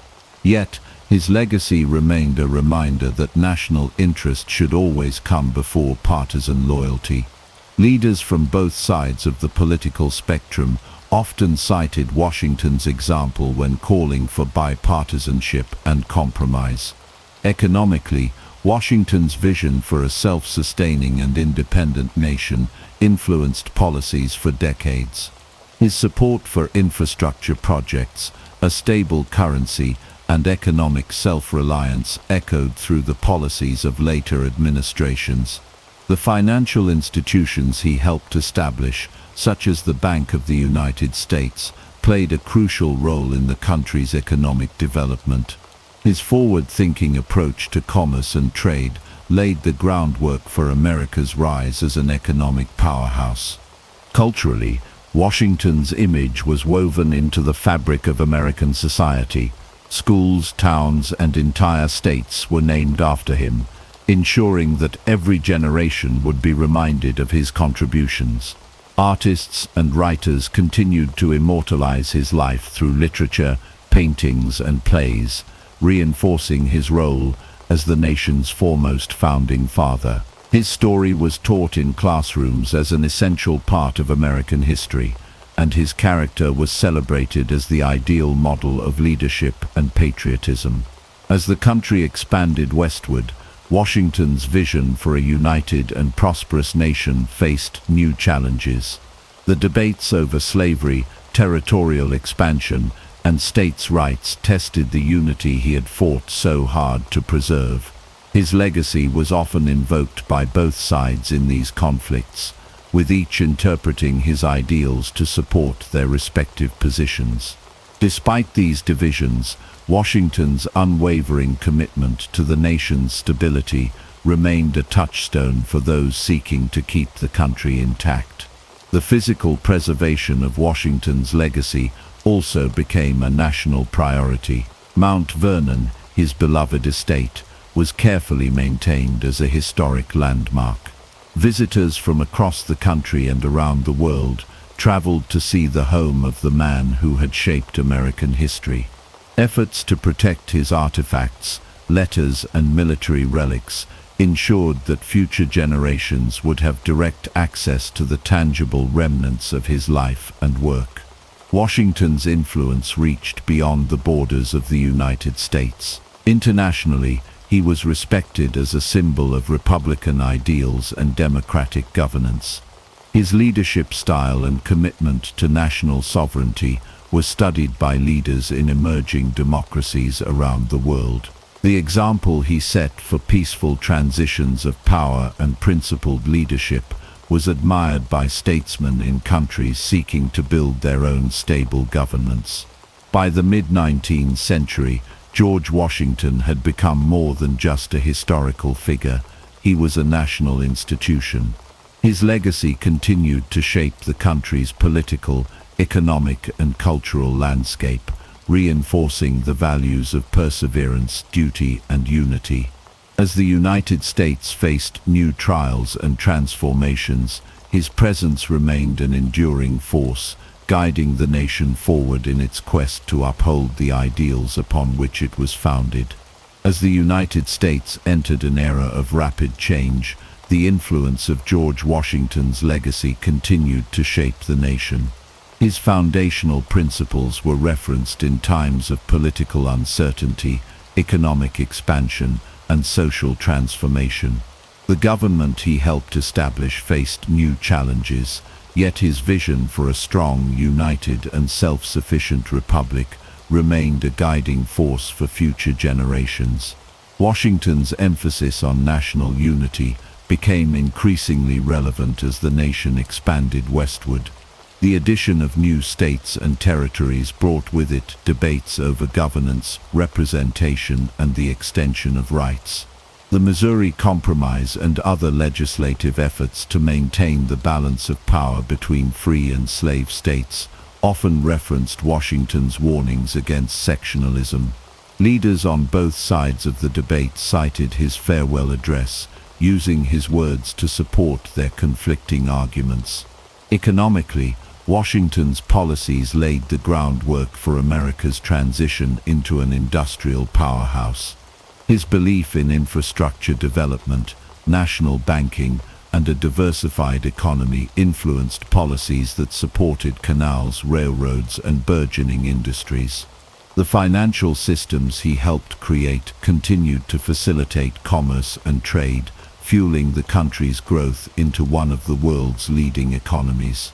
In military matters, Washington's strategic insights were studied by generations of officers at West Point and beyond.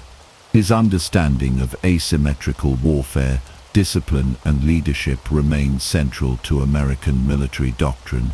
During conflicts such as the Mexican-American War and the Civil War, His principles of command and organization were invoked by military leaders seeking to emulate his effectiveness on the battlefield. The preservation of Washington's physical legacy also became a national priority.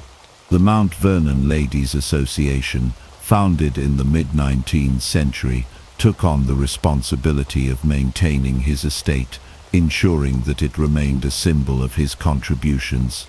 Citizens from all walks of life donated funds to preserve Mount Vernon, demonstrating the deep and widespread reverence for Washington's memory. Culturally, Washington's influence continued to permeate American society. His name, image, and legacy were immortalized in literature, speeches, and public monuments. The Washington Monument, whose construction began in the early 19th century, stood as a towering tribute to his leadership and sacrifice. Schools, towns, and institutions bearing his name reinforced his presence in everyday American life, ensuring that each new generation recognized his role in shaping the nation. As the nation faced growing internal divisions, Washington's call for unity was increasingly invoked. Political leaders and scholars looked to his example as they navigated crises that threatened to fracture the country. Even as the United States moved further from its revolutionary origins, Washington's legacy remained a constant source of guidance and inspiration, reminding Americans of the values upon which their nation was built. As the United States progressed further into the 19th century, George Washington's influence remained a powerful force in shaping the nation's ideals and identity. His words and actions continued to be studied, debated, and revered by politicians, military leaders, and citizens alike. Every major political crisis or decision was often measured against his standards of leadership, and his farewell address remained a cornerstone of American political philosophy. The continued expansion of the country brought new challenges that tested Washington's vision of unity and national cohesion. The growing tensions between North and South over economic policies and slavery increasingly divided the country. As debates raged in Congress, many leaders invoked Washington's warnings against sectionalism. His calls for unity and avoiding entangling alliances were repeated in speeches, editorials, and legislative discussions as the country sought to find common ground amidst rising discord. Washington's influence also extended into foreign policy. The Monroe Doctrine, which shaped America's approach to foreign relations for decades, was deeply rooted in Washington's principles of neutrality and non-intervention. His belief in avoiding permanent alliances guided diplomatic strategies as the nation grew into a global power. Even as the United States engaged in conflicts such as the Mexican-American War, Washington's emphasis on national interest over foreign entanglements remained a foundational principle in policy decisions. Domestically, Washington's economic policies continued to shape the nation's growth. The infrastructure projects he had once advocated evolved into vast networks of railroads, canals, and roads that connected the expanding states. His belief in a strong financial system was reflected in the ongoing development of banking institutions, which provided the capital necessary for industrial expansion. His vision of economic self-sufficiency influenced generations of leaders who sought to balance agriculture, commerce, and industry. Culturally, Washington's image remained an enduring symbol of American identity. His likeness appeared on currency, statues, and public buildings, ensuring that his legacy was never far from the public consciousness. His birthday became a national celebration, reinforcing his role as the father of the nation. Schools and universities continued to teach his story, emphasizing his virtues of duty, sacrifice, and leadership. As the Civil War loomed on the horizon, Washington's legacy took on new significance. Both the Union and the Confederacy claimed to uphold his vision of the nation. Leaders on both sides cited his words, interpreting them in ways that supported their causes. Yet, even in the face of internal strife, Washington's call for unity and perseverance remained a guiding force, reminding Americans of the principles upon which their country was founded. His leadership during the Revolutionary War and his presidency continued to serve as an example of resilience and moral fortitude. As the nation stood on the brink of its greatest internal conflict, Washington's life and legacy remained a source of inspiration for those striving to preserve the Union and the values he had fought to establish. As the United States entered the Civil War, George Washington's legacy was invoked more than ever before. Both the Union and the Confederacy saw themselves as the rightful heirs to his vision, using his words and actions to justify their causes. His warnings about sectionalism and the importance of national unity were debated in Congress, newspapers, and battlefields alike. While Washington had fought to unite the colonies into a single nation, the country now found itself on the brink of destruction, torn apart by irreconcilable differences. Abraham Lincoln, who revered Washington's leadership, often referenced his ideals when addressing the nation. In the midst of war, Lincoln sought to uphold Washington's principles, emphasizing the importance of preserving the Union above all else. He believed that the experiment Washington had helped build could not be allowed to fail, no matter the cost. The struggle to hold the United States together was seen as a direct continuation of Washington's fight for independence, only now the battle was within rather than against a foreign power. Meanwhile, the Confederacy claimed Washington as their own, highlighting his role as a Virginian and a defender of state sovereignty. Southern leaders framed their secession as an extension of the Revolutionary War, arguing that they were fighting for the same principles of self-governance that Washington had championed. His name was used to rally troops, inspire loyalty, and lend historical legitimacy to their cause. Even as the nation split in two, Washington's legacy remained a unifying symbol for both sides. Beyond the war itself, Washington's influence was deeply felt in military strategy. His ability to lead an underdog force against a superior enemy was studied by both Union and Confederate generals. His emphasis on discipline, adaptability, and resilience became guiding principles for officers on both sides of the conflict. His crossing of the Delaware River, his winter at Valley Forge, and his strategic patience during the Revolutionary War were all used as examples of the kind of leadership required in times of crisis. As the war raged on, Washington's Mount Vernon estate remained a place of national significance. Despite being located in Virginia, Confederate forces largely refrained from occupying or damaging the property, recognizing its symbolic importance to both North and South. Mount Vernon became neutral ground, visited by soldiers from both sides who sought a connection to the man whose vision had shaped the nation they were now fighting over.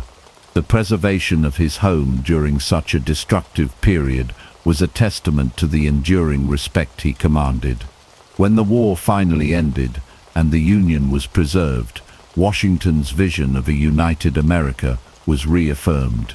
The principles he had championed, perseverance, national identity, and the rule of law, became the foundation for the country's rebuilding process. As Lincoln had hoped, Washington's ideals provided a path forward, guiding the United States through its darkest hour and into an uncertain but hopeful future. His legacy once again proved to be the glue holding the nation together. After George Washington's death in 1799, his influence on the United States only grew stronger. His leadership, character, and principles became the gold standard by which future presidents and political leaders were measured. Throughout the 19th and 20th centuries, his legacy continued to shape American governance, military strategy, and national identity. Politically, Washington's precedent of serving only 2 terms as president set an unwritten rule, that lasted until Franklin D. Roosevelt's four-term presidency, which ultimately led to the formalization of the two-term limit in the 22nd Amendment. His warnings against political factions in his farewell address remained relevant as the two-party system emerged and evolved, often serving as a reminder of the dangers of extreme partisanship. His advocacy for a strong but balanced central government influenced the structure of American governance. The checks and balances he helped establish ensured that no single branch of government could dominate, preserving democratic stability through times of crisis. Presidents such as Thomas Jefferson, James Madison, and even Abraham Lincoln frequently referenced Washington's leadership when navigating difficult political decisions. In military affairs, Washington's emphasis on discipline, adaptability, and strategic patience became core principles of the U.S. Armed Forces. His legacy was studied in military academies, including West Point, which was established in 1802 under Thomas Jefferson's administration. Generals such as Ulysses S. Grant and Dwight D. Eisenhower looked to Washington's leadership style for inspiration in commanding their forces. Culturally, Washington's image became an enduring national symbol. His face was placed on the $1 bill and the quarter, ensuring that his likeness was seen daily by millions. The naming of the nation's capital, Washington, D.C., reinforced his lasting impact on the country's political heart. Countless schools, streets, and monuments were dedicated to him, further cementing his place in the American consciousness. Washington's influence extended beyond the United States. Leaders of newly formed republics in the 19th and 20th centuries studied his leadership as they sought to build stable democracies. His restraint in consolidating power and his commitment to peaceful transitions of leadership became an example for nations striving to establish lasting governments. Even in the modern era, Washington's legacy remains deeply embedded in American political discourse. His words on unity, responsibility, and civic duty continue to be cited in times of national uncertainty. Every generation of leaders and citizens looks back to Washington as a guiding figure, ensuring that his influence endures far beyond his lifetime. One of the most enduring aspects of George Washington's influence was his role in shaping the American presidency. His decision to step down after 2 terms created a standard that reinforced the idea that the office should not become a lifetime appointment. This peaceful transition of power set a precedent that would distinguish the United States from other nations where leaders often clung to power indefinitely. Future presidents, from Thomas Jefferson to Theodore Roosevelt, often looked to Washington's example when determining their own approach to governance.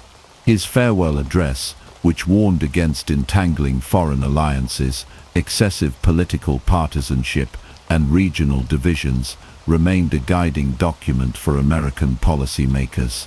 Throughout the 19th century, Washington's foreign policy principles influenced decisions such as the Monroe Doctrine, which asserted that European powers should not interfere in the affairs of the Western Hemisphere.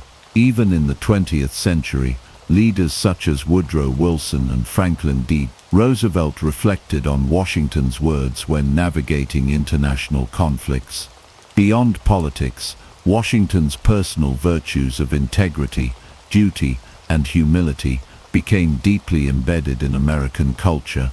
He was often portrayed as the ideal statesman, a man who led not out of ambition, but out of a sense of obligation to his country. His reputation for honesty, exemplified by the legendary, but likely apocryphal story of the cherry tree, was used to teach generations of school children about the importance of truthfulness and moral character. Washington's influence extended into the judicial system as well. The Supreme Court, under Chief Justice John Marshall, often referred to his leadership when interpreting the Constitution. His role in establishing executive authority while respecting the separation of powers provided a framework that continued to guide legal decisions for centuries.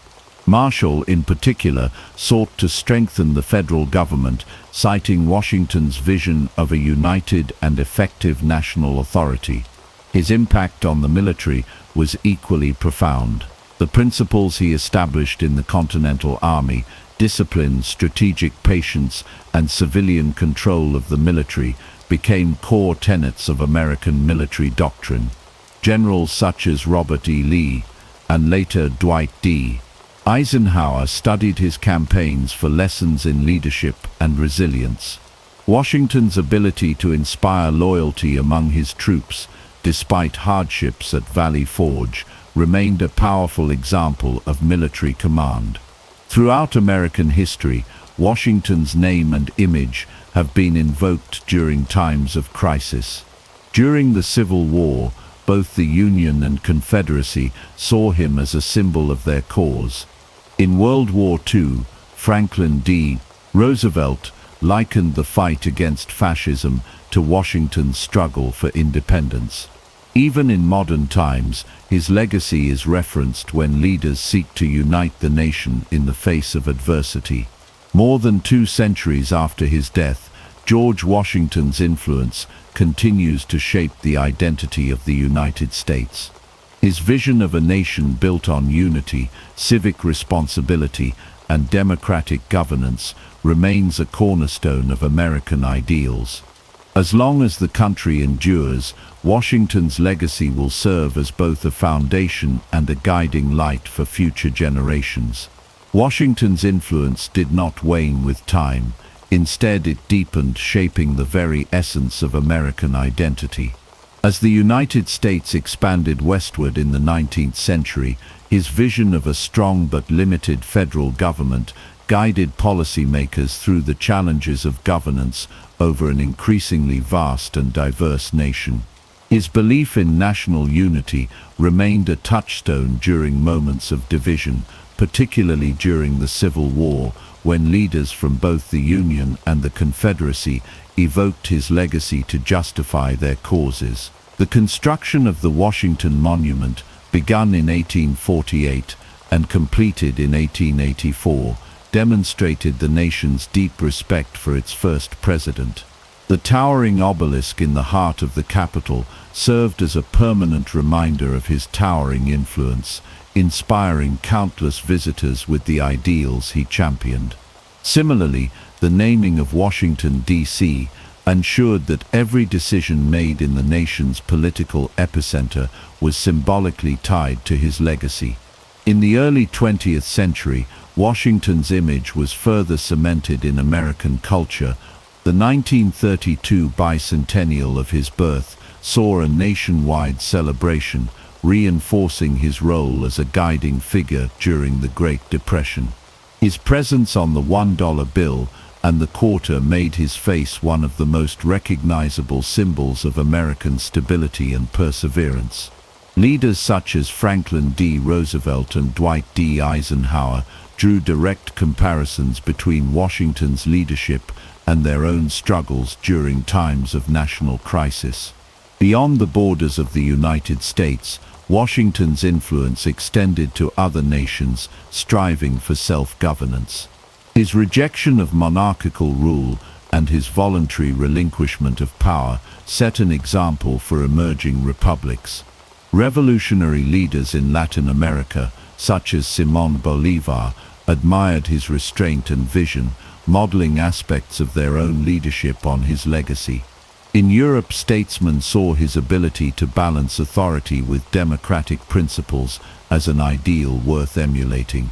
Even in the modern era, Washington's words and actions continue to shape political thought. His insistence on neutrality in foreign affairs is still debated in discussions about American interventionism. His warnings against excessive partisanship are frequently cited as the nation grapples with political polarization. His commitment to civic duty and service remains a model for public officials and citizens alike. Through every war, every economic challenge, and every period of uncertainty, the figure of George Washington looms large. His story is retold in classrooms, referenced in presidential speeches, and embedded in the symbols of the nation. More than just the first president, he became the embodiment of American ideals, honor, perseverance, and unity. As long as the United States exists, Washington's legacy will endure, a reminder of the foundation upon which the nation was built and the principles that continue to guide it forward. As the United States entered the 21st century, George Washington's legacy remained as relevant as ever. His ideals of leadership, unity, and service continued to influence political discourse, military strategy, and public policy.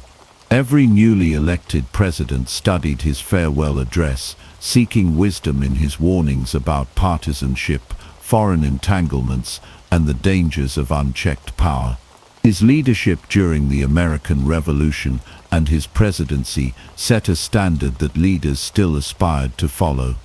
Washington's influence on the U.S. military remained particularly strong. The leadership principles he established during the Revolutionary War, discipline, adaptability, and leading by example, became core values in the training of American officers. The military academies at West Point and Annapolis frequently referenced his strategic decisions, reinforcing his role as a foundational figure in American warfare. During times of crisis, from the Civil War to World War II to modern conflicts, military leaders invoked his name as a source of inspiration and guidance. Beyond government and the military, Washington's values continued to shape American society. His emphasis on civic duty encouraged public service, with generations of Americans looking to his example when taking up roles in government, education, and community leadership. The concept of term limits, inspired by his voluntary departure from the presidency, remained a defining feature of American democracy. His insistence on a peaceful transition of power provided reassurance during moments of political instability. Washington's vision of national unity was frequently invoked during periods of division. In times of social unrest or ideological conflict, leaders reminded the nation of his warnings against political factionalism and sectionalism. His belief in the strength of a united republic influenced efforts to bridge divides, emphasizing the shared principles that formed the foundation of the country. His commitment to democratic governance, personal integrity, and national service remained central to the American identity. Culturally, Washington's legacy was preserved through countless books, films, and historical reenactments. His life was studied in classrooms, his speeches were analyzed in political debates, and his image was displayed in government buildings, museums, and national parks. He remained a symbol of leadership, resilience, and the enduring spirit of the American experiment. Even in an era of rapid technological advancement and global change, George Washington's legacy continued to shape the nation he helped create. His words and actions echoed through history, a reminder of the principles that defined the United States. As long as the nation endured, so too would the influence of its first and most revered leader. Washington's influence extended beyond the borders of the United States, shaping democratic movements and political philosophies around the world. His model of leadership and governance was studied by emerging republics, and his decision to step down after 2 terms became a precedent for democratic transitions worldwide. As nations sought to balance power, ensure stability, and prevent authoritarian rule, Washington's example provided guidance and inspiration. In Europe, political thinkers and statesmen analyzed Washington's leadership during the American Revolution and his presidency.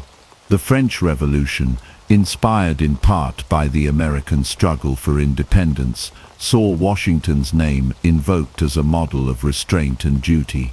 While European monarchies grappled with shifting political landscapes, Reformers pointed to Washington's voluntary relinquishment of power as a demonstration of true republicanism. His leadership style influenced constitutional debates and the creation of governments in nations seeking democratic foundations. Latin America also felt the impact of Washington's legacy. Revolutionary leaders such as Simón Bolívar admired his strategic acumen and dedication to self-governance. Bolívar, who sought to free South America from Spanish rule, viewed Washington as the ideal leader, one who fought for independence and then willingly returned to private life rather than seizing absolute power. Washington's principles of leadership helped shape the development of republican institutions in newly independent nations. His influence reached even further as democratic ideals spread across the globe. Leaders in Africa and Asia referenced Washington when advocating for self-rule and constitutional governance. The post-colonial era of the 20th century saw newly formed nations look to Washington's presidency as a model for balancing authority while maintaining individual freedoms. His emphasis on civilian leadership over military rule served as a cornerstone for modern democratic institutions worldwide. Washington's approach to foreign policy, particularly his emphasis on neutrality and non-intervention, remained a subject of debate in international relations. His farewell address warned against entangling alliances, a principle that influenced American foreign policy for over a century. While the United States eventually became more engaged on the world stage, Washington's vision of measured diplomacy and national sovereignty continued to shape discussions on military intervention and international commitments. His legacy also endured in the realm of global leadership and governance.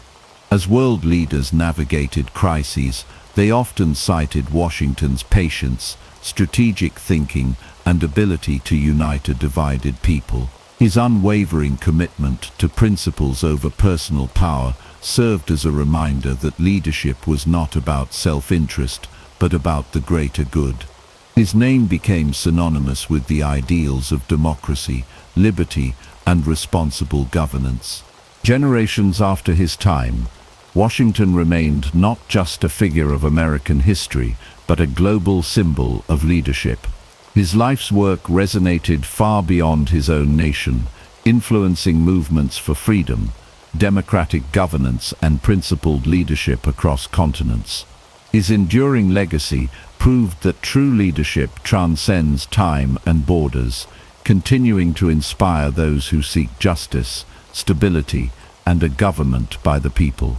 Washington's impact on the world was not limited to the era in which he lived. His leadership and principles shaped the global understanding of democracy, governance, and the responsibilities of leadership. Across continents, nations aspiring to self-governance and stability found inspiration in his presidency and his commitment to public service. His legacy became a touchstone for those seeking to establish and maintain democratic institutions. Throughout the 19th and 20th centuries, Washington's ideas influenced the development of constitutional democracies worldwide. As countries in Europe moved away from absolute monarchies, political reformers invoked Washington's model of leadership as an alternative to authoritarian rule. His voluntary retirement after 2 terms in office became a standard for democratic transitions, reinforcing the importance of limited power and civilian authority. Leaders from newly established republics in France, Germany, and beyond studied Washington's actions, using them as guiding principles in structuring their own governments. In Latin America, revolutionary figures such as Simón Bolívar and José de San Martín viewed Washington as a model statesman. His ability to lead an armed struggle for independence while maintaining a commitment to democratic ideals resonated deeply with their own fights against colonial rule. Bolívar, in particular, saw Washington's rejection of monarchical power as a precedent for republican leadership. The influence of Washington's governance continued to shape Latin American political thought, emphasizing the importance of checks and balances in government. Africa and Asia also felt the lasting impact of Washington's ideals as former colonies fought for independence in the mid-20th century. As leaders in India, Ghana and South Africa worked to build stable governments, Washington's vision of leadership served as a foundation for their own political structures. His emphasis on national unity, service to the people, and the peaceful transition of power provided a blueprint for leaders navigating the complexities of independence and governance. Figures like Kwame Nkrumah and Jawaharlal Nehru cited Washington's principles when designing their nation's democratic frameworks. Washington's influence even extended into modern global institutions. The emphasis he placed on diplomacy, national sovereignty, and non-entanglement in foreign affairs influenced international relations and policies of neutrality for many nations. His farewell address continued to be referenced in discussions of foreign policy, serving as a warning about overcommitment in international conflicts. Countries seeking to maintain balanced international relations often look to his policies as a model for strategic autonomy and self-determination. In education, Washington remained a central figure in the study of political leadership. Universities and academies around the world incorporated his speeches, letters, and policies into curricula designed to teach the values of ethical leadership, governance, and military strategy. His ability to unite a divided people and lay the groundwork for a functioning democracy remained an invaluable lesson for future generations. Even in the digital age, Washington's name and legacy persisted. His leadership continued to be a reference point in global politics, serving as a reminder of the ideals upon which democratic societies were built. His life's work transcended national borders, reinforcing the universal values of duty, honor, and service. Washington's influence proved that true leadership was not just about personal ambition, but about shaping a future in which freedom and democracy could thrive for all people. Washington's legacy continued to shape the modern world long after his passing, influencing political leaders, social movements, and global governance. As the world evolved, his principles remained relevant, serving as a benchmark for democratic values, national identity, and ethical leadership. The example he set in the 18th century transcended time, impacting how nations approached leadership and governance in the 21st century. His farewell address, particularly his warnings against political factionalism and foreign entanglements, remained a cornerstone of political thought. Leaders in the United States and abroad cited his words when navigating periods of political polarization and international conflict.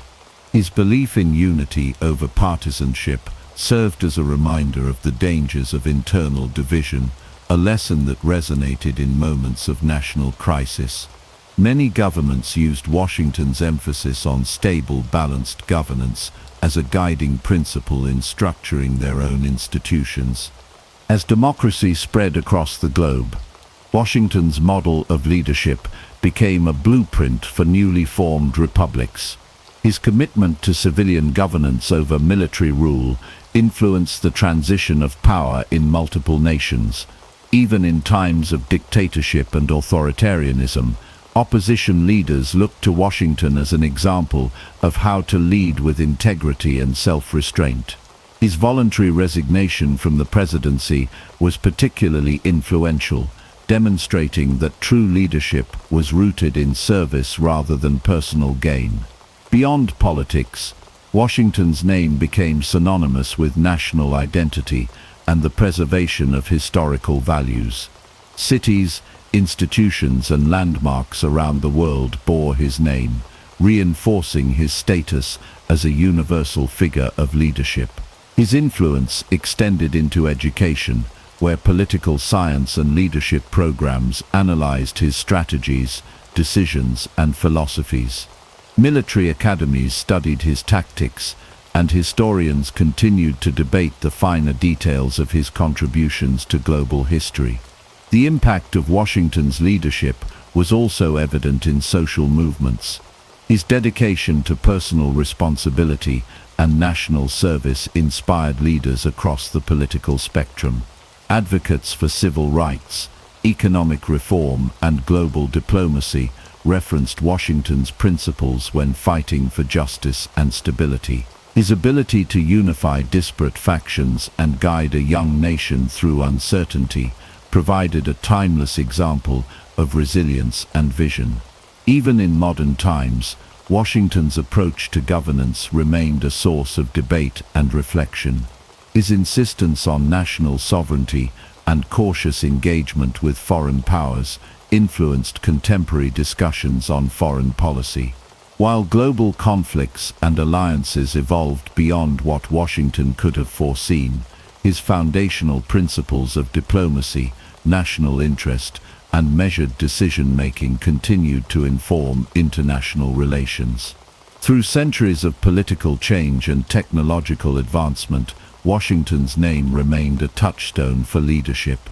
His vision of a nation built on unity, self-governance, and principled leadership continued to inspire not just Americans, but people around the world seeking to create just and stable societies. His enduring legacy proved that the true measure of leadership was not in personal power, but in the ability to shape a better future for generations to come. In his final years, George Washington sought the peace and simplicity of private life at Mount Vernon. After leaving the presidency in 1797, he was relieved to step away from public affairs, yet his sense of duty never faded.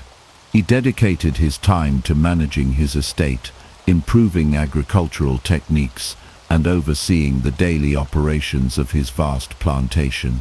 Though he longed for a quiet retirement, the weight of national affairs continued to follow him. As political tensions between the United States and France escalated into the quasi-war, Washington was once again called upon to serve. In 1798, President John Adams appointed him as Commander-in-Chief of the U.S. Army, a position he reluctantly accepted. Though he left active leadership to Alexander Hamilton, his presence alone reassured the nation. He carefully advised on military preparations, ensuring that the young republic remained ready to defend itself if necessary. His willingness to serve, even in old age, reaffirmed his lifelong commitment to the country he had helped build. Despite these obligations, Washington's true focus remained on Mount Vernon. He was deeply invested in modernizing farming methods and experimenting with crop rotation, soil conservation, and livestock breeding. His estate became a model of innovation, and he corresponded with agricultural experts to share knowledge. However, as he worked to improve his land, he also struggled with the moral contradictions of slavery. Though he had long expressed unease with the institution, he had yet to take decisive action. In his will, Washington made a landmark decision. He ordered the emancipation of his enslaved workers upon Martha Washington's death. This act, though limited in scope, set him apart from many of his contemporaries and underscored his evolving views on the issue. Washington's health began to decline in late 1799. On December 12, after riding through cold and wet conditions on his plantation, he developed a severe throat infection. His condition worsened rapidly, and despite the efforts of physicians, he succumbed to illness on December 14, 1799. His death sent shockwaves through the nation.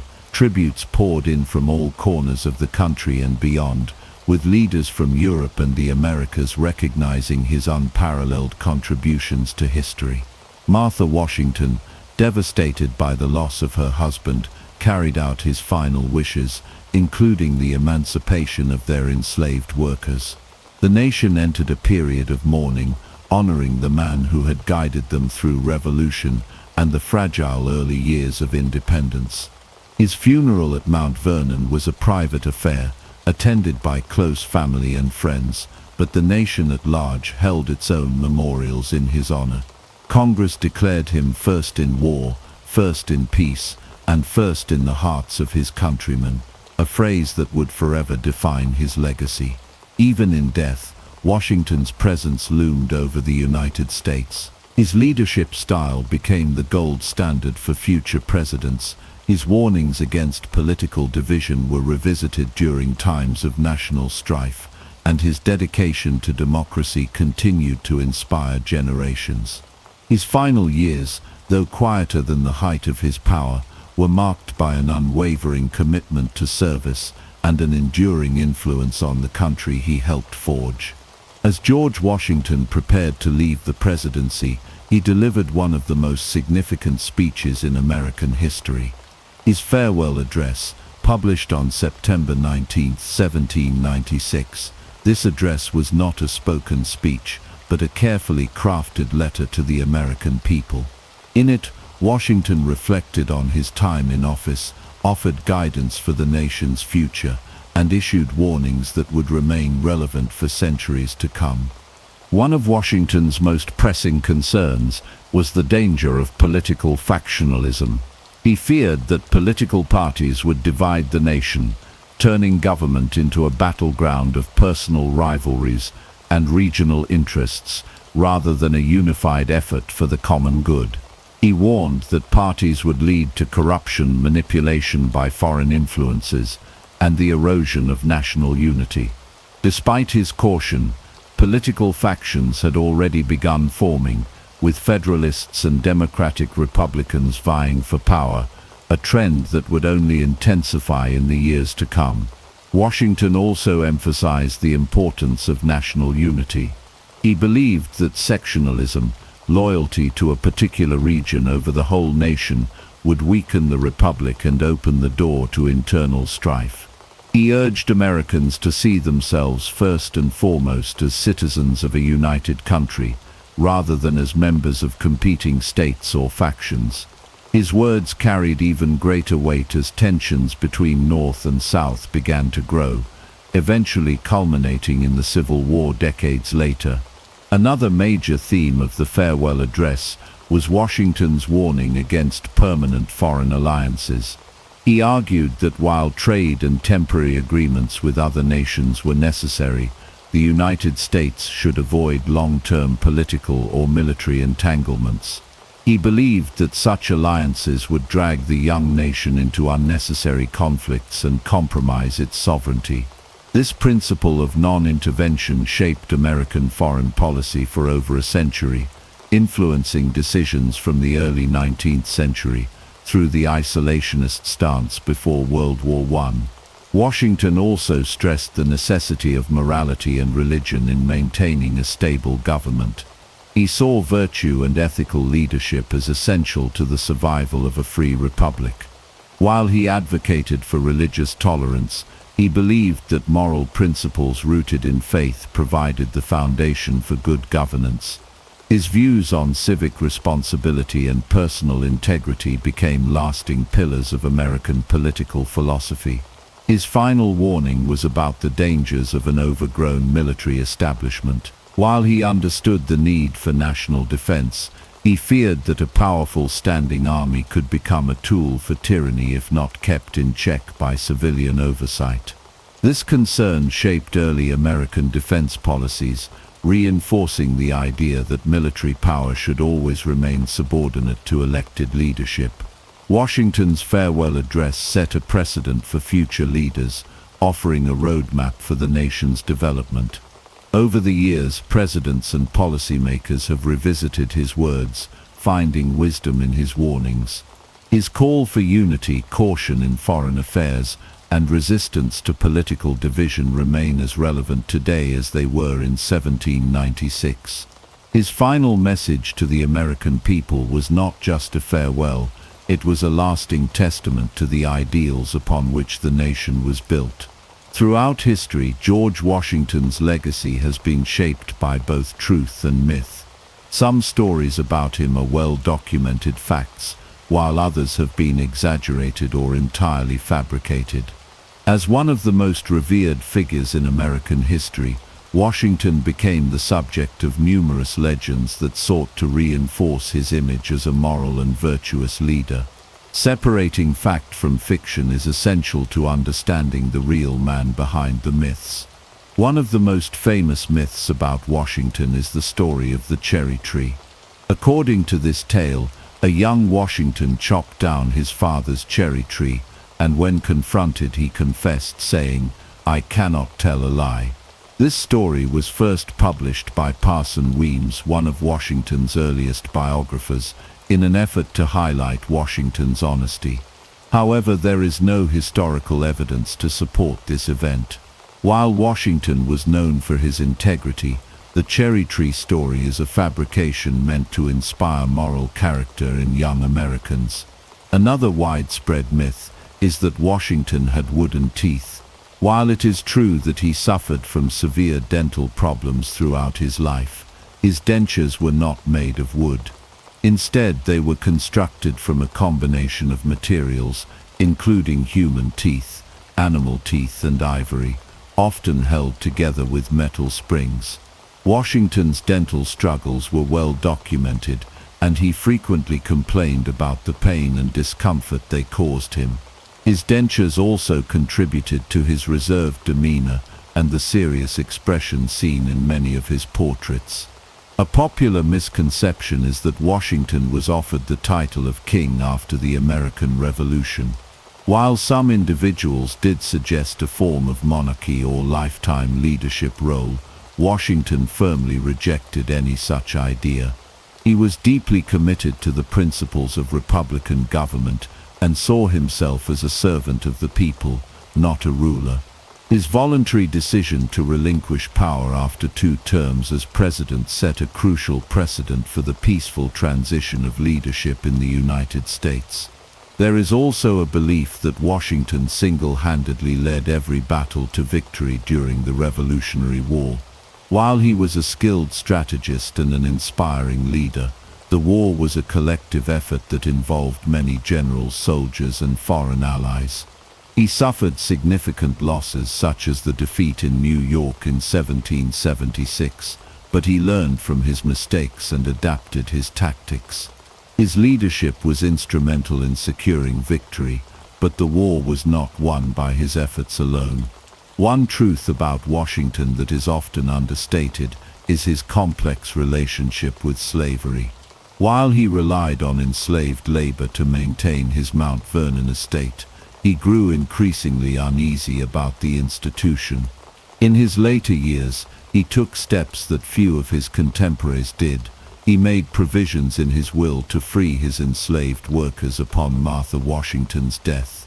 This act, while limited in scope, reflected his evolving views on slavery and set him apart from many of his peers. Washington's legacy is built on real accomplishments, and while myths have embellished his story, they do not diminish his impact. He was a man of principle, resilience, and vision who shaped the United States through his leadership and character. By distinguishing historical fact from legend, we gain a clearer understanding of the true George Washington, one whose influence extends beyond myth into the foundations of the nation he helped build. George Washington's role as the father of the nation is often compared to the contributions of other founding fathers, each of whom played a crucial part in shaping the United States. While Washington provided steadfast leadership and a unifying presence, others contributed in different but equally significant ways. Examining his legacy alongside figures like Thomas Jefferson, John Adams, Alexander Hamilton, and James Madison offers a deeper understanding of his unique place in history. Thomas Jefferson, the principal author of the Declaration of Independence, is often regarded as the intellectual force behind American democracy. His vision for the nation emphasized individual liberties and agrarian values, contrasting with Washington's focus on unity and pragmatic governance. Jefferson's ideals helped shape the philosophical foundation of the Republic, but his leadership style was far more partisan and divisive than Washington's unifying approach. John Adams, Washington's successor as president, was one of the most vocal advocates for independence. He played a key role in the Continental Congress and was instrumental in securing foreign aid during the Revolution. However, Adams lacked Washington's ability to rise above political factionalism.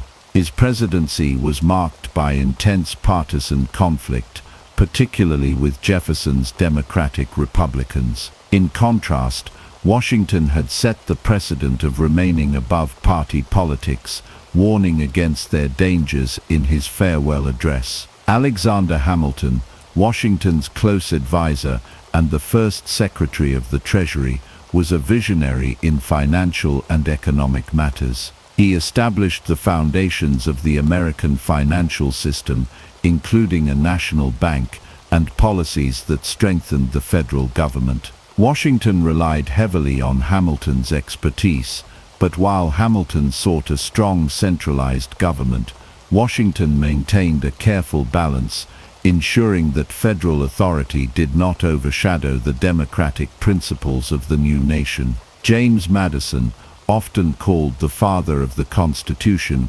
played a pivotal role in drafting and promoting the U.S. Constitution and the Bill of Rights. His contributions to the structure of government were invaluable, yet he did not possess Washington's widespread popular appeal or military leadership. Madison's work was instrumental in creating the framework of American governance, but it was Washington who provided the stability and trust necessary to implement and sustain it. Compared to these figures, Washington's influence was unique in that he was not primarily a writer, philosopher, or legislator. He was a leader whose presence and decisions shaped the course of the nation. He was the unifying force that turned revolutionary ideals into a functioning government.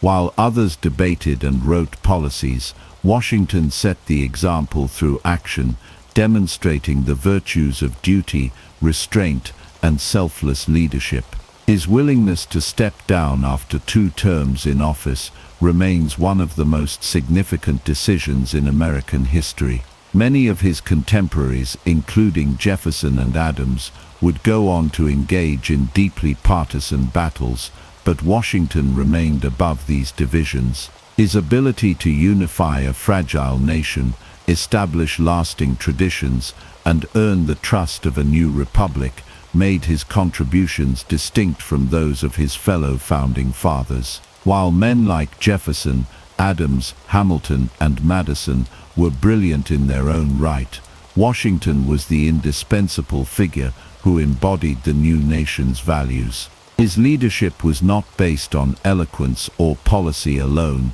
but on the strength of character, discipline, and an unwavering commitment to the greater good. His legacy, when compared to his peers, stands as a testament to the power of steadfast and principled leadership in the face of uncertainty. As we reach the final chapter of George Washington's story, it is clear that his legacy is one of unparalleled influence and significance. His leadership during the American Revolution, his role in shaping the presidency, and his commitment to national unity laid the foundation for the United States. But his impact did not end with his time in office.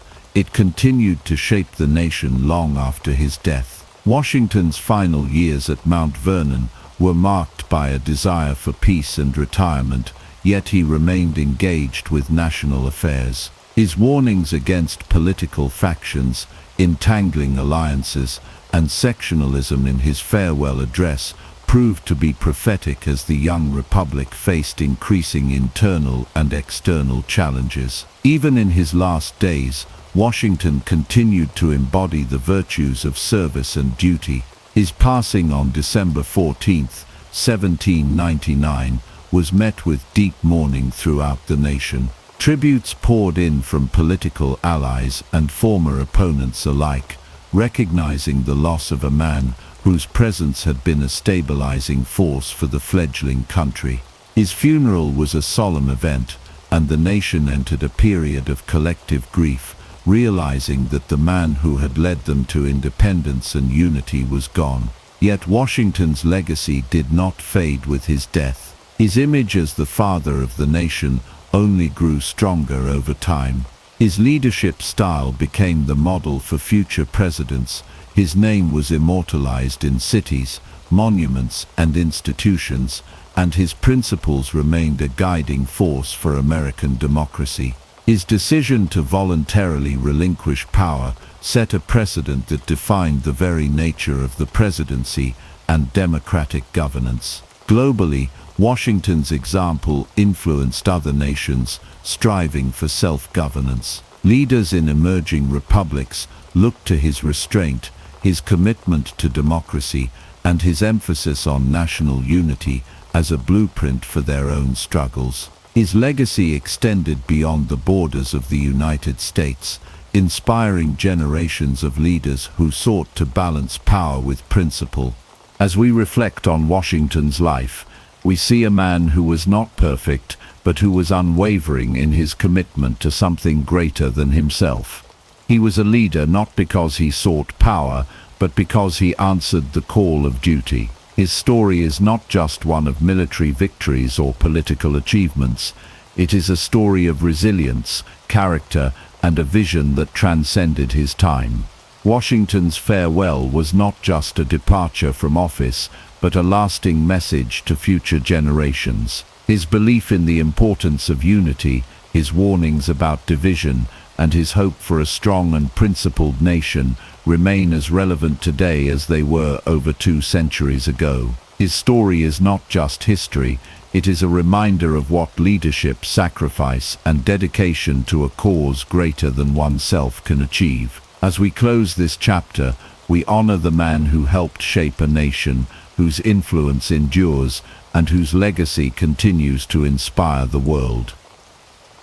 Thomas Jefferson was born on April 13, 1743, in Shadwell, Virginia, a colony on the edge of the American frontier. His father, Peter Jefferson, was a self-made man, a land surveyor and a tobacco planter who worked his way up from modest beginnings to become a wealthy landowner. His mother, Jane Randolph, came from one of the most prominent families in Virginia, ensuring that young Thomas grew up with a mix of frontier resilience and aristocratic privilege. The Jefferson estate sat on vast tracts of land, surrounded by the untamed wilderness of the Blue Ridge Mountains. As a child, Jefferson spent hours exploring the forests and rivers near his home, developing a deep appreciation for nature and solitude. But he also had a keen mind and an insatiable curiosity, which set him apart from other boys of his age. His father recognized his potential and ensured he received the best education available in the colony. Peter Jefferson was a towering figure in young Thomas's life. A man of great physical strength and determination, he taught his son the values of hard work, integrity, and self-reliance. Peter owned slaves, a contradiction that Thomas would wrestle with for the rest of his life, though as a boy, he rarely questioned the system that sustained his family's wealth. At the age of 5, Jefferson was sent to study under local tutors, learning Latin, Greek, and French.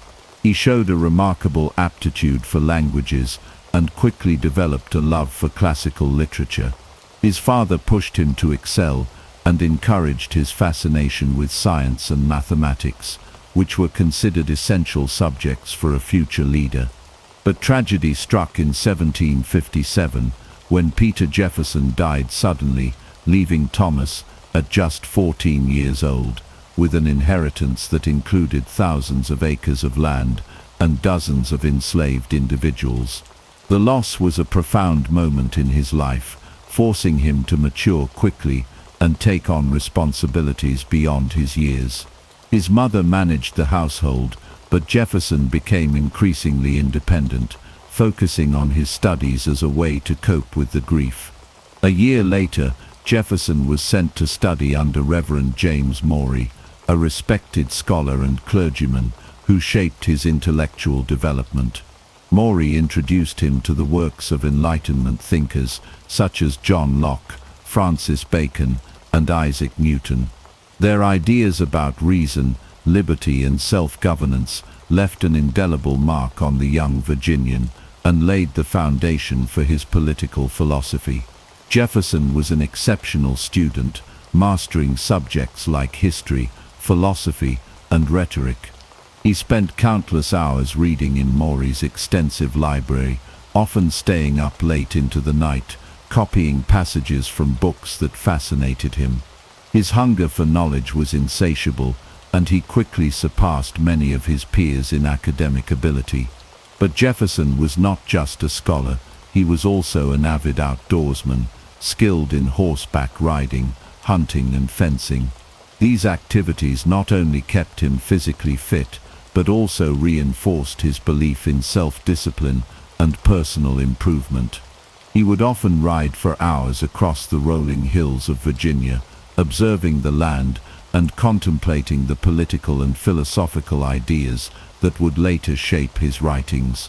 His exposure to the harsh realities of frontier life also made him acutely aware of the complexities of colonial society, including its deep dependence on slavery, a system he would later struggle to reconcile with his ideals of liberty and justice. In 1760, at the age of 16, Jefferson enrolled at the College of William and Mary in Williamsburg, one of the most prestigious institutions in colonial America. There he encountered a world of new ideas and influential mentors, including Professor William Small, who introduced him to the scientific method and contemporary political thought. Small was a Scottish scholar who had been deeply influenced by the Enlightenment, and he recognized Jefferson's brilliance, quickly taking him under his wing. Through Small, Jefferson met influential figures such as George Wythe and Governor Francis Farquhar, who expanded his understanding of law, politics, and governance. Jefferson immersed himself in his studies, often spending up to 15 hours a day reading and writing. He developed a passion for architecture, music, and natural sciences, disciplines that would shape his future contributions to American society. Despite his aristocratic upbringing, he had little interest in the lavish social scene, preferring instead to discuss philosophy and politics with his mentors. He became known among his peers for his quiet intensity and relentless curiosity. He also began developing a vision of America's future, a land where reason and education would guide the people toward a more just and enlightened society. By the time he graduated in 1762, Jefferson had emerged as one of the most well-educated young men in Virginia. He had read deeply in law, political theory, and history, and had cultivated a vision of a society based on reason, liberty, and justice. His next step was to apprentice under George Wythe, one of the most distinguished legal minds in America. Wythe became a second father to him, refining his legal reasoning and preparing him for a career in public service. This period of intense learning and self-discipline set the stage for everything that would follow. Jefferson was no longer just the son of a planter. He was a rising intellectual force in the American colonies, driven by an unshakable belief in the power of knowledge and the pursuit of a more just and enlightened world. With each passing year, Jefferson's mind grew sharper, his ambitions clearer, and his sense of destiny stronger. He had no way of knowing it yet, but the skills and ideas he had cultivated during his youth would one day propel him to the highest office in the land and into the annals of history. Thomas Jefferson's intellectual development was marked by an insatiable hunger for knowledge, an unwavering dedication to self-improvement, and an exposure to some of the most transformative ideas of his time. His formal education, rigorous self-study, and influential mentors would shape the man who would later become one of the leading architects of American democracy. At the age of 16, Jefferson enrolled at the College of William and Mary in Williamsburg, Virginia, an institution that stood as one of the few bastions of higher learning in the American colonies. It was here that he would come into his own, distinguishing himself as an extraordinary student with an unrelenting thirst for knowledge. Unlike many of his peers, who viewed college as a means of securing social prestige, Jefferson approached his studies with an almost obsessive rigor.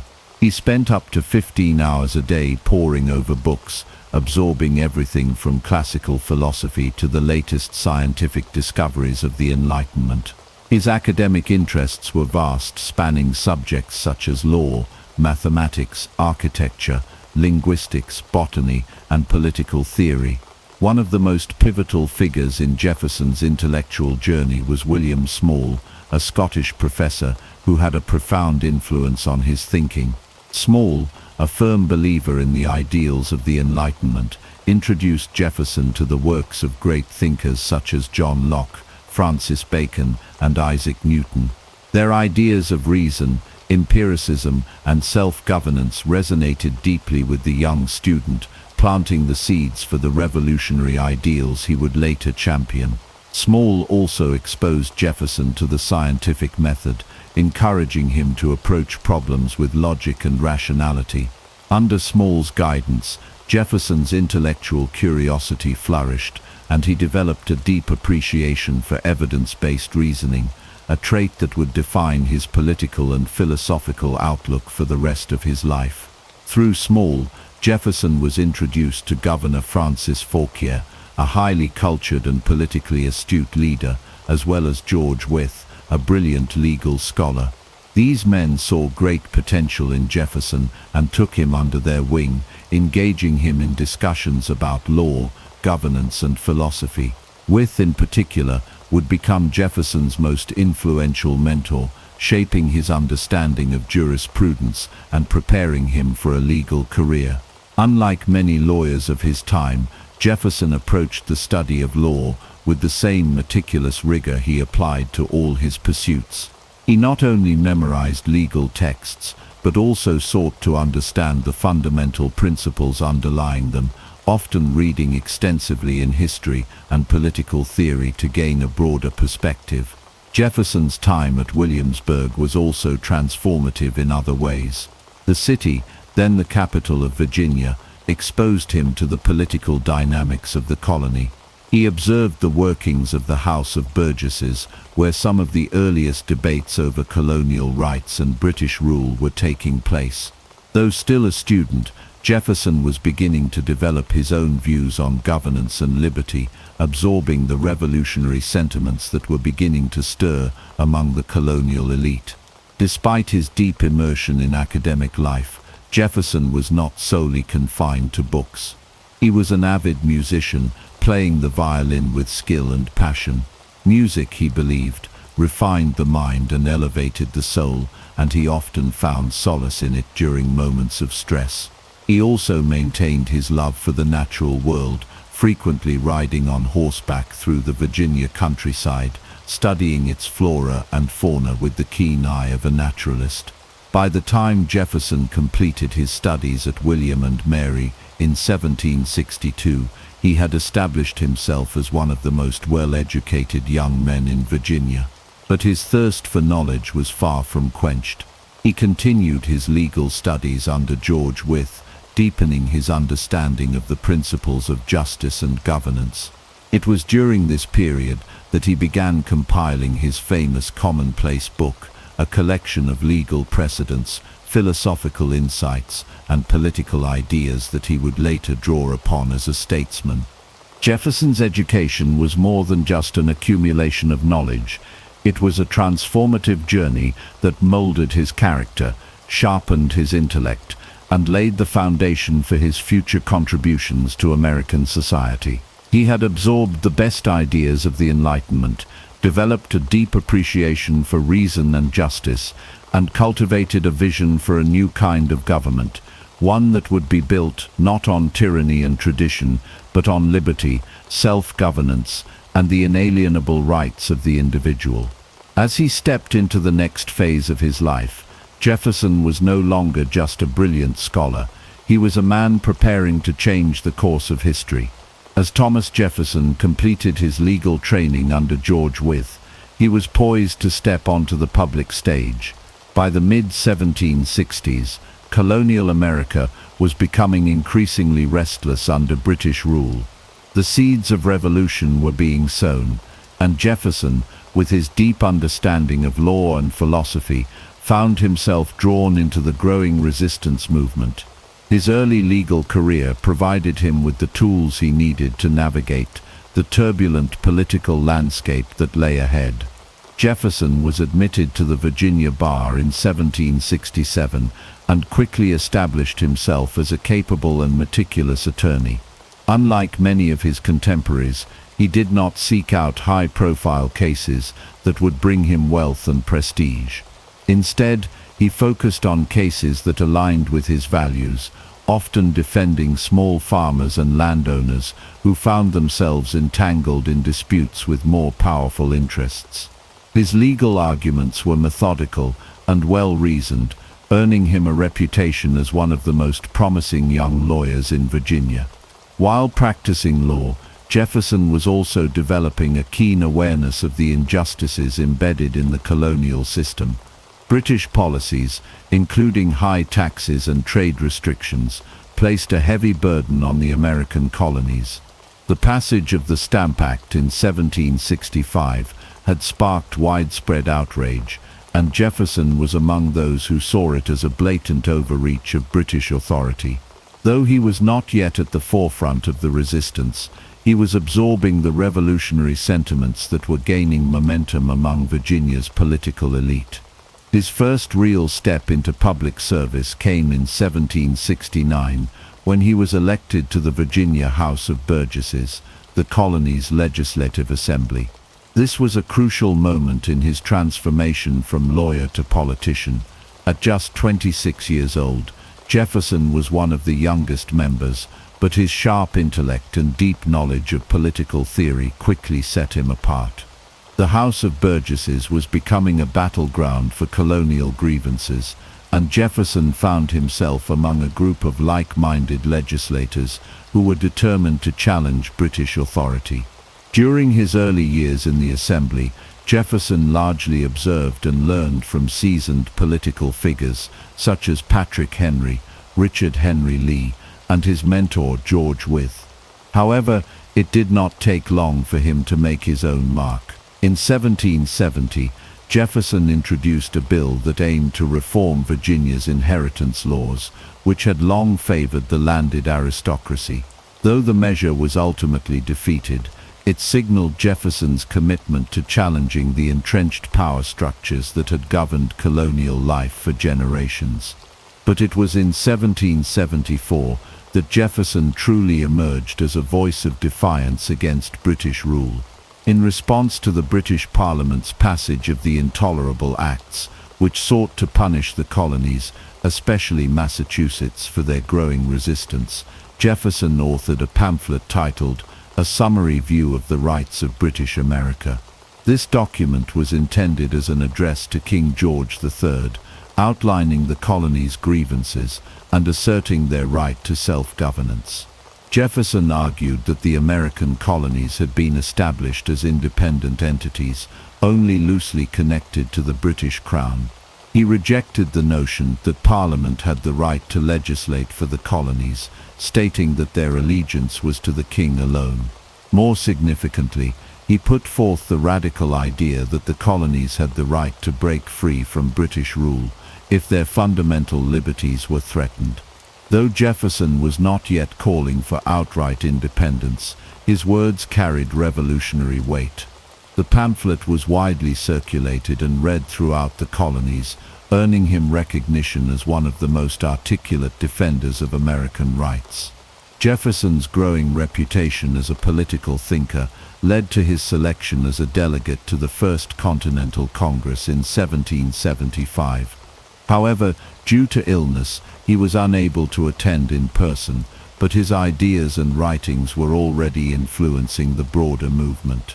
He continued to correspond with revolutionary leaders, refining his vision for an independent America. As tensions with Britain escalated into armed conflict, Jefferson's legal mind and eloquent prose would soon be called upon for a task that would forever cement his place in history. By the time the American Revolution was fully underway, Jefferson had transitioned from a promising lawyer to a revolutionary statesman. His early political battles in the Virginia legislature, his unwavering commitment to individual rights, and his ability to articulate the grievances of the colonies had prepared him for what was to come. The young lawyer who once spent his nights studying philosophy and law was now standing at the precipice of a moment that would change the course of history forever. As the American colonies plunged into open rebellion against British rule, Thomas Jefferson found himself at the center of the revolutionary movement. By 1775, the conflict had escalated beyond mere political discourse. War had erupted, and the colonies were no longer fighting for simple redress of grievances, but for complete independence. Jefferson, known for his sharp intellect and eloquent writing, was about to take on one of the most consequential tasks in American history, drafting the Declaration of Independence. In June 1775, Jefferson attended the Second Continental Congress in Philadelphia, where colonial leaders debated their next steps. While some still hoped for reconciliation with Britain, Jefferson saw the war as a decisive turning point. He was among those who believed that the colonies had no choice but to break free from British rule entirely. Though he was not yet one of the most outspoken voices in Congress, his reputation as a brilliant writer and political thinker had already earned him the respect of his peers. The following year, in June 1776, the momentum for independence reached its peak. Richard Henry Lee of Virginia introduced a formal resolution declaring that these united colonies are, and of right ought to be, free and independent states. The motion was met with fierce debate, but a committee was quickly formed to draft a document that would justify this bold declaration to the world. Jefferson was selected as one of 5 members of the drafting committee, alongside John Adams, Benjamin Franklin, Roger Sherman, and Robert R. Livingston. Though Adams and Franklin were more senior figures, both men recognized Jefferson's unparalleled ability to articulate complex ideas with clarity and conviction. Adams later recalled that he had insisted Jefferson be the principal drafter because of his masterly pen. Jefferson, though initially reluctant, took on the monumental task with quiet determination. For the next 17 days, Jefferson worked tirelessly in a small rented room in Philadelphia, drafting what would become one of the most significant documents in human history. Drawing inspiration from Enlightenment thinkers such as John Locke and Montesquieu, he crafted a declaration that laid out the philosophical foundation for American independence. He wrote that all men are created equal and that they were endowed with inalienable rights, including life, liberty, and the pursuit of happiness. These words would become the guiding principles of the new nation. Jefferson's draft also included a strong condemnation of the British Crown's involvement in the transatlantic slave trade, denouncing it as a cruel war against human nature itself. However, this passage was later removed by Congress due to objections from Southern delegates, a compromise that deeply frustrated Jefferson but reflected the harsh political realities of the time. On July 2, 1776, Congress voted in favor of Lee's resolution for independence. 2 days later, on July 4th, the final text of Jefferson's declaration was adopted. Though edited by Congress, the document retained the core of Jefferson's vision, an assertion that government existed to protect the rights of the people, and that when it failed in this duty, it was the right of the people to overthrow it. The Declaration of Independence was more than just a statement of separation from Britain. It was a radical proclamation that would inspire countless movements for freedom across the world. As the parchment was signed, Jefferson knew that he and his fellow revolutionaries had committed an irreversible act of defiance. They had declared war not just on the British monarchy, but on the very notion of tyranny itself. Jefferson's words would echo through history, shaping the identity of the United States and influencing generations to come. Yet for him, the work was far from over. As war raged on, he would continue to fight, not on the battlefield, but with ideas, governance, and the relentless pursuit of a vision that would define a nation. As the ink dried on the Declaration of Independence, the colonies found themselves in the throes of a brutal and uncertain war. The year 1776 marked the beginning of an arduous struggle against the might of the British Empire, and Thomas Jefferson's role in the Revolution was far from over. Though not a soldier on the battlefield, Jefferson's contributions to the war effort were instrumental in shaping the new nation's survival and governance during its most perilous years. After returning to Virginia, Jefferson was elected as the state's governor in 1779, a position that placed him at the forefront of wartime leadership. As governor, he faced the daunting challenge of defending Virginia from British invasion while managing scarce resources and navigating the internal strife of a fledgling government. The war had reached a critical stage, with British forces shifting their focus to the southern colonies, including Virginia. Jefferson worked tirelessly to mobilize militias, secure supplies, and maintain order within the state. He emphasized self-sufficiency, encouraging Virginians to produce their own goods instead of relying on imports. However, his tenure as governor was fraught with difficulties. The war was unpredictable, and Virginia lacked the centralized military power needed to fend off British incursions effectively. In 1781, Jefferson's leadership was put to the ultimate test when British troops under the command of Benedict Arnold, a former American general turned traitor, launched a raid on Richmond.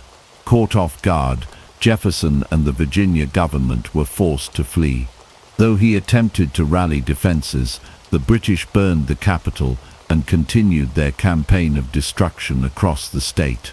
This period of chaos severely damaged Jefferson's reputation, with some accusing him of inaction and failing to protect Virginia. The situation worsened in June 1781, when British cavalry commander Banastre Tarleton led a mission to capture Jefferson at his home, Monticello. Receiving a last-minute warning, Jefferson barely escaped with his family, evading capture by mere minutes. Though he survived, the event haunted him, reinforcing the reality that the war was as much a personal struggle as a political one. Shortly after, Jefferson declined re-election as governor, believing that fresh leadership was needed. His resignation did not mark the end of his service to the revolutionary cause, however. He continued to contribute through diplomatic and legislative efforts, advocating for policies that would support the war effort and lay the groundwork for a stable government after the conflict. The war raged on, but by the autumn of 1781, the tide had turned in favor of the Americans. In October, General George Washington, with the aid of French forces, secured a decisive victory at Yorktown, Virginia, the very state Jefferson had struggled to defend. This victory effectively ended major combat operations and set the stage for peace negotiations. As the revolution neared its conclusion, Jefferson's thoughts turned to the future of the nation. The war had tested his beliefs, forced him to confront the weaknesses of decentralized governance, and deepened his commitment to the principles of democracy and self-rule.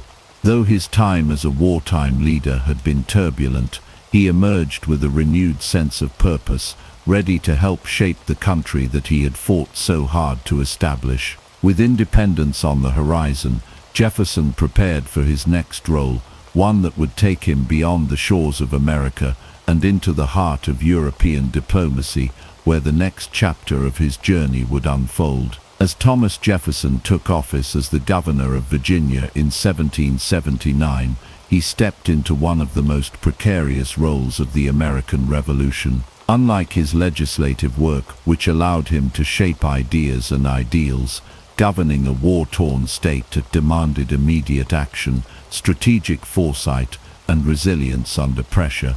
Virginia, one of the largest and most influential colonies, was a critical battleground, and Jefferson's tenure as governor would test his leadership in ways he had never experienced before.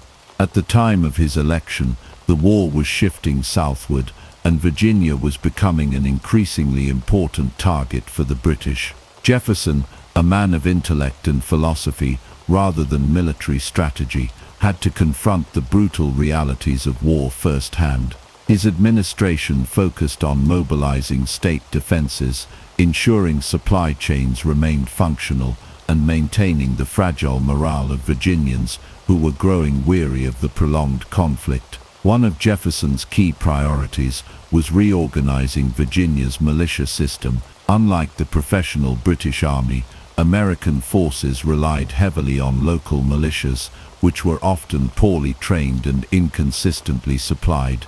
Jefferson worked to streamline recruitment, improve discipline, and secure weapons and provisions. However, Virginia's resources were stretched thin, and the state's ability to defend itself remained tenuous.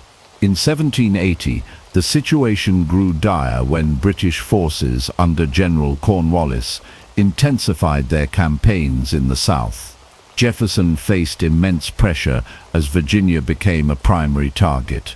By early 1781, British troops led by the infamous turncoat Benedict Arnold launched a devastating raid on Richmond, Virginia's capital. The city, largely undefended, was quickly captured and set ablaze. Jefferson and the state government were forced to flee, a humiliating moment that cast doubt on his ability to protect the state. The crisis deepened when British cavalry commander Banastre Tarleton led a daring mission to capture Jefferson at Monticello. With little time to spare, Jefferson narrowly escaped, a moment that symbolized the fragile position of Virginia under his leadership. Critics accused him of failing to act decisively, and his tenure as governor ended under a cloud of controversy. Feeling the weight of these failures, Jefferson chose not to seek re-election. While his time as governor had been marred by military setbacks, it also reinforced his belief in the necessity of a strong, well-organized government. The experience shaped his later political views, particularly regarding the balance between state and federal power and the importance of a capable defense system. Despite the challenges he faced, Jefferson's contributions to Virginia during this tumultuous time were not insignificant. His efforts to sustain the state's militia, coordinate resources, and maintain governmental operations under extreme pressure kept Virginia in the fight. Though his governorship ended in disappointment, it set the stage for his future roles, where he would once again take up the cause of shaping a new nation. As the war approached its final phase, Jefferson's focus turned from the battlefield to diplomacy. His next mission would take him across the Atlantic, where he would represent the fledgling United States on the world stage, navigating the complex political landscape of Europe in search of alliances, stability, and the future of American independence. As 1781 began, Thomas Jefferson found himself in one of the most difficult moments of his political career. The British, led by the notorious traitor Benedict Arnold, launched a swift and devastating invasion of Virginia, a state that had long remained relatively unscathed in the war. Jefferson, serving as the governor of Virginia, now faced a direct threat that would not only test his leadership, but also leave a lasting stain on his reputation. Benedict Arnold's forces arrived in the Chesapeake Bay in early January, quickly advancing towards Richmond, Virginia's capital. Jefferson, though warned of the impending attack, was unprepared for the speed and aggression of the British assault. With little time to mount an effective defense, he ordered the evacuation of essential supplies and government documents, but could do little else. As the British troops entered Richmond, they met virtually no resistance. The city was set ablaze, and Jefferson, along with the state legislature, was forced to flee into the countryside. For a man who had penned the Declaration of Independence, this moment was a crushing humiliation. In the following months, British forces continued to ravage Virginia. General Cornwallis, one of Britain's top commanders, took charge of the invasion, launching a series of aggressive raids across the state. Jefferson, whose strengths lay in philosophy and governance rather than military strategy, struggled to coordinate an effective defense. The militia system he had worked to improve was inconsistent and unreliable, and the Continental Army was stretched thin fighting battles elsewhere. The lowest point of Jefferson's tenure as governor came in June 1781, when British cavalry commander Buster Tarleton led a lightning-fast raid towards Monticello, Jefferson's beloved estate. The attack was not just a military maneuver, but a direct attempt to capture Jefferson himself. With only minutes to spare, Jefferson escaped on horseback, leaving behind his home and many of his possessions. The image of Virginia's governor fleeing from the enemy, rather than standing his ground, severely damaged his public image. Criticism mounted against Jefferson. Many in the Virginia legislature and beyond viewed his response to the invasion as weak and ineffective. Though he had done what he could to preserve the government and avoid unnecessary bloodshed, his retreat was seen as an act of cowardice. He decided not to seek another term as governor, stepping down just as the war was reaching its climax. The British occupation of Virginia would eventually end later that year with Cornwallis's surrender at Yorktown, a turning point that effectively sealed American victory in the Revolutionary War. However, Jefferson's role in the state's defense left a mark on his political career. Though he had survived the invasion, the episode haunted him for years. He was deeply wounded by accusations of failure and spent much of his later life attempting to defend his actions during that fateful time. Yet, despite the humiliation he suffered, Jefferson's contributions to the American cause remained invaluable. His intellectual leadership, his drafting of key revolutionary documents, and his efforts to strengthen Virginia's governance all played a crucial role in shaping the young nation. Though this chapter of his life ended in shame and frustration, it was far from the end of his influence. In the years to come he would rise once more, this time on the international stage, representing the United States in the courts of Europe and helping to define the nation's place in the world. In 1784, Thomas Jefferson set sail for France, embarking on a journey that would shape his views on governance, society, and revolution. As he arrived in Paris, the city was teetering on the edge of radical change, with murmurs of discontent growing among the common people. Jefferson, who had spent the last few years recovering from the political wounds inflicted upon him in Virginia, was now stepping onto the grand stage of European diplomacy. He had been sent as an envoy to assist Benjamin Franklin and John Adams in negotiating trade agreements and representing American interests abroad. When Franklin retired in 1785, Jefferson was appointed as the U.S. Minister to France, making him the primary representative of the young republic in the heart of Europe. For a man who revered Enlightenment ideals, Paris was both an inspiration and a cautionary tale. Jefferson quickly immersed himself in French culture, developing a deep admiration for the arts, science, and intellectual salons that thrived in the city. He engaged with some of the most brilliant minds of the time, including the Marquis de Lafayette, a key figure in both the American and French revolutions. His conversations with French philosophers and political thinkers further refined his beliefs in democracy, liberty, and the rights of man. But Jefferson's time in Paris was not without its challenges.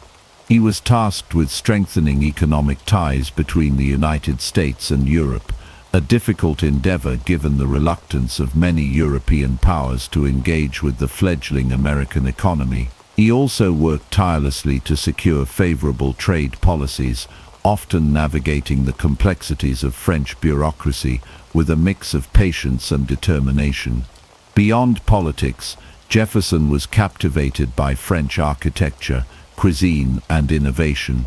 He toured historical sites, studied engineering advancements, and filled his journals with observations on everything from city planning to agricultural techniques.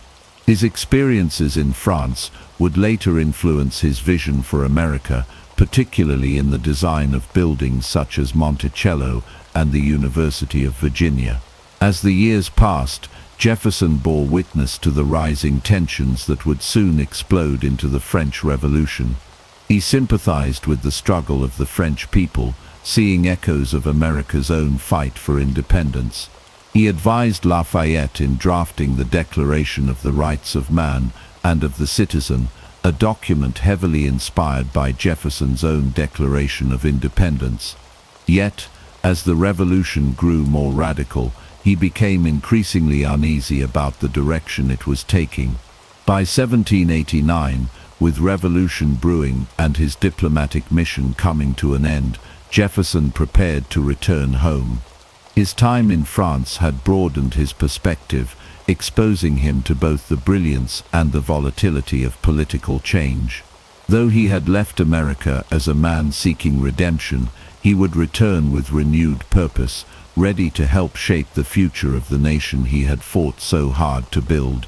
His next chapter would bring him into the highest levels of government, where his experiences abroad would inform his leadership and policies in ways that would resonate for generations to come. In 1789, Thomas Jefferson set sail from France, leaving behind a nation on the brink of revolution and returning to an America that was grappling with its own growing pains. The United States had gained its independence, but the young republic was far from stable. Factions were forming, ideological battles were intensifying, and the challenge of unifying 13 diverse states under a single government was proving to be a daunting task. Upon his return, Jefferson was quickly called to serve in George Washington's administration as the first Secretary of State. He took the position reluctantly, knowing that the role would place him at the center of political conflicts. His primary responsibility was to navigate America's foreign relations, ensuring that the country remained neutral in the face of growing tensions between Britain and France. Having just spent years in Paris, Jefferson had deep sympathies for the French people and their revolutionary cause. However, he also understood the dangers of entangling the fragile United States in European wars. Jefferson's tenure as Secretary of State was marked by a fierce rivalry with Alexander Hamilton, Washington's Secretary of the Treasury. The two men had vastly different visions for the future of the United States. Hamilton championed a strong central government, a national bank, and close ties with Britain. Jefferson, on the other hand, feared that such policies would lead to a system of aristocracy and corruption, undermining the very ideals of the Revolution. He advocated for a more agrarian society, one in which the power rested with the states and the common farmer rather than wealthy elites and bankers. Their disagreements came to define the early political landscape of the country. Hamilton pushed for the federal government to assume state debts and establish a national bank, arguing that it was essential for economic stability. Jefferson saw this as a dangerous overreach of federal power, a scheme that would benefit the wealthy at the expense of ordinary citizens. The debate grew so heated that it nearly fractured Washington's administration, forcing the president to act as a mediator between the two men. One of the most contentious issues during Jefferson's time as Secretary of State was America's stance on the French Revolution. As the revolution in France grew more radical, Jefferson continued to support the French people, believing that their struggle was a continuation of the fight for liberty.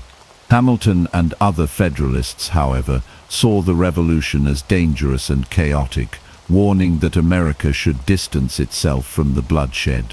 When Washington issued the Neutrality Proclamation in 1793, declaring that the United States would not take sides in the conflict between Britain and France, Jefferson was deeply frustrated. He felt that America was betraying its oldest ally, while Hamilton viewed neutrality as a necessary safeguard for the nation's security.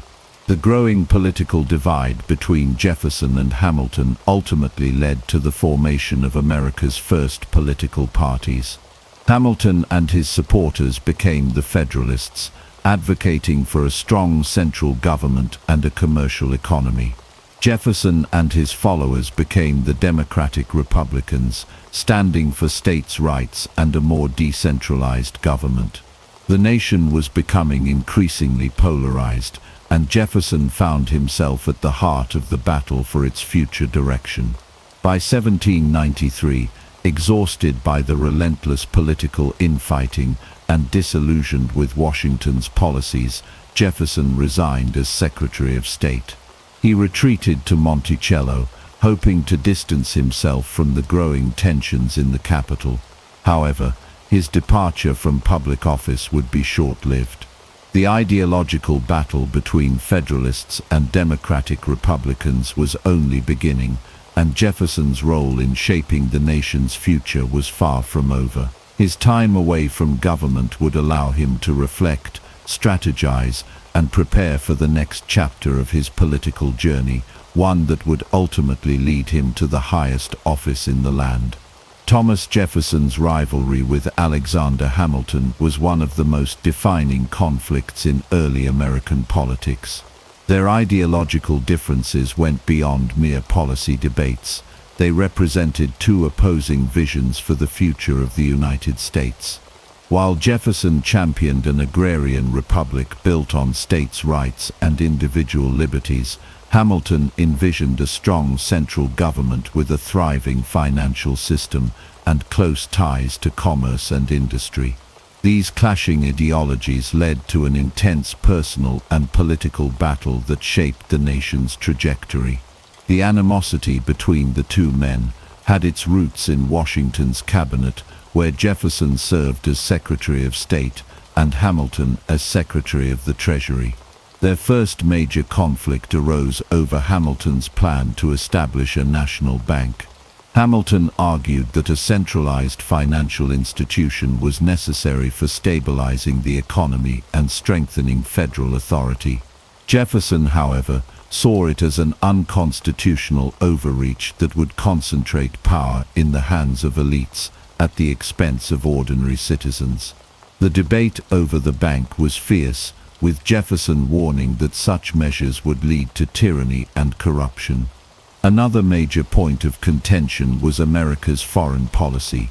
Jefferson, having served as a diplomat in France, was deeply sympathetic to the French Revolution and saw it as a continuation of the struggle for liberty. Hamilton, on the other hand, viewed the revolution's increasing radicalism with horror and advocated for stronger ties with Britain instead. When Washington issued the Neutrality Proclamation in 1793, Jefferson was furious, seeing it as a betrayal of the alliance with France, while Hamilton believed neutrality was essential to protect the fragile young republic. Their rivalry extended beyond policy disputes and took on a deeply personal nature. Hamilton and his Federalist allies often painted Jefferson as a dangerous radical, accusing him of sympathizing with anarchists and being too idealistic to govern effectively.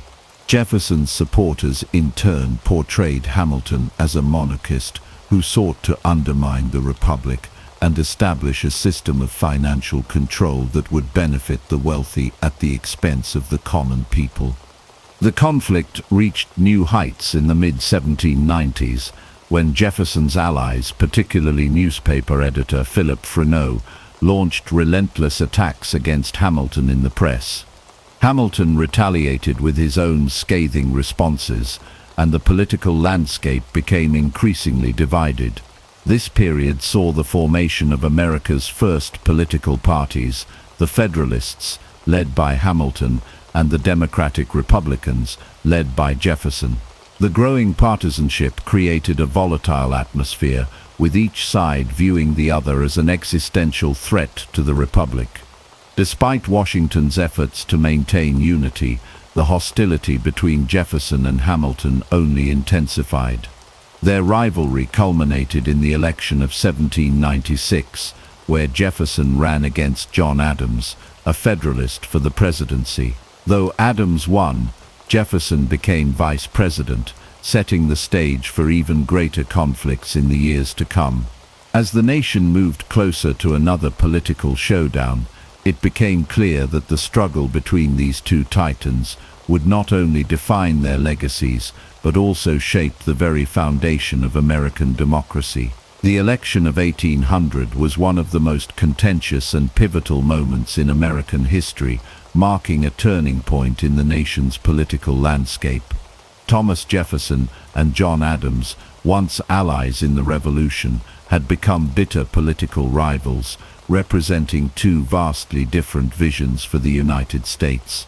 Adams, the incumbent president and leader of the Federalist Party, sought to expand federal power and maintain close ties with Britain. Jefferson, leading the Democratic Republicans, championed states' rights, individual liberties, and an agrarian society. Their battle for the presidency would test the resilience of the young republic's democratic institutions.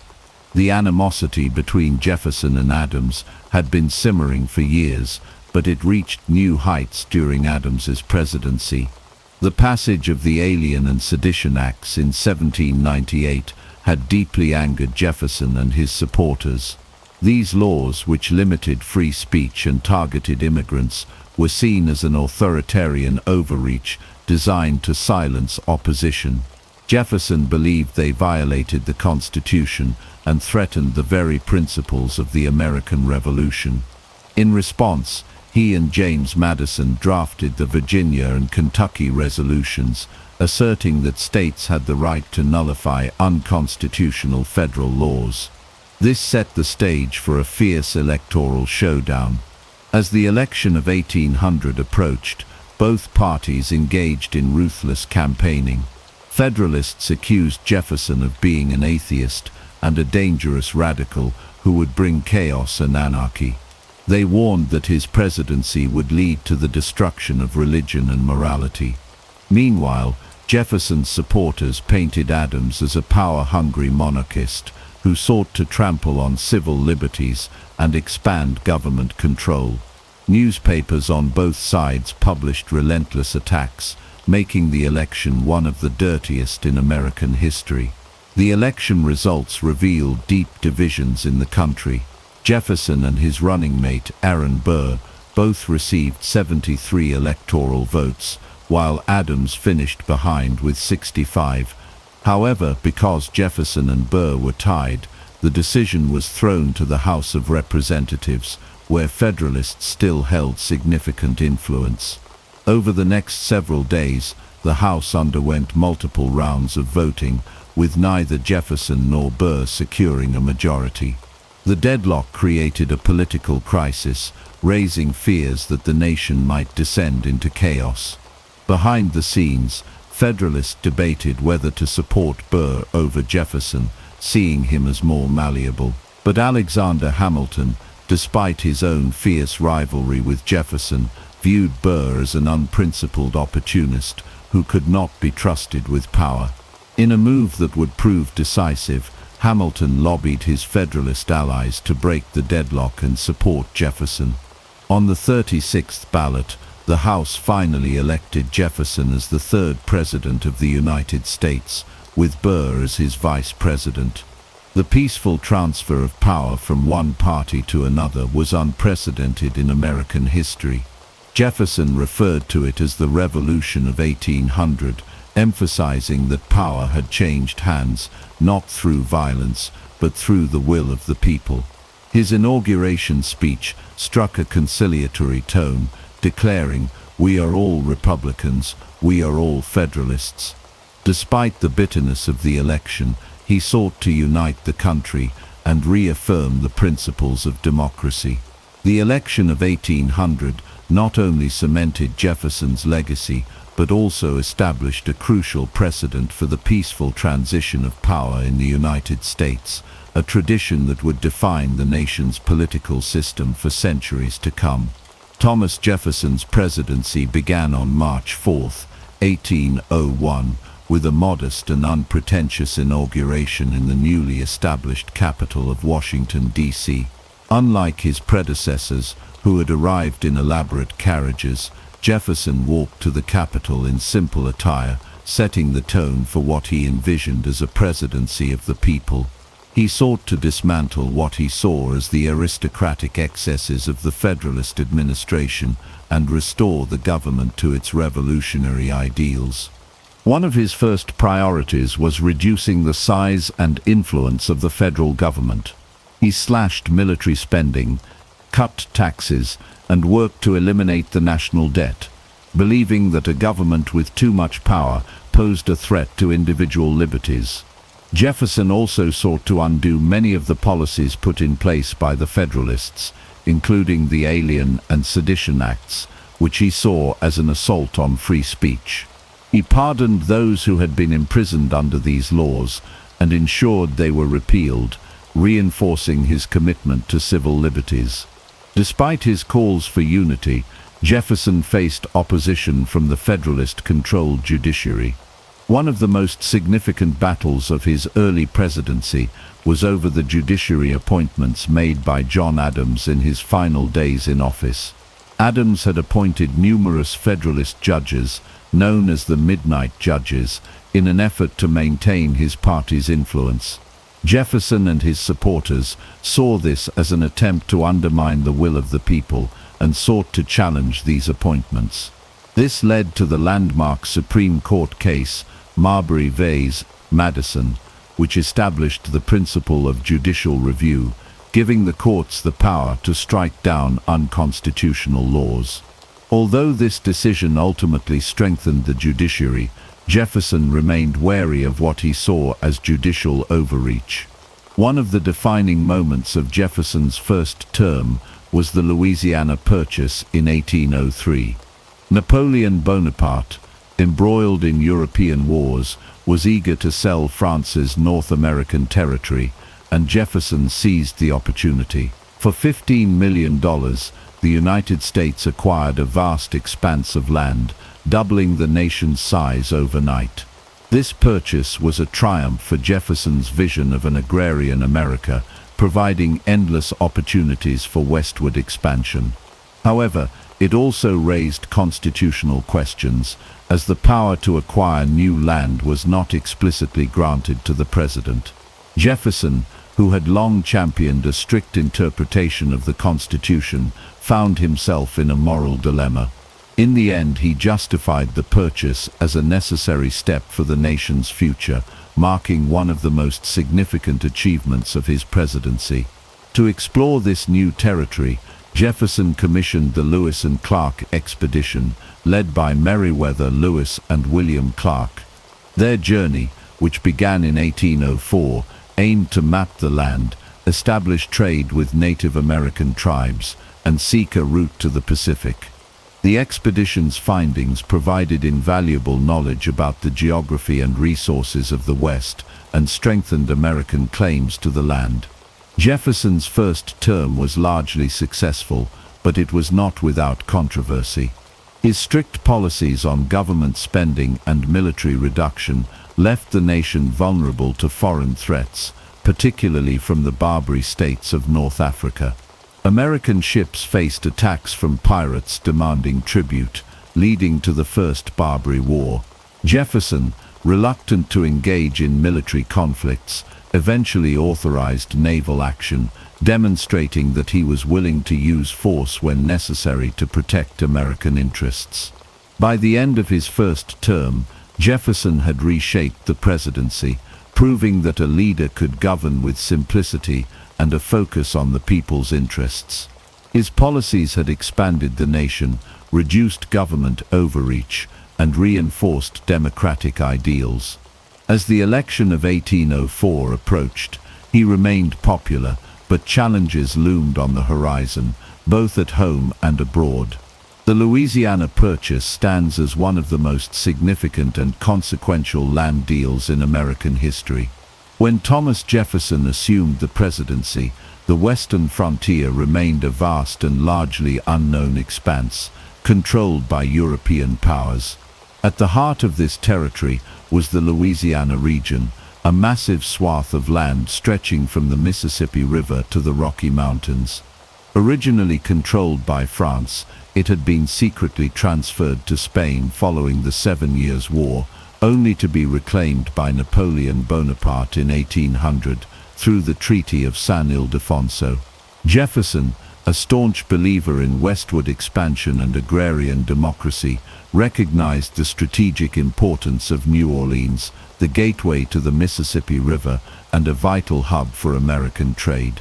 However, the port city remained under French control, and American merchants faced increasing restrictions on their ability to navigate the river.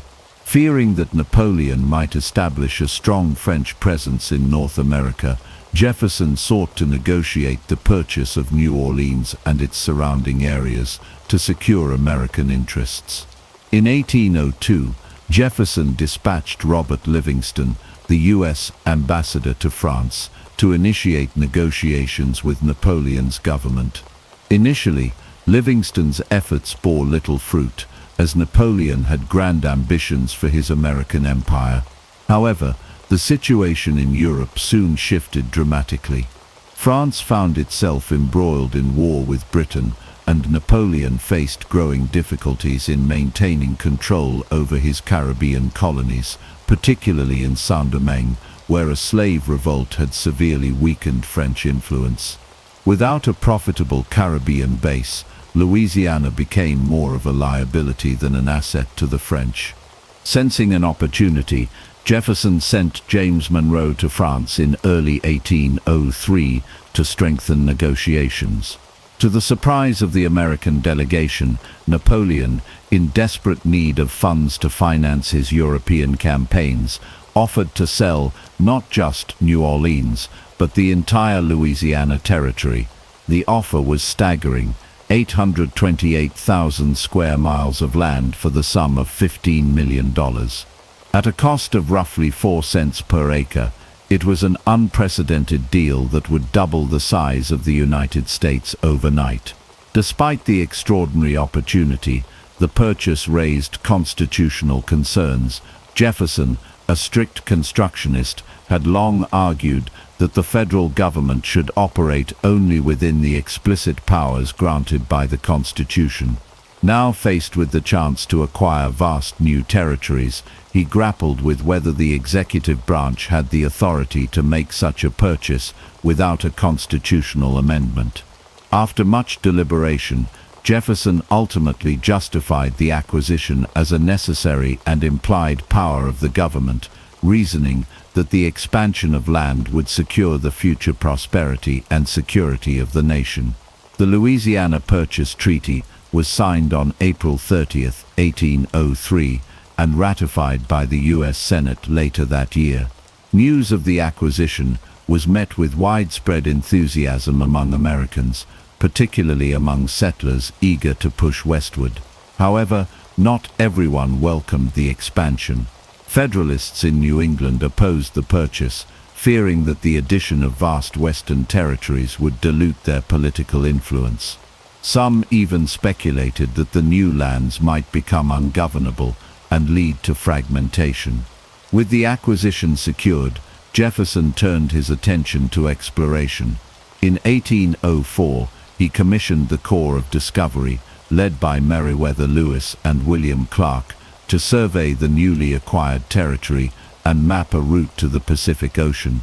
Their journey, which lasted over 2 years, provided invaluable information about the geography, indigenous peoples, and natural resources of the region, further fueling American expansionist ambitions. The Louisiana Purchase not only transformed the United States geographically, but also reshaped its destiny.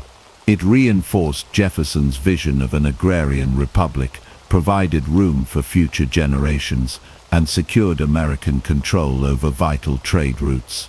Though controversial at the time, the purchase would prove to be one of the most successful and visionary acts of Jefferson's presidency, cementing his legacy as the architect of America's westward expansion. As president, he had already orchestrated one of the greatest land deals in history with the Louisiana Purchase, but acquiring the land was just the beginning. Now Jefferson sought to uncover the secrets of the vast, uncharted territory, setting the stage for one of the most legendary expeditions in American history, the journey of Lewis and Clark.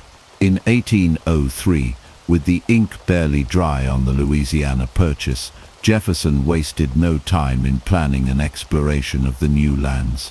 He envisioned a bold expedition that would map the territory, establish trade with Native American tribes, and seek a navigable water route to the Pacific Ocean. It was a mission of science, diplomacy, and adventure, and it required the right men to lead it. Jefferson turned to his trusted secretary, Meriwether Lewis, a skilled soldier and frontiersman with a sharp intellect and a deep love for the wilderness. To assist him, Lewis recruited his close friend William Clark, a seasoned explorer and military leader. Together, they would command the Corps of Discovery, a hand-picked team of rugged individuals ready to face the unknown. Jefferson's meticulous nature was evident in his preparations. He personally instructed Lewis in the sciences, ensuring he could document new plant and animal species, study geographic formations, and navigate by the stars. The president also provided detailed instructions for diplomacy with Native American tribes, emphasizing peace and mutual respect. He saw the expedition as an opportunity not only to expand knowledge, but also to lay the groundwork for American presence in the West. On May 14, 1804, the Corps of Discovery set off from St. Louis, venturing into a landscape few Europeans had ever seen. The journey was perilous. Raging rivers, harsh weather, and limited supplies tested their endurance. Encounters with Native American tribes varied from friendly exchanges to tense standoffs. Sacagawea, a young Shoshone woman, became an invaluable guide and interpreter, helping the expedition navigate treacherous terrain and broker alliances with indigenous groups. Her knowledge of the land and languages proved crucial to their survival. Through scorching summers and brutal winters, Lewis and Clark pushed forward. They discovered breathtaking landscapes, vast herds of buffalo, and towering mountain ranges that defied their maps. Their journals, filled with sketches and descriptions, provided the first detailed account of America's untamed western frontier. They reached the Pacific Ocean in November 1805, a triumphant moment that fulfilled Jefferson's dream of expanding American knowledge and influence across the continent. The journey back was equally arduous, but when the expedition finally returned in 1806, they were hailed as heroes. Their discoveries reshaped America's understanding of the West and fueled the spirit of exploration for generations to come. Jefferson, ever the scholar, pored over their findings, incorporating them into his vision for the nation's future. The Lewis and Clark expedition was more than just a journey. It was a turning point that set the stage for America's westward expansion, forever changing the course of history. As Thomas Jefferson entered his second term as president in 1805, he found himself navigating a storm of political turmoil, international conflict, and domestic conspiracies that threatened to shake the very foundation of his administration. What had begun as a presidency marked by expansion and progress was now under siege by forces both seen and unseen. One of the most insidious threats came from within his own ranks. Aaron Burr, Jefferson's former vice president, had already stained his name with the infamous duel that ended Alexander Hamilton's life. But Burr's ambitions did not die on the banks of the Hudson. As whispers of treason grew louder, Jefferson received intelligence that Burr was plotting something far greater, an attempt to carve out his own empire in the Western Territories, potentially seizing land from Spanish-held territories, or even attempting to break apart the young United States. Determined to protect the Union, Jefferson authorized an intense investigation into Burr's actions. In 1807, Burr was arrested and put on trial for treason. The trial, presided over by Chief Justice John Marshall, became one of the most dramatic courtroom battles in American history. Jefferson, deeply invested in the outcome, clashed with Marshall, who ultimately ruled that there was insufficient evidence to convict Burr. Though acquitted, Burr's political career was in ruins, and Jefferson's distrust of the judiciary only deepened. Beyond domestic conspiracies, Jefferson's second term was also plagued by escalating tensions with Britain and France. The Napoleonic Wars had thrown Europe into chaos, and American merchants found themselves caught in the crossfire. British warships routinely stopped American vessels, impressing sailors into the Royal Navy, an act Jefferson and the American public viewed as a grave insult to national sovereignty. The situation reached a boiling point in 1807 when the British frigate HMS Leopard attacked the USS Chesapeake just off the coast of Virginia, killing and wounding American sailors in an act of blatant aggression. Jefferson's response was swift but controversial. Instead of war, he chose economic warfare, pushing through the Embargo Act of 1807, which prohibited American ships from trading with foreign nations. He believed that by cutting off trade, Britain and France would be forced to respect American neutrality. However, the embargo backfired disastrously. Instead of crippling foreign economies, it devastated American merchants, especially in New England, where commerce was the lifeblood of the economy. Smuggling skyrocketed, opposition to Jefferson's policies grew fiercer, and even some of his staunchest supporters began to question his leadership. As his presidency neared its end, Jefferson faced mounting criticism and personal attacks. The idealism that had marked his first term was now overshadowed by the harsh realities of governance. Though he remained committed to his vision of a self-sufficient agrarian America, he could not ignore the divisions forming within the nation. In 1809, as his second term concluded, Jefferson chose to step away from the presidency, retreating to Monticello, where he hoped to spend his remaining years focused on intellectual pursuits and the education of future generations. Despite the turbulence of his second term, Jefferson's legacy remained intact. His belief in the power of the people, his commitment to exploration and expansion, and his role in shaping the young nation ensured his place as one of the most influential figures in American history. But the threats he faced during these years, both from within and beyond, were a sobering reminder that the experiment of American democracy was still fragile, constantly tested by the ambitions of men and the shifting tides of global conflict. As Thomas Jefferson's presidency neared its conclusion, one decision came to define his second term more than any other: the Embargo Act of 1807. It was meant to be a strategic move, an assertion of American sovereignty without resorting to war. Instead, it became one of the most disastrous economic policies in the young nation's history, leaving merchants bankrupt, sailors unemployed, and entire industries in ruins. The origins of the embargo lay in the Napoleonic Wars that raged across Europe. Britain and France, locked in bitter conflict, had little regard for American neutrality.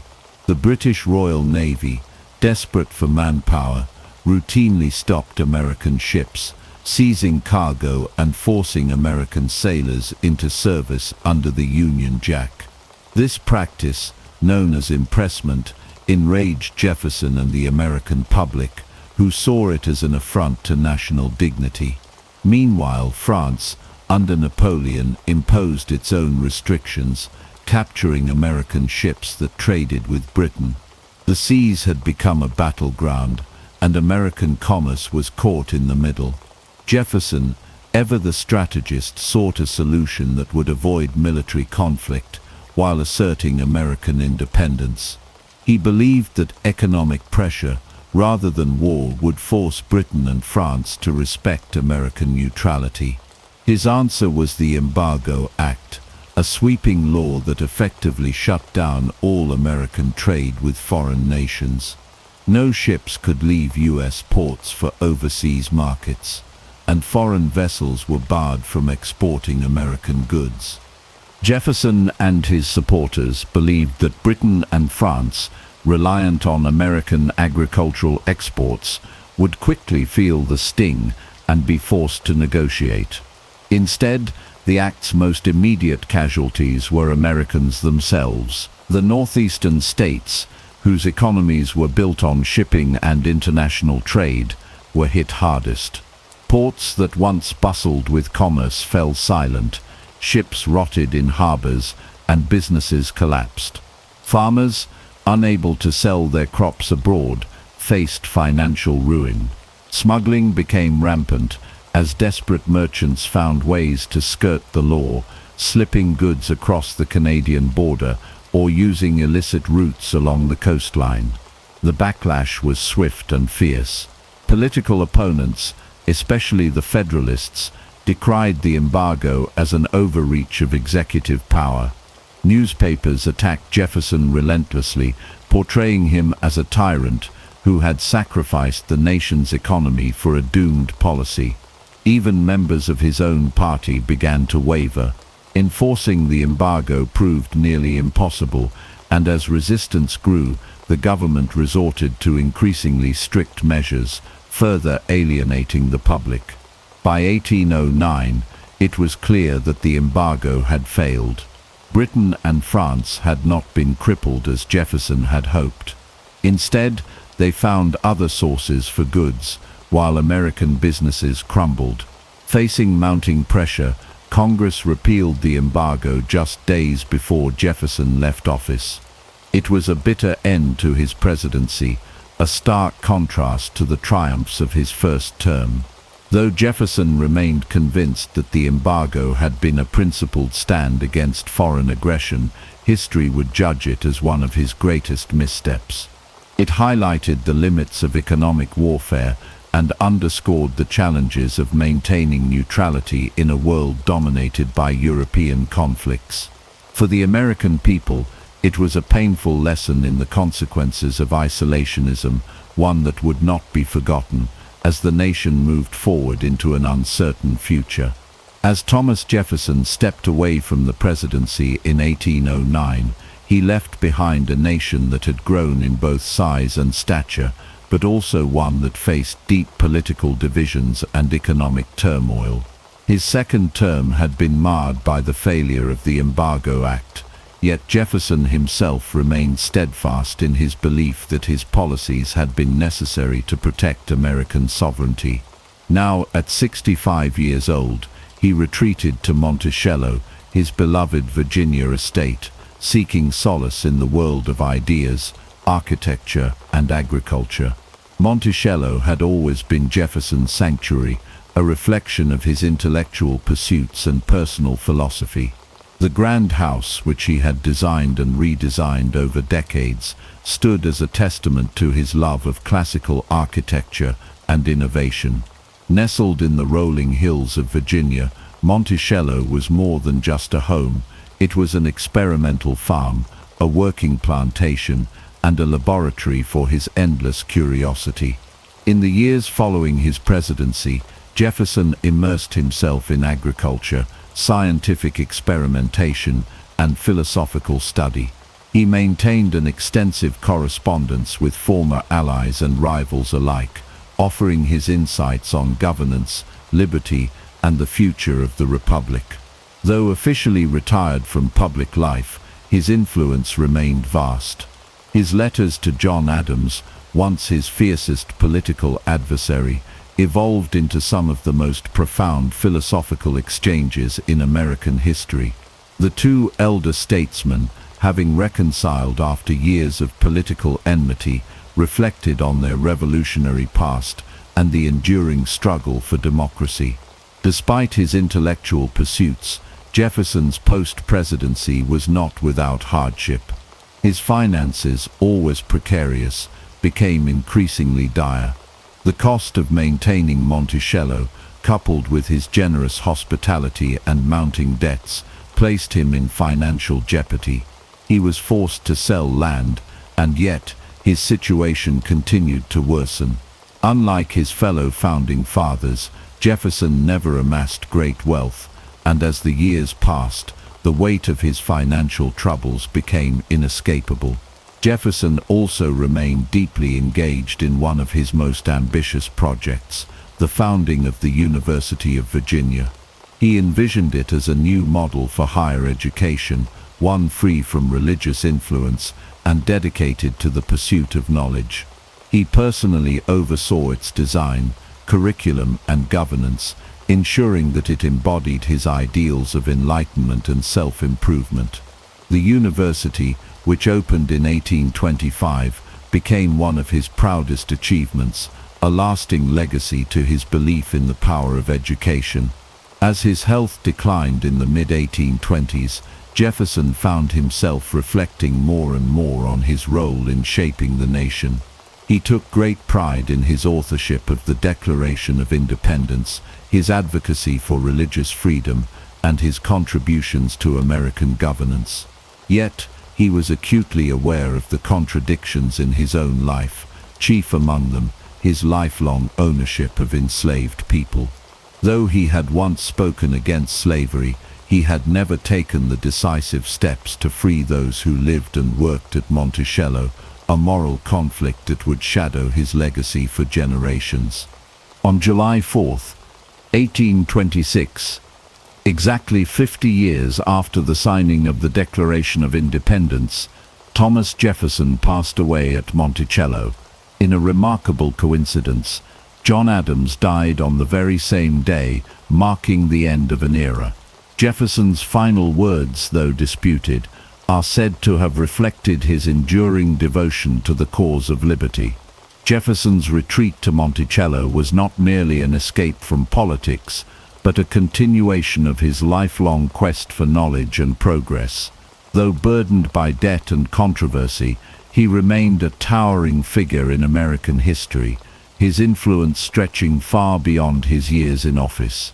His vision for the young republic, though flawed, helped shape the nation's identity and aspirations, ensuring that his legacy would endure for centuries to come. For nearly 2 centuries, the relationship between Thomas Jefferson and Sally Hemings remained shrouded in speculation, denial, and controversy.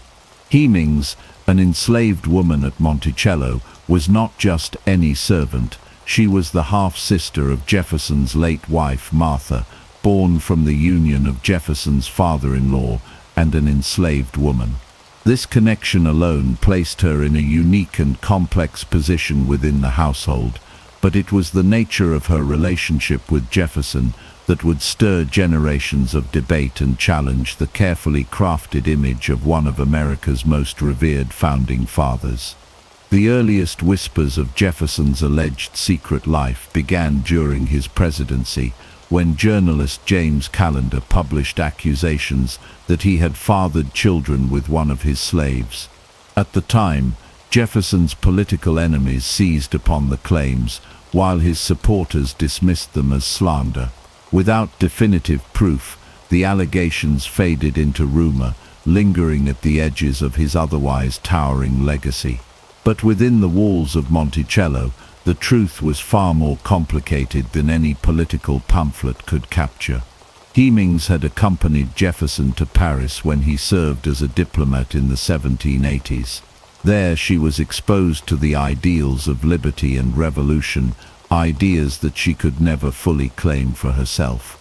It was in Paris, scholars believe, that Jefferson and Hemings's relationship began. As an enslaved woman in France, she had legal grounds to claim her freedom, yet she returned to Virginia with Jefferson under conditions that remain unclear. Some accounts suggest that she negotiated her return on the promise that her future children would be freed, though no written agreement exists to confirm this.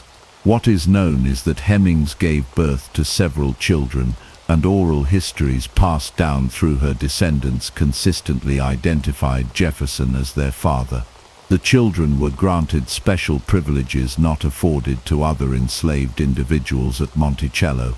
They were trained in skilled trades, allowed to work for wages, and eventually freed when they came of age. This treatment, while still within the constraints of enslavement, suggested a unique and deeply personal connection between Jefferson and the Hemings family. Some of Hemings' children even bore a striking resemblance to Jefferson, further fueling speculation that he was indeed their father. For decades, historians debated the veracity of these claims, some insisting that it was one of Jefferson's nephews who fathered the Hemings' children. However, in 1998, DNA testing confirmed a genetic link between Jefferson and Hemings' descendants, reigniting the discussion and forcing many to confront an uncomfortable truth. The revelation shattered the long-standing denials that had persisted for generations and reshaped the way historians viewed Jefferson's legacy. Jefferson himself never publicly acknowledged the relationship, and no direct written evidence from him on the matter exists. His silence left a void that historians have attempted to fill with letters, records, and testimonies from those who lived at Monticello. What emerges from these fragments is a story of power, secrecy, and the contradictions of a man who championed liberty while denying it to those within his own household. The complexities of his relationship with Hemings challenge the simplistic narrative of Jefferson as merely a visionary statesman.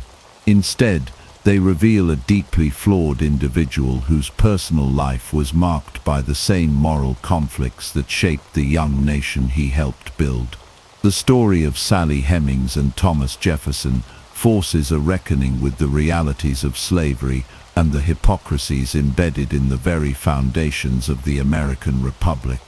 Jefferson's own writings on the evils of slavery stand in stark contrast to his actions, raising difficult questions about the true nature of his beliefs and his willingness or unwillingness to act upon them. His words in the Declaration of Independence inspired revolutions, yet his personal life revealed the stark hypocrisy of a man who owned over 600 enslaved individuals in his lifetime. As the years passed, the descendants of Sally Hemings carried forth their family's story, determined to have their history recognized and validated. Today, Monticello acknowledges this part of Jefferson's life, integrating it into the broader narrative of his legacy. The story of Sally Hemings is no longer relegated to rumor or speculation, but stands as an essential part of American history, a reminder that the past is rarely as simple as the myths we choose to tell. In understanding Jefferson's contradictions, we gain a deeper and more honest view of the man and the nation he helped shape. As Thomas Jefferson withdrew from the political stage, he did not retreat into idleness. Instead, he turned his attention to one of the greatest intellectual pursuits of his life, the founding of the University of Virginia. Jefferson had long believed that education was the bedrock of a free and thriving democracy. To him, an informed citizenry was essential for the preservation of liberty, and he saw public education as the means to cultivate the next generation of leaders, scholars, and statesmen. The idea of a university that would be free from religious affiliation and political influence had been germinating in Jefferson's mind for decades. He had observed firsthand how higher education in America was often tied to sectarian institutions, where religious doctrine played a significant role in shaping curricula. Jefferson envisioned something radically different, a public university dedicated solely to the advancement of knowledge, scientific inquiry, and the principles of reason. In his retirement at Monticello, he finally had the opportunity to bring this vision to life. In 1816, Jefferson began assembling a team of influential Virginians, including James Madison and James Monroe, to gain support for his ambitious project. He proposed Charlottesville as the site for the university, not only because of its central location in Virginia, but also because of its proximity to Monticello, where he could closely oversee its development. He played a direct role in every aspect of the university's creation, from selecting faculty to designing its architectural layout. Jefferson's meticulous attention to detail was evident in every decision, particularly in the design of the rotunda, which he modeled after the Pantheon in Rome. The university, he believed, should be a place that inspired both intellectual and aesthetic appreciation. Unlike other American universities of the time, the University of Virginia was structured around an innovative model. Instead of a singular governing president, Jefferson designed a system where professors and faculty had a greater degree of autonomy. The curriculum was broad and modern for its time, covering subjects such as law, medicine, mathematics, philosophy, and modern languages. He sought to create an institution that prepared students not just for the clergy or government service, but for a wide range of professions, ensuring that knowledge served practical and societal needs. One of Jefferson's most radical departures from tradition was his rejection of religious doctrine in education. At a time when most universities were closely tied to Christian denominations, Jefferson's insistence on separating church and academia was seen as controversial. He firmly believed that higher education should be rooted in reason and empirical thought, rather than theological influence. This principle was enshrined in the university's charter, making it one of the first secular institutions of higher learning in the United States. Funding the university proved to be one of Jefferson's greatest challenges. He lobbied tirelessly for financial support from the Virginia legislature, emphasizing that the investment in education would pay dividends for the state and the nation. Though he encountered resistance, his persuasive arguments eventually secured state funding, allowing the university to move forward. Construction began in 1817, and over the next several years, Jefferson oversaw its progress with unwavering dedication. He frequently visited the site, personally inspecting the work and corresponding with builders and architects to ensure his vision was realized. When the University of Virginia officially opened its doors in 1825, it was a landmark achievement in American education. Its model of elective courses, student self-governance, and a secular curriculum would influence higher education for generations to come. Jefferson considered the university one of his greatest accomplishments, ranking it alongside the Declaration of Independence and the Virginia Statute for Religious Freedom on the epitaph he wrote for himself. Yet, as with much of Jefferson's legacy, the university was not without contradictions. While he championed the ideals of enlightenment and progress, the institution was built and maintained with the labor of enslaved individuals. This reality underscores the complexities of Jefferson's character, a visionary who fought for human advancement while remaining deeply entrenched in the institution of slavery. Today, the University of Virginia stands as a testament to Jefferson's enduring belief in education as the foundation of a free society. His vision for a public university shaped the landscape of American higher education, and the principles he embedded into its foundation continue to guide its mission. The story of its creation offers a glimpse into Jefferson's restless intellect, his relentless pursuit of knowledge, and his unwavering belief that the mind was the key to the preservation of liberty. His dream of an institution devoted to the pursuit of knowledge was realized, leaving an indelible mark on the nation he helped build. As the Revolutionary War faded into history and the United States solidified its place as a young but resilient nation, two of its most influential architects found themselves on opposite sides of an ideological battlefield. Thomas Jefferson and John Adams had once been allies, bound by their shared vision of American independence, but the turbulent political landscape of the late 18th century had driven a deep wedge between them. Their fierce rivalry reached its peak during the bitter election of 1800, when Jefferson unseated Adams to become the third president of the United States. The animosity between them seemed irreparable, and for years the two men lived in silence, each believing the other had betrayed the republic they had fought to build. Yet time has a way of softening even the most hardened grievances. As the years passed, and both men stepped away from public life, their mutual friend, Dr. Benjamin Rush, saw an opportunity for reconciliation. He encouraged each to reach out to the other, believing that their shared history and contributions to the nation far outweighed their political differences. In 1812, Jefferson received an unexpected letter from Adams. The contents were brief but significant, a simple acknowledgement of past conflicts and an invitation to reopen the door to friendship. Jefferson, ever the philosopher, responded with warmth, and so began one of the most extraordinary correspondences in American history. Over the next 14 years, Jefferson and Adams exchanged more than 150 letters, engaging in deep and reflective discussions on politics, philosophy, religion, and the fate of the republic they had helped create. Their letters revealed two elder statesmen who, despite their past enmities, found solace in each other's intellect and companionship. They debated the role of government, the meaning of democracy, and the legacy of the American Revolution. Adams, always pragmatic, often challenged Jefferson's idealism, while Jefferson, ever the visionary, pushed Adams to see beyond the immediate challenges of the time. The letters also carried a deeply personal tone. They reminisced about their shared experiences, from the drafting of the Declaration of Independence to their time in Europe as diplomats.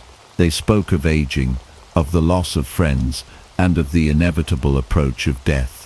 What had once been a relationship defined by rivalry transformed into one of mutual respect and understanding, an acknowledgement that despite their differences, they had both played indispensable roles in shaping the nation. Their correspondence continued until the very end of their lives. In a remarkable twist of fate, both men passed away on the same day, July 4th, 1826, the 50th anniversary of the Declaration of Independence. Adams, in his final moments, is said to have murmured, "Thomas Jefferson survives," unaware that Jefferson had passed away just hours earlier. Their deaths on such a symbolic day cemented their legacy as two of the most significant figures in American history. The letters between Jefferson and Adams stand as a testament to the power of reconciliation and the enduring bonds of shared history. Though they had once been adversaries, their final years were marked, not by bitterness, but by a profound recognition of the journey they had undertaken together. In their words, future generations would find wisdom, humility, and the reminder that even the deepest divisions can be bridged through dialogue and understanding. As Thomas Jefferson entered the final years of his life, the weight of financial ruin loomed over him.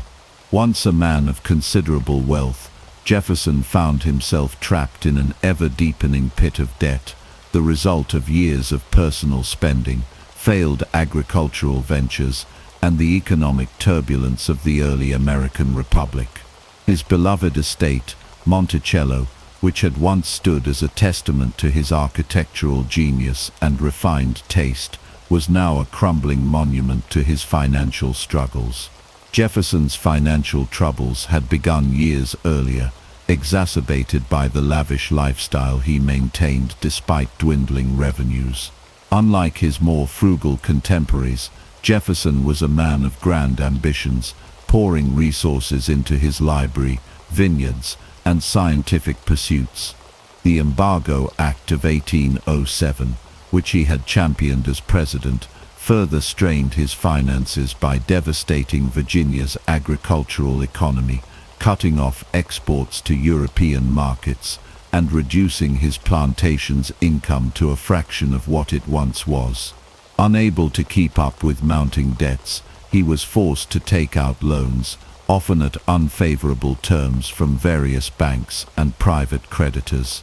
By the 1820s, Jefferson owed well over $100,000, an astronomical sum for the time. He attempted various schemes to alleviate his financial burdens, including the sale of vast portions of his land, but buyers were scarce, and prices were far below what he had hoped.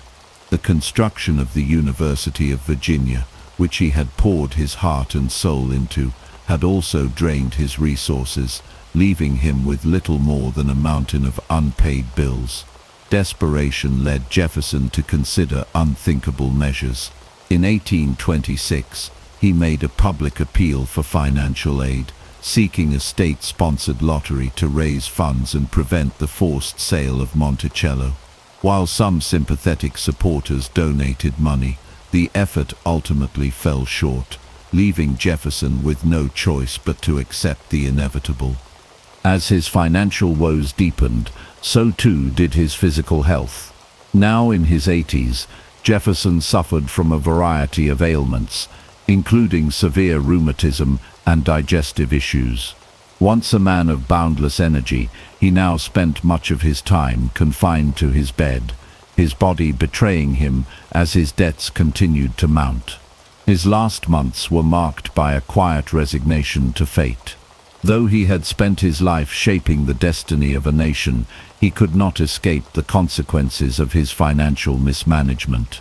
His correspondence with old friends, including John Adams and James Madison, took on an increasingly reflective tone as he pondered the meaning of his legacy and the uncertain future of his beloved home. On July 4, 1826, the 50th anniversary of the Declaration of Independence, Jefferson passed away at Monticello just hours before John Adams drew his last breath in Massachusetts. His debts remained unpaid, and within a few years Monticello and many of his possessions were sold at auction to settle his creditors. The estate that had once been the pride of one of America's greatest minds was lost, but his contributions to the nation endured. Jefferson's final years serve as a cautionary tale of ambition unchecked by financial prudence. Though he had built a nation, he could not save himself from ruin. And yet, even in his darkest moments, he remained devoted to the ideals of liberty, education, and progress, leaving behind a legacy that would far outlast his debts. On the morning of July 4, 1826, Thomas Jefferson lay in his bed at Monticello, his body frail, his breath shallow.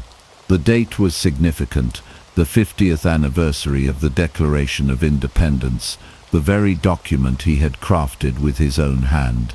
He had hoped to live to see the day, and in his final moments, it seemed as though sheer willpower had carried him to this momentous occasion. As the sun rose over Virginia, Jefferson drifted in and out of consciousness, murmuring words that those around him struggled to understand. His mind, once sharp and relentless, now faded between the present and the past. Miles away in Quincy, Massachusetts, another founding father was also on his deathbed.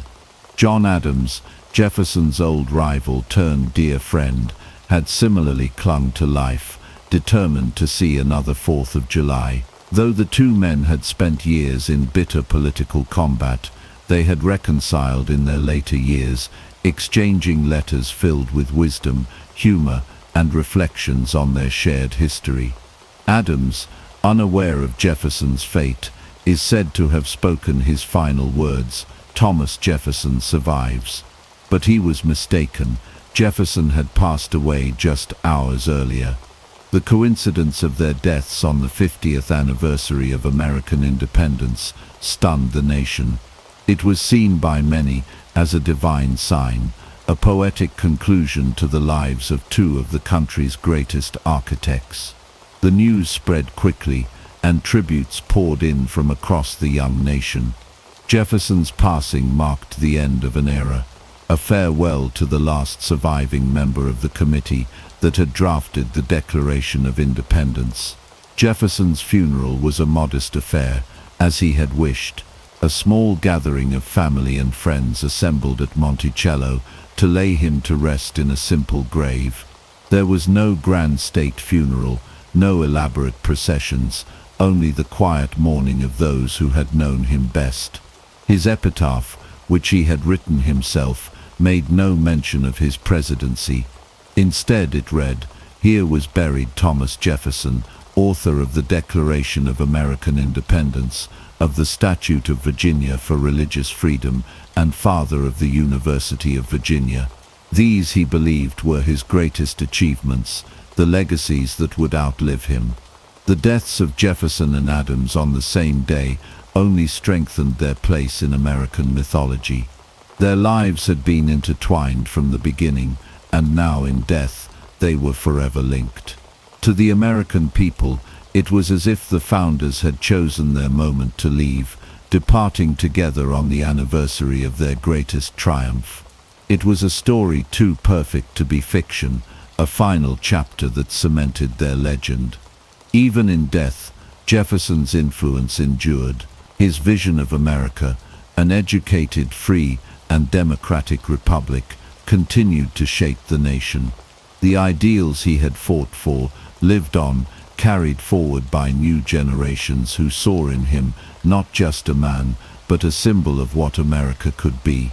Though he had left behind a life filled with contradictions, triumphs, and failures, one truth remained: Thomas Jefferson's mark on history would never fade. Thomas Jefferson remains one of the most complex and debated figures in American history. His contributions to the founding of the United States are undeniable. His pen crafted the Declaration of Independence, his vision expanded the nation's borders, and his belief in education led to the founding of the University of Virginia. Yet, for all his achievements, Jefferson's legacy is one of contradictions. He championed liberty while owning slaves. He advocated for limited government, yet expanded executive power, and he spoke of an agrarian utopia while laying the foundations for American industrialization. His words, "All men are created equal," became the rallying cry for freedom movements across the world. Yet the reality of his own life revealed the deep-seated paradoxes of his time. The relationship between Jefferson and Sally Hemings, an enslaved woman at Monticello, remains a subject of intense scrutiny. The revelations of their likely children have reshaped the public's understanding of Jefferson, challenging the carefully crafted image of the philosopher-statesman. Despite these contradictions, Jefferson's influence endures. His vision of an educated and informed citizenry remains a cornerstone of American democracy. The ideals he put forward continue to inspire, even as the realities of his life force the nation to confront its own past.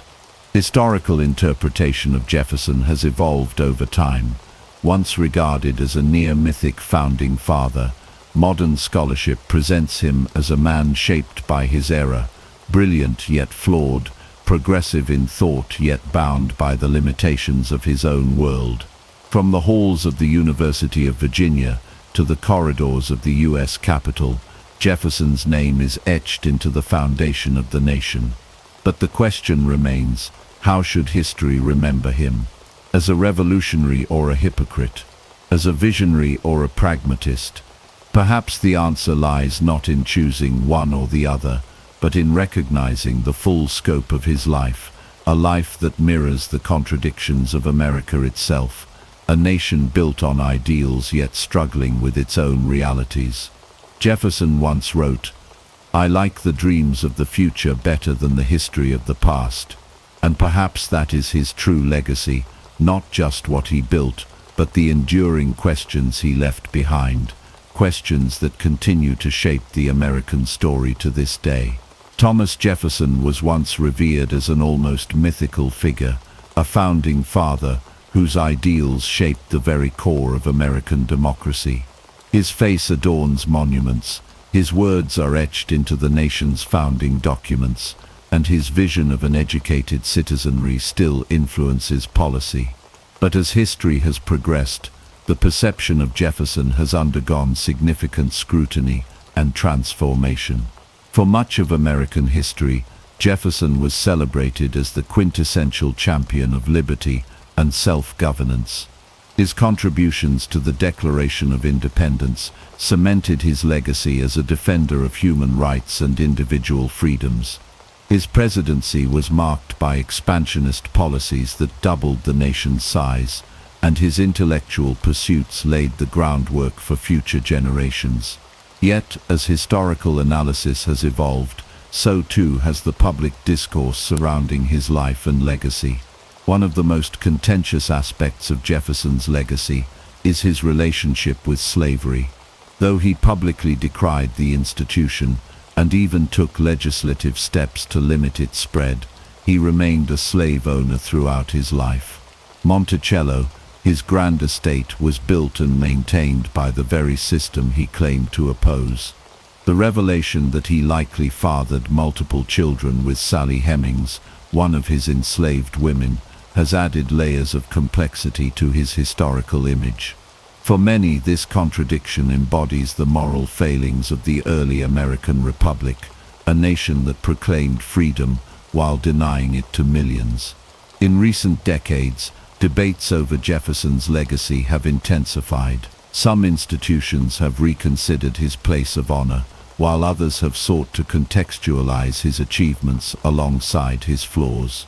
The University of Virginia, which he founded, now openly acknowledges his entanglement with slavery. Monticello has incorporated the voices of Hemings' descendants into its narrative, reflecting a broader effort to present an honest and inclusive history.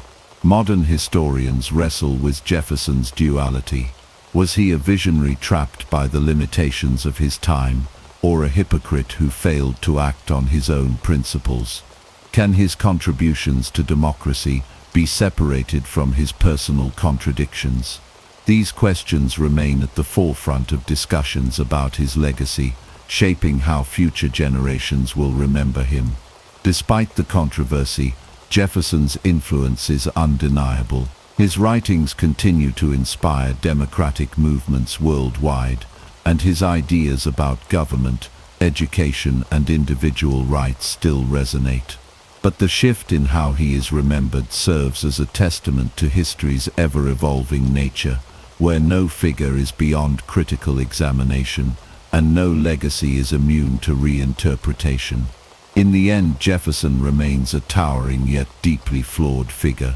His story reflects the promise and contradictions of the American experiment itself, a nation striving for greatness while grappling with its own imperfections. And perhaps that is the most fitting way to remember him, not as an untouchable idol, but as a man whose legacy invites reflection, debate, and an ongoing pursuit of truth. Thomas Jefferson's legacy is as complex as the man himself. He was a visionary who helped forge the principles of democracy, yet a man bound by the contradictions of his time. He authored the Declaration of Independence, proclaiming that all men are created equal, while simultaneously owning slaves. He championed the rights of individuals and the power of education, yet remained silent in the face of the growing abolitionist movement. His story is neither one of absolute virtue nor irredeemable flaws. It is one of a deeply human figure whose impact on history cannot be ignored. Jefferson's influence stretches far beyond his presidency. The Louisiana Purchase expanded the United States into an empire of liberty, and his vision for westward expansion helped shape the nation's destiny. His commitment to education culminated in the founding of the University of Virginia, a lasting testament to his belief in the power of knowledge. His writings continue to inspire debates on government, individual rights, and the role of democracy. Yet, Modern historians no longer shy away from the darker aspects of his life. His relationship with Sally Hemings, a woman he enslaved, is now widely acknowledged as historical fact. His financial mismanagement left him in deep debt at the time of his death, a stark contrast to the image of a prosperous statesman. His policies, while forward-thinking in many ways, also carried unintended consequences, including economic hardship caused by the Embargo Act of 1807. The final years of Jefferson's life were marked by reflection and correspondence. His renewed friendship with John Adams brought profound discussions on the nature of government and the fate of the American Republic. As the 50th anniversary of the Declaration of Independence approached, Jefferson saw the nation he helped build standing at the edge of a new era. On July 4, 1826, both he and Adams passed away, their deaths forever intertwined with the birth of American independence. Jefferson's legacy has been debated, dissected, and redefined over time. To some, he remains an icon of liberty and democracy. To others, he is a reminder of the contradictions and moral failings of the nation's founders. But one truth remains: his contributions, both admirable and controversial, shaped the very foundation of the United States. The story of Thomas Jefferson is not a simple one, and it should not be told as such. It is a tale of brilliance and contradiction, of triumph and failure, of ideals and realities. In the end, Jefferson was not merely a symbol, he was a man, and like all men, he left behind a legacy open to interpretation, criticism, and reflection. Perhaps that is the most fitting conclusion to his story, a legacy that demands to be examined, not blindly revered.